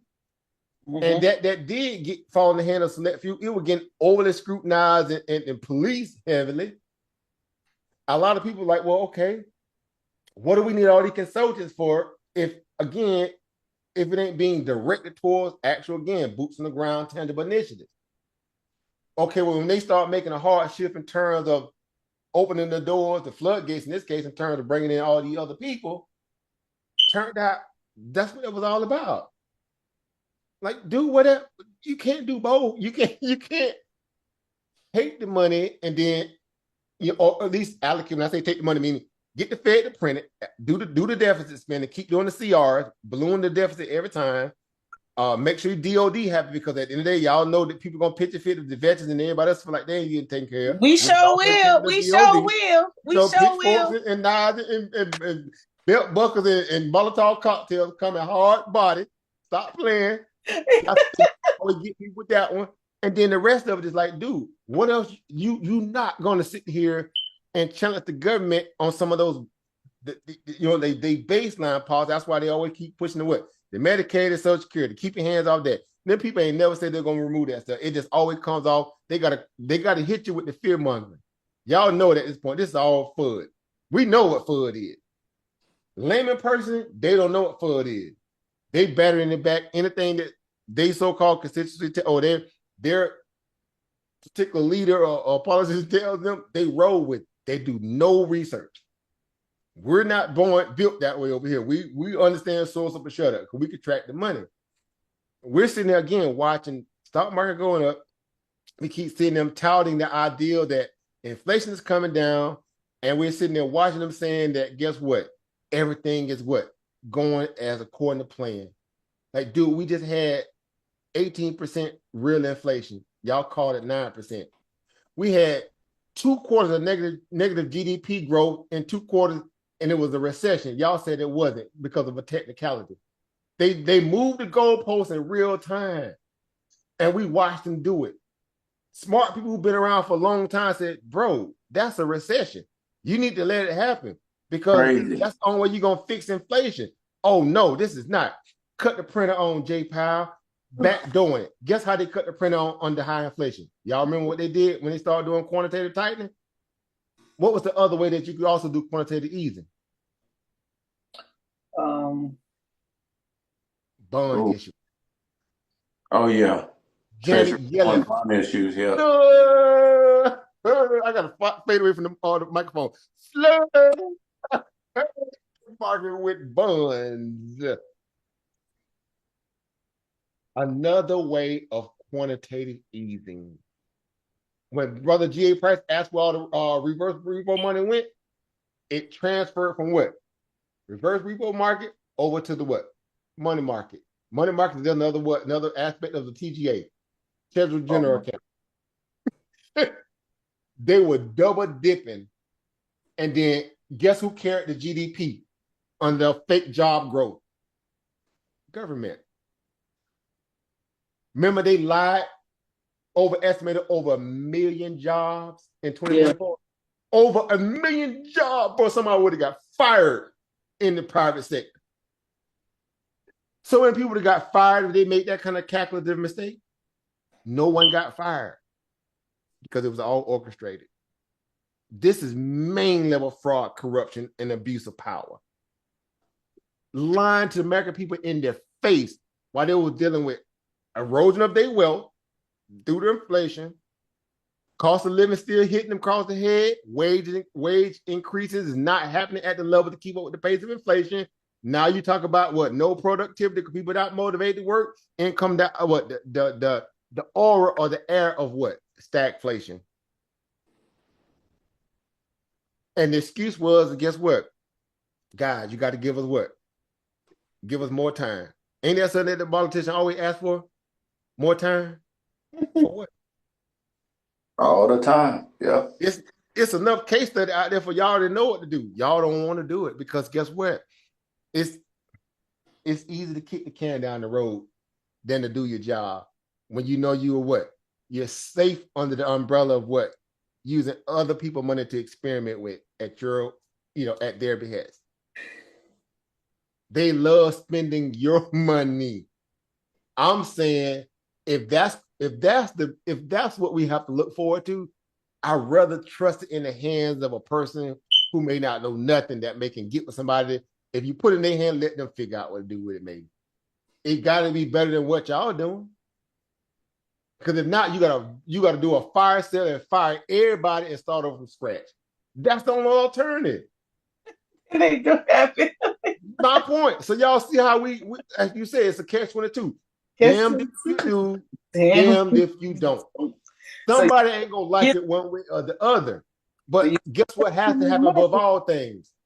The bleeding has to stop. And I'm saying the bleeding, y'all know what I mean when I say that. The hemorrhaging of taxpayer money has to stop. We're not finna fund 2 or 3 wars. We're not gonna be sending money to, to study, mice having copulations in Europe somewhere. We're not gonna be paying for all this stuff when you got Main Street people who paid into this system day in and day out, and a natural disaster hit them. They can't even get need that they want from the government. It's supposed to have money in the coffers to take care of them. Make that make sense. You're gonna have full-on scale civil war if you keep that foolishness up. That's where we at. Good, bad, and different, whether you fall in that fold or you don't, but you got to look at this stuff from a psychological disposition. We're good at that. We learn how to read markets, right? Well, get what? We learn how to read our local citizenry the same way, our peers. When people fed up, they fed up. They may not be screaming in the street, screaming, wake up and all this stuff here, but it's there. It's clearly there. So again, we're in a position now where these people came in with all this silliness. Again, the characters, yeah, it's a misfit band of people probably doing a lot of crazy stuff. And they, for them, a lot of it is optics too. But again, this is a system that went hard left a long time ago. And someone has to pull the reins on this. Somebody got to pull the reins on this stuff to rein it back in. Because if not, where are we going to be in the next, 5, 6, 10, 7, 8, 10 years? Just imagine what that would have been. Again, I'm going to leave on this here. Because y'all know, again, I'm neutral in this regard. I can't stress this enough. Either we get diluted or we have to deal with the level of government pollution. I'll take the government pollution problem as opposed to being diluted. What do I mean by diluted? If they bring in cheap labor, you thought the cost of living was already going crazy, meaning the wages and minimum wage were probably going to go lower if they would have brought in and diluted you more. You think they're going to raise wages and give people came in the country yesterday more money than what you deserve? Absolutely not. Boy, you got a pistol, German Shepherd, broomsticks, bottles. Boy, you have every weapon you can. Look, boy, it'll be so many cars outside of Washington. You like burning the road up on you. What you talking about burning the city down? Bro, people ain't crazy. They were born that night, but not last night. They underestimate the intellect of a lot of citizens in this country. They were literally dealing with people as if they was a parent, a child, psychological disposition. Think about how they talk to the citizens. They talk down to them. It's nasty. It's repulsive. It's shut up, do as I say, not as I do. That's how they were talking to people. They got that bold.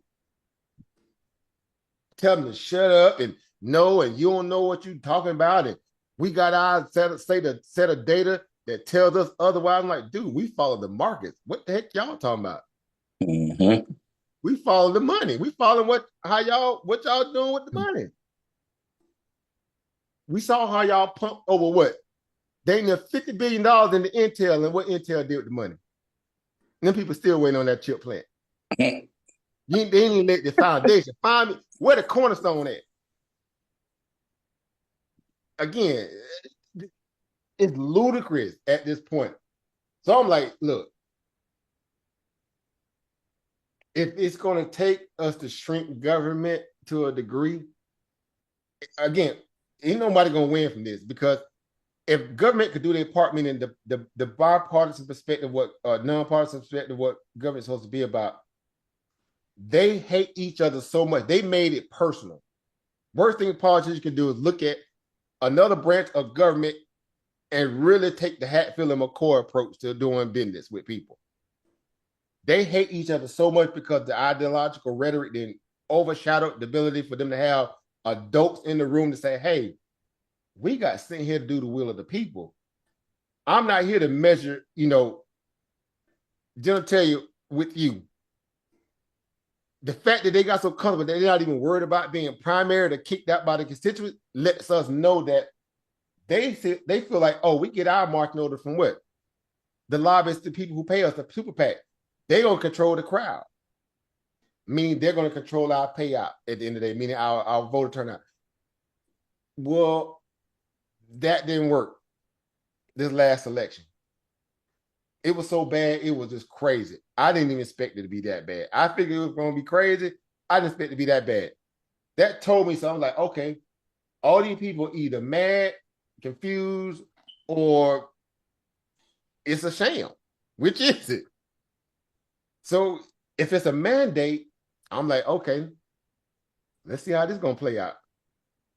Because they mad about something.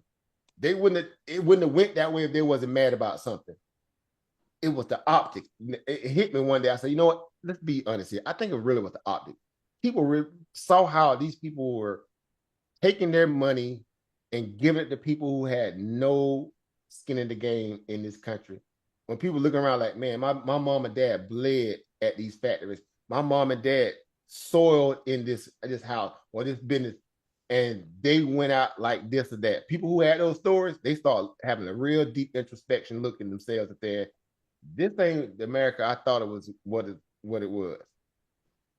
And they said, okay, what's the dice game role in terms of what it would look like if we kept the same playbook in play, where it was already going, at least on our side, meaning our ethnicity, we saw the play.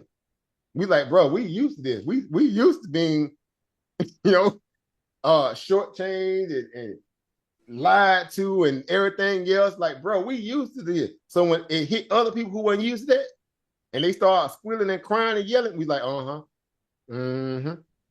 We start sipping tea. We like, yep, mm-hmm, yes, sir, buddy. So it's happening right now. They're getting hit, and all of us took a what? We doing line dances right now. We like, our name Bennett, and we ain't in it. Y'all have y'all Civil War, because we already know how to work with less. I hate to say it that way, but I got to be 100. That is true. We did not make this, make the rules. We were firebranded underneath it, and we got forced to accept the way it is. But I will say this again, for all our young people who might be listening and watching this, or y'all know someone that's young, you guys have the blueprint to course correct them. Remove any ideology you have, give them nuts and bolts. They need to know how to build. Don't get in the way of their ability to see things in a way that only means, hey, blinders on, focus. This is what you need to do to survive. If it's trade school, let's start preparing you early. If it's, something else, let's provide you the right proper agencies that's going to be consistent and help you get there. But you can't sit around here with losing grandeur in your eye, and you definitely ain't going to college for Western music degrees. That is over. We ain't doing these useless degrees no more. We're not wasting money on that. If it's gonna kill your dream now, I'd better tell it to you early before you make that mistake later. Accept it, because society is only gonna be as effective as its future leadership. If you ain't giving them nothing to work with, don't get mad when they rebel and come to you with pitchforks later. Or as the saying goes, you get old, you get in that wheelchair, guess what's gonna happen? Rush hour traffic, goodbye. Roll you right on out there. Catch all them back tires from an 18-wheeler. Like, bro, we reduced to that now. I hate to say it, but it is what it is. So I end on that, guys. Y'all know what it is. We're gonna keep building. We're gonna figure out ways to get through this as a family, one way or the other. Because I'm gonna say this again: government should not be the end all be all to our wherewithal anyway. We should never raise our kids to look at it that way. And especially as adults, after we know how this system works, a lot of these people are our peers in terms of our age, and even some of our education level. But you see how ragged they are when they get a chance to get a little piece of power. They throw all their home training out the door to fit in this whole kind of, this, I don't know, club energy. Because that's all Washington is. It's just one big club.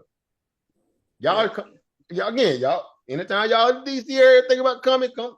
Hey, while I'm still here, come here. Look, I got you. All I'm saying, I got you.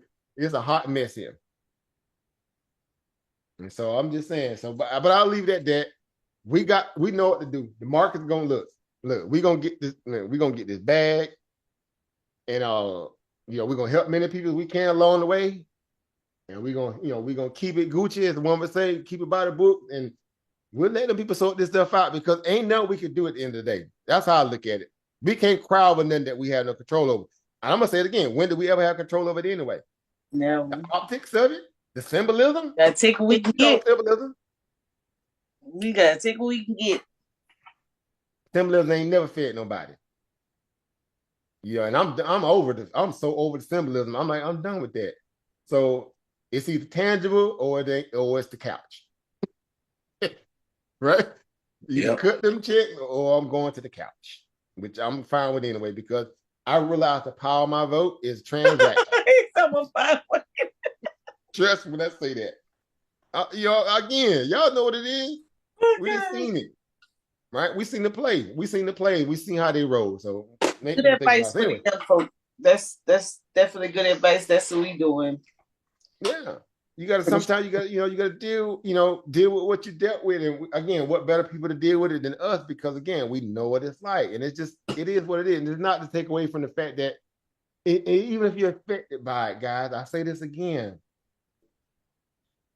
The system is doing what it's designed to do. What do I mean by that again?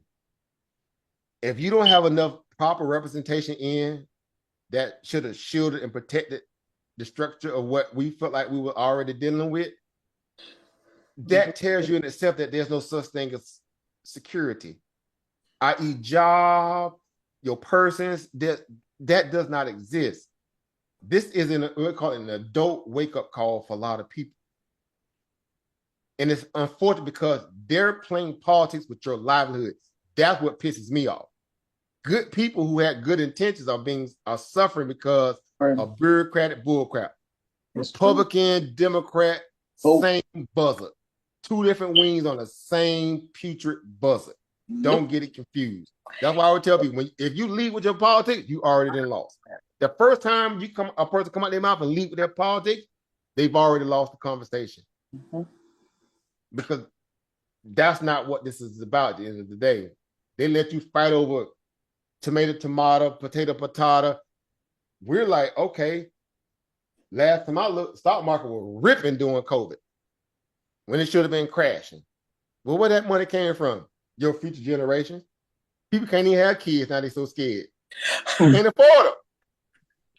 You ain't never lied, because I surely ain't get no. That's definitely true. I'm right here planting trees and growing plants. I look at that Jim Ball, that June bug over there looking. Look at him. You can't afford them. Afford them babies. For the dog. You said that plant don't need no social security number. Take a stray dog home and feed him social security top bones and hope you don't choke out.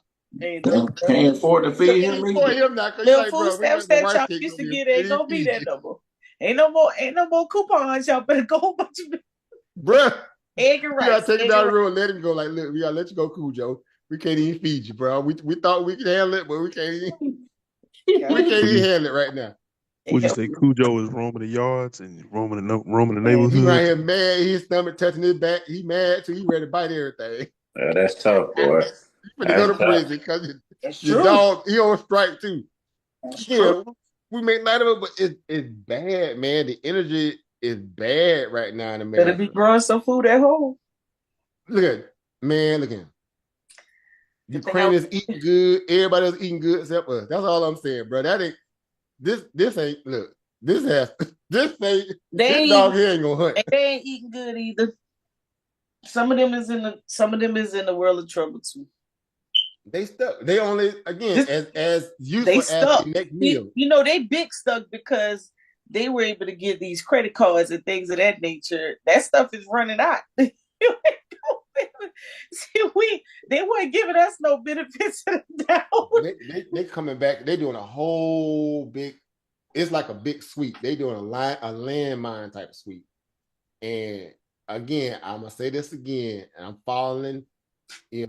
I'm following every piece of data I possibly can, and I'm trying to be very measured in terms of anything I say to people too, because I know there's a lot of times where we'll get lost in the sauce and we realize that because again, at least from our position, again, having access, or at least knowing that we do have access to at least one portal of opportunity in terms of market. It ain't everything. Keep in mind, it doesn't all even end with the market. There's other ways that we can get money. Again, there's business ownership. There's many other ways. Don't get it twisted, guys. We're not saying this is the end all be all. It's just one of many tools. I will say this here. This is just the most fluid and most liquid one that doesn't require a lot of red tape to get you off the ground. That's what makes this the most, turnkey scenario that you could find in terms of American exceptionalism. You will get no better opportunity than in American markets. Why? Because the people that control it are greedy as hell. Some get greedy with one. They will not let this trash go down, or they will tell their grandma to keep the market propped up. If it's that bad, what does that say? Follow the money. I'm saying follow the money, get excited about it. Again, have your views, stand on it, guys. Don't let nobody back you down on your core belief. But realize when it comes to the money, the one thing that controls people's psychological disposition, at least on a grand scale, it's going to be about end of the day. People are going to start counting the money. They looking at the money, right? And then they going, where's the money? I'll leave it at that, guys. Last words, guys, before we get out of here. We didn't have a powwow. We sitting at the 1:00 hour. The tariff then went on and the market crashing. That's why I had the screen up. I'm just sharing. Yeah. It's already dumping. I'm like, man, I should have held that last put, boy. God, dog, boy, I stole that dope. Boy, I can't bird hand beat one in the bush. Look at this man. We down a whole 2%. We were Yeah. up about 4% on the day, and now we're down 2%. That's a whole 6% swing in less than 24 hours. Tell me this ain't no back crap crazy market. Boy. What we talking about, guys? Man, look. 1,000 points at 5 in the morning. Watch. Make this make sense, guys. Y'all know what tomorrow, well, we're already there now. The AM is gonna look like. We were just looking at 524 on the SP 500. Here it is now. We down to 480, 488, 489. Oof. That's tough. That's tough, man. That's why I say the elevator down. That's why I was saying earlier when I was talking about the fact that we can either fill gaps. It ain't far-fetched to make that thought. Markets go down a lot faster than they go up. Panic selling, capitulation, you either hit, you could drop a whole 7% in a day. Keep in mind, 14%. Basically 10% of what? 480 is what? Or 480 is what's 10% of that? That's what? 480 points, right? Yep. Or excuse me, 48 points. That's basically mean just do 48 subtracted from what? 480, 487 or whatever. What does that give you? Anybody give me some quick math real 40, quick out the door. like 403. So 487 minus 48. Oh, okay, 47 My minus bad, yeah. 48. 487 minus More like 440, 48. 444, something like that. 440, 440? Yeah. What didn't we say there's what's sitting at 440? Oh, yeah, yeah, yeah. Let me pull it over real quick on the way out the door. Well, take it What easy on them. you see me right here? That gap right there. Y'all see that line, that demarcation line, that gun line, that gap right there? Yeah. Oh, It yeah. ain't hard. That's roughly what? 10%. Tell them about the gun line Oh, boss. tell them about the gun line ball. Or jangling. That's tough. Boy, Joker account going to the upper room for real. The upper room. Boy, I don't see it. What y'all talking about? I don't see it. the upper room. We on deck. We on deck. Hmm. I'm just saying, Oh, if they gonna do they he said reset, he don't see it, over. huh? Oh, they ain't showing? He said he don't see it. God, dog, hold up. Let me see here. It should be showing. No, your screen up. I guess you need to zoom in on it. That's Uh-oh, what it I'm ain't. trying to do. Oh, you Okay. said talking about the gap? Yeah. Oh, my bad. Oh, yep, my bad. Cause I thought the screen wasn't sharing at all. Oh, No. right here. Let me blow it. I should have blown it up anyway. I forget we on these computers and small things. See right here? Y'all see that gap right there? Mm-hmm. Oh, that's one of them old. Boy, that's one of them old school. There, boy, that's a woo. It might start jumping out the windows, boy, on this one. That's a big one too. It ain't one of them tiny ones. Like, see, that's right there. Yeah. That's kind of it. But this one right here, y'all need to go back and figure out what caused the market to gap up that day. That's a good case study. Mm-hmm. Look at the size of that gap. This is a S&P 500 ETL that got that level of a gap up. We gapped up literally from 440 area all the way up to around about what 447 in one gap. That's over 1% plus gap up, at least in that time frame. Doing that time. Crazy work, guys. Yeah, that's tough. Right there. Look at that. Air pockets. Damn, That's only Theo. 10. That's roughly around about, again, 10% away from where we're at right now. Hmm. Don't panic, guys. We see Solid this. tough. Go ahead. Somebody say something. So that's even closer than my 409. I said we bottoming out at 409, but it's like that 440 is relevant, like you said. Mm-hmm. Mm. It go down a lot faster than it takes for the market to go up. That's why I said, look at this here. All this down here. Small little gap there. It's small, but it's there. Barely it's there. Though. You gotta love this stuff, guys. So you got that 402, right? 402, boy. Let's go. Let it happen. They say you take the escalator up and the elevator The down, right? elevator up and the escalator down. Escalator down, yeah. Okay. So I'm just saying, start building yourself a little war chest. Now y'all see again. I'm gonna end on this. I keep saying I'm gonna eat. I gotta go eat. I ain't ate yet, guys. It's that bad. That's why we keep always stressing the what? The $5 a day theory. Yep. You don't, even if you can't put away $5 a day, if you even put away $1, $1 a day is how many days in a year? 300 and what? 65. That's $365 in escrow of equitable or income that you can put to work instantly. Exactly. That's why I tell people it's never excuse. If you got a spouse, both of y'all put away $1 a day. That's what 365 times 2. Now imagine if y'all can put away $5 a day. Mm. That's $1,800 some odd dollars a what? A year. That's a lot of people mortgage escrow. Some people. That's workable principal money that you can put to work in an asset. Good point. You got to think about these things in a way where you trick yourself into doing the stuff that you're supposed to be doing anyway.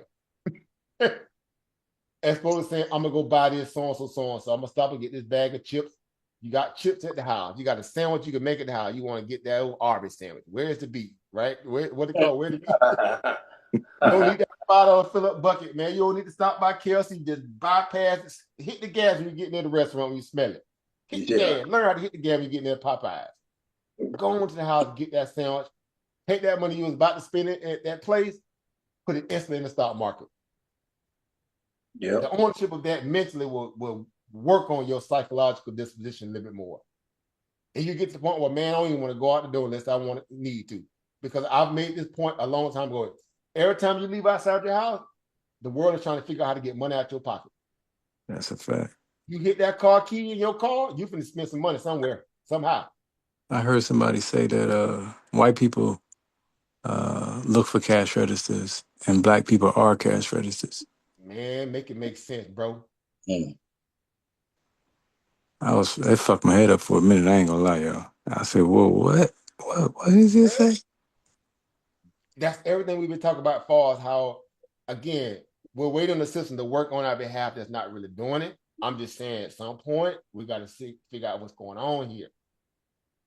Because we can't keep sitting on our hands waiting for effective, righteous change to happen in a way where it's equitable. If they keep telling me every year that the wealth gap keeps widening, well, who's in control of closing that wealth gap? Mm-hmm. You.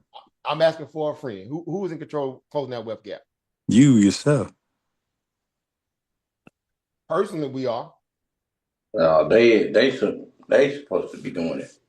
But it's supposed to be government. They take your money and it's supposed to go do what with it?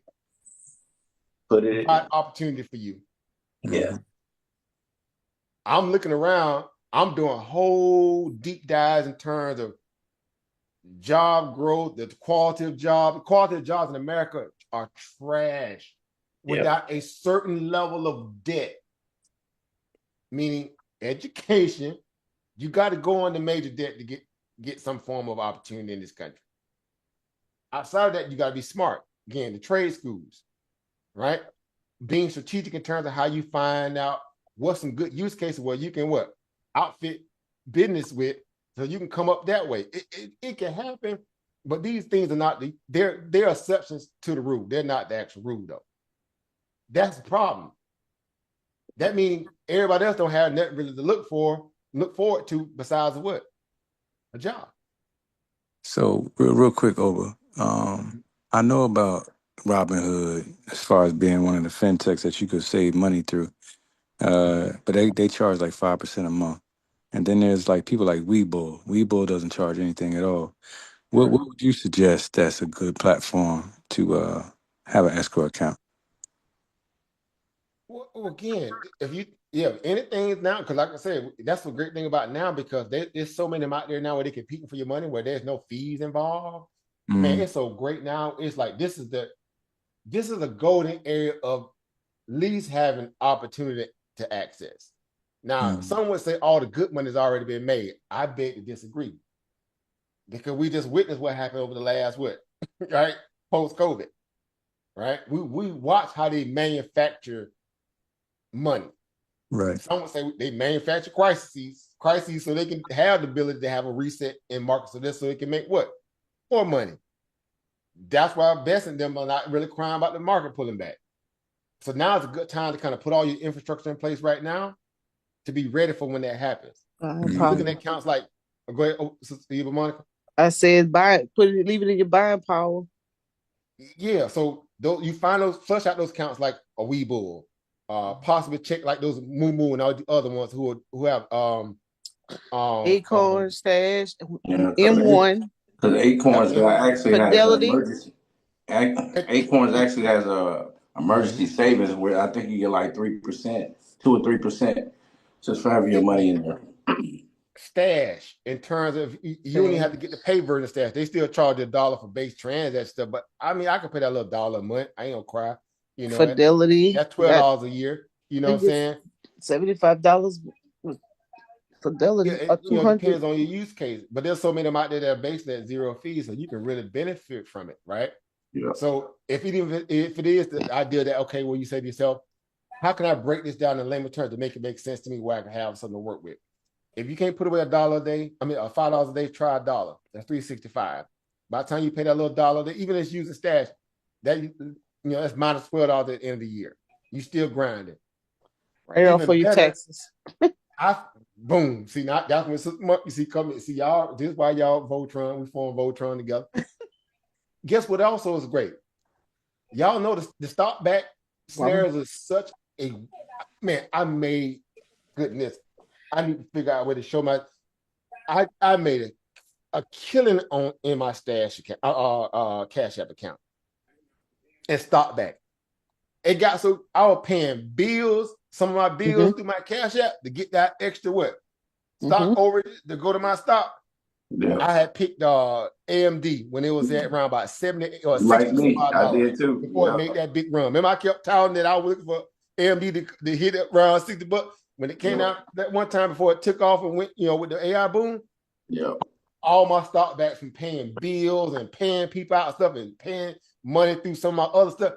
All my stock back came through that. My overages and stock backs alone and the interest that accrued to it was enough to make my hairdresser lose her mind. I said, I'm gonna show this with you in real time. I did a whole year of that stuff. She was like, I'm done with you, Willis. I'm done with you. You know you're supposed to help me. I kept telling him, open up your account. I kept telling every time I went to get me out there, open up your account. I gave you the information. And, you know how it people kind of don't do it unless you dare to do it with them. You got to kind of hold their feet to the fire. Yeah. You don't have to do that with y'all because y'all know y'all hungry, but y'all know what it's like. It's like pulling teeth to help people sometimes. They don't see it because, again, they're too busy dealing with the world. That's why we had this whole conversation about that stuff. But once you get into it, you start really figuring out how to cement, some good, ideas in terms of how you would do money if you had a chance to, something to work with. The light bulb comes on. You'll snuff out again or search out those companies like that, that paying out good return. Now they got, again, putting the interest on top of your money now if you want to lend it out under the brokerage account. There's so many ways you can eat through the brokerage account. Again, that's where you talk about a Roth or IRA accounts where you have to pay, your contributions and no tax. You know what I'm saying? Right. That in itself is a great layup. You just recirculate your profits. You never have to pay taxes on it, at least that regard. So it's just knowing how to play the game. That's all it is. But no, there's a list of them. If I find a few more of them, I'll post them in the group over Jermaine. I know we did a list on this a while back. When we post a lot of this kind of stuff like that, especially when they start dropping fees from a lot of these brokerage accounts, we start putting it in the group. Like, people put their referral links in there. So anytime you see people post a referral link, do your little quick little search, click on it, get that referral money. When they use Sister Monica, you cleaned up on referrals. Man, you were hitting everybody. Oh, what? That you over Chris, y'all hit a lot of brought a lot of people in the game on your referral, your brokerage account referral. Oh yeah. Look. Yep. Hundreds and hundreds of dollars. Still doing it. Thousands. Yeah, again, still can. That's the greatness about it too. So when you get on, you put your whole family on. Everybody get a brokerage account under your referral link. You get all that overhead. Stash still playing out what? $20 or what? A pop. Yep. So, again, you can build, you can have your whole investment seed based upon just open up a brokerage account and then referring everybody else and not have to put one dime in that account. I've seen it happen. I know several people that done it.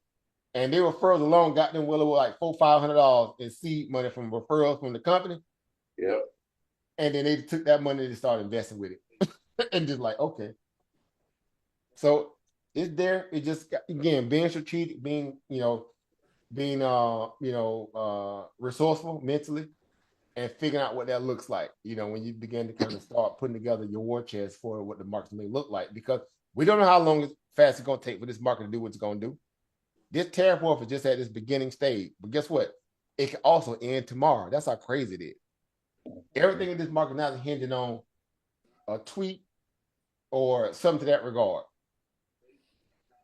One thing we do know for a fact, China ain't what? They're not Venezuela. They're not Zimbabwe. We know who this war is really about. It's about us and China.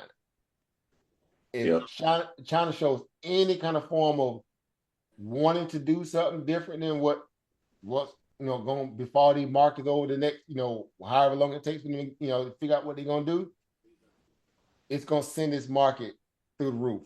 If the damage ain't already done at the point where most Wall Street money has gotten overly, resentful of the administration, and then they say we're just gonna sit and wait. Because we know earnings going to be a whole hot mess. They're going to be not giving guidance. they're gonna be like, we don't know this. It's all this uncertainty, so we can't, ain't no capex spending now. We can't be buying a video chip. You're gonna hit the whole gauntlet. So be prepared for it. And I would say try not to time a lot of these earnings this session because it's gonna be just too volatile. Some of them that you can really put a stamp on and say, you know what, this is gonna be a good play, directional bias. Some of them just play the app the next day because this is going to be one of them crazy earnings. It's falling at a time where the market is just too unstable. And you can't underestimate the power of a nasty market maker to kill options and or the company to try to come up with some kind of food and to kind of help they stop. Buyback will be the dumbest thing a lot of these companies can do, but guess what? The company with big moats, they can still play that game a little bit, but everybody else ain't going to be doing a lot of buybacks. That's when they come to a head too, until they get more clarity about this tariff stuff as well. So a lot of things to think about. But again, we'll have more conversation, guys. I don't want to act like we're gonna talk again in a while. So we'll be able to kind of politic through this stuff. We did it before in the COVID. We went hard body, put out a lot of good information, tons of good videos out there in the past where we just went in. Sister Monica, over Chris, over Brandon, many of you guys, Sneaker, everybody, Keon, all y'all been in them rooms, man, doing the economic empowerment shows on Wednesday.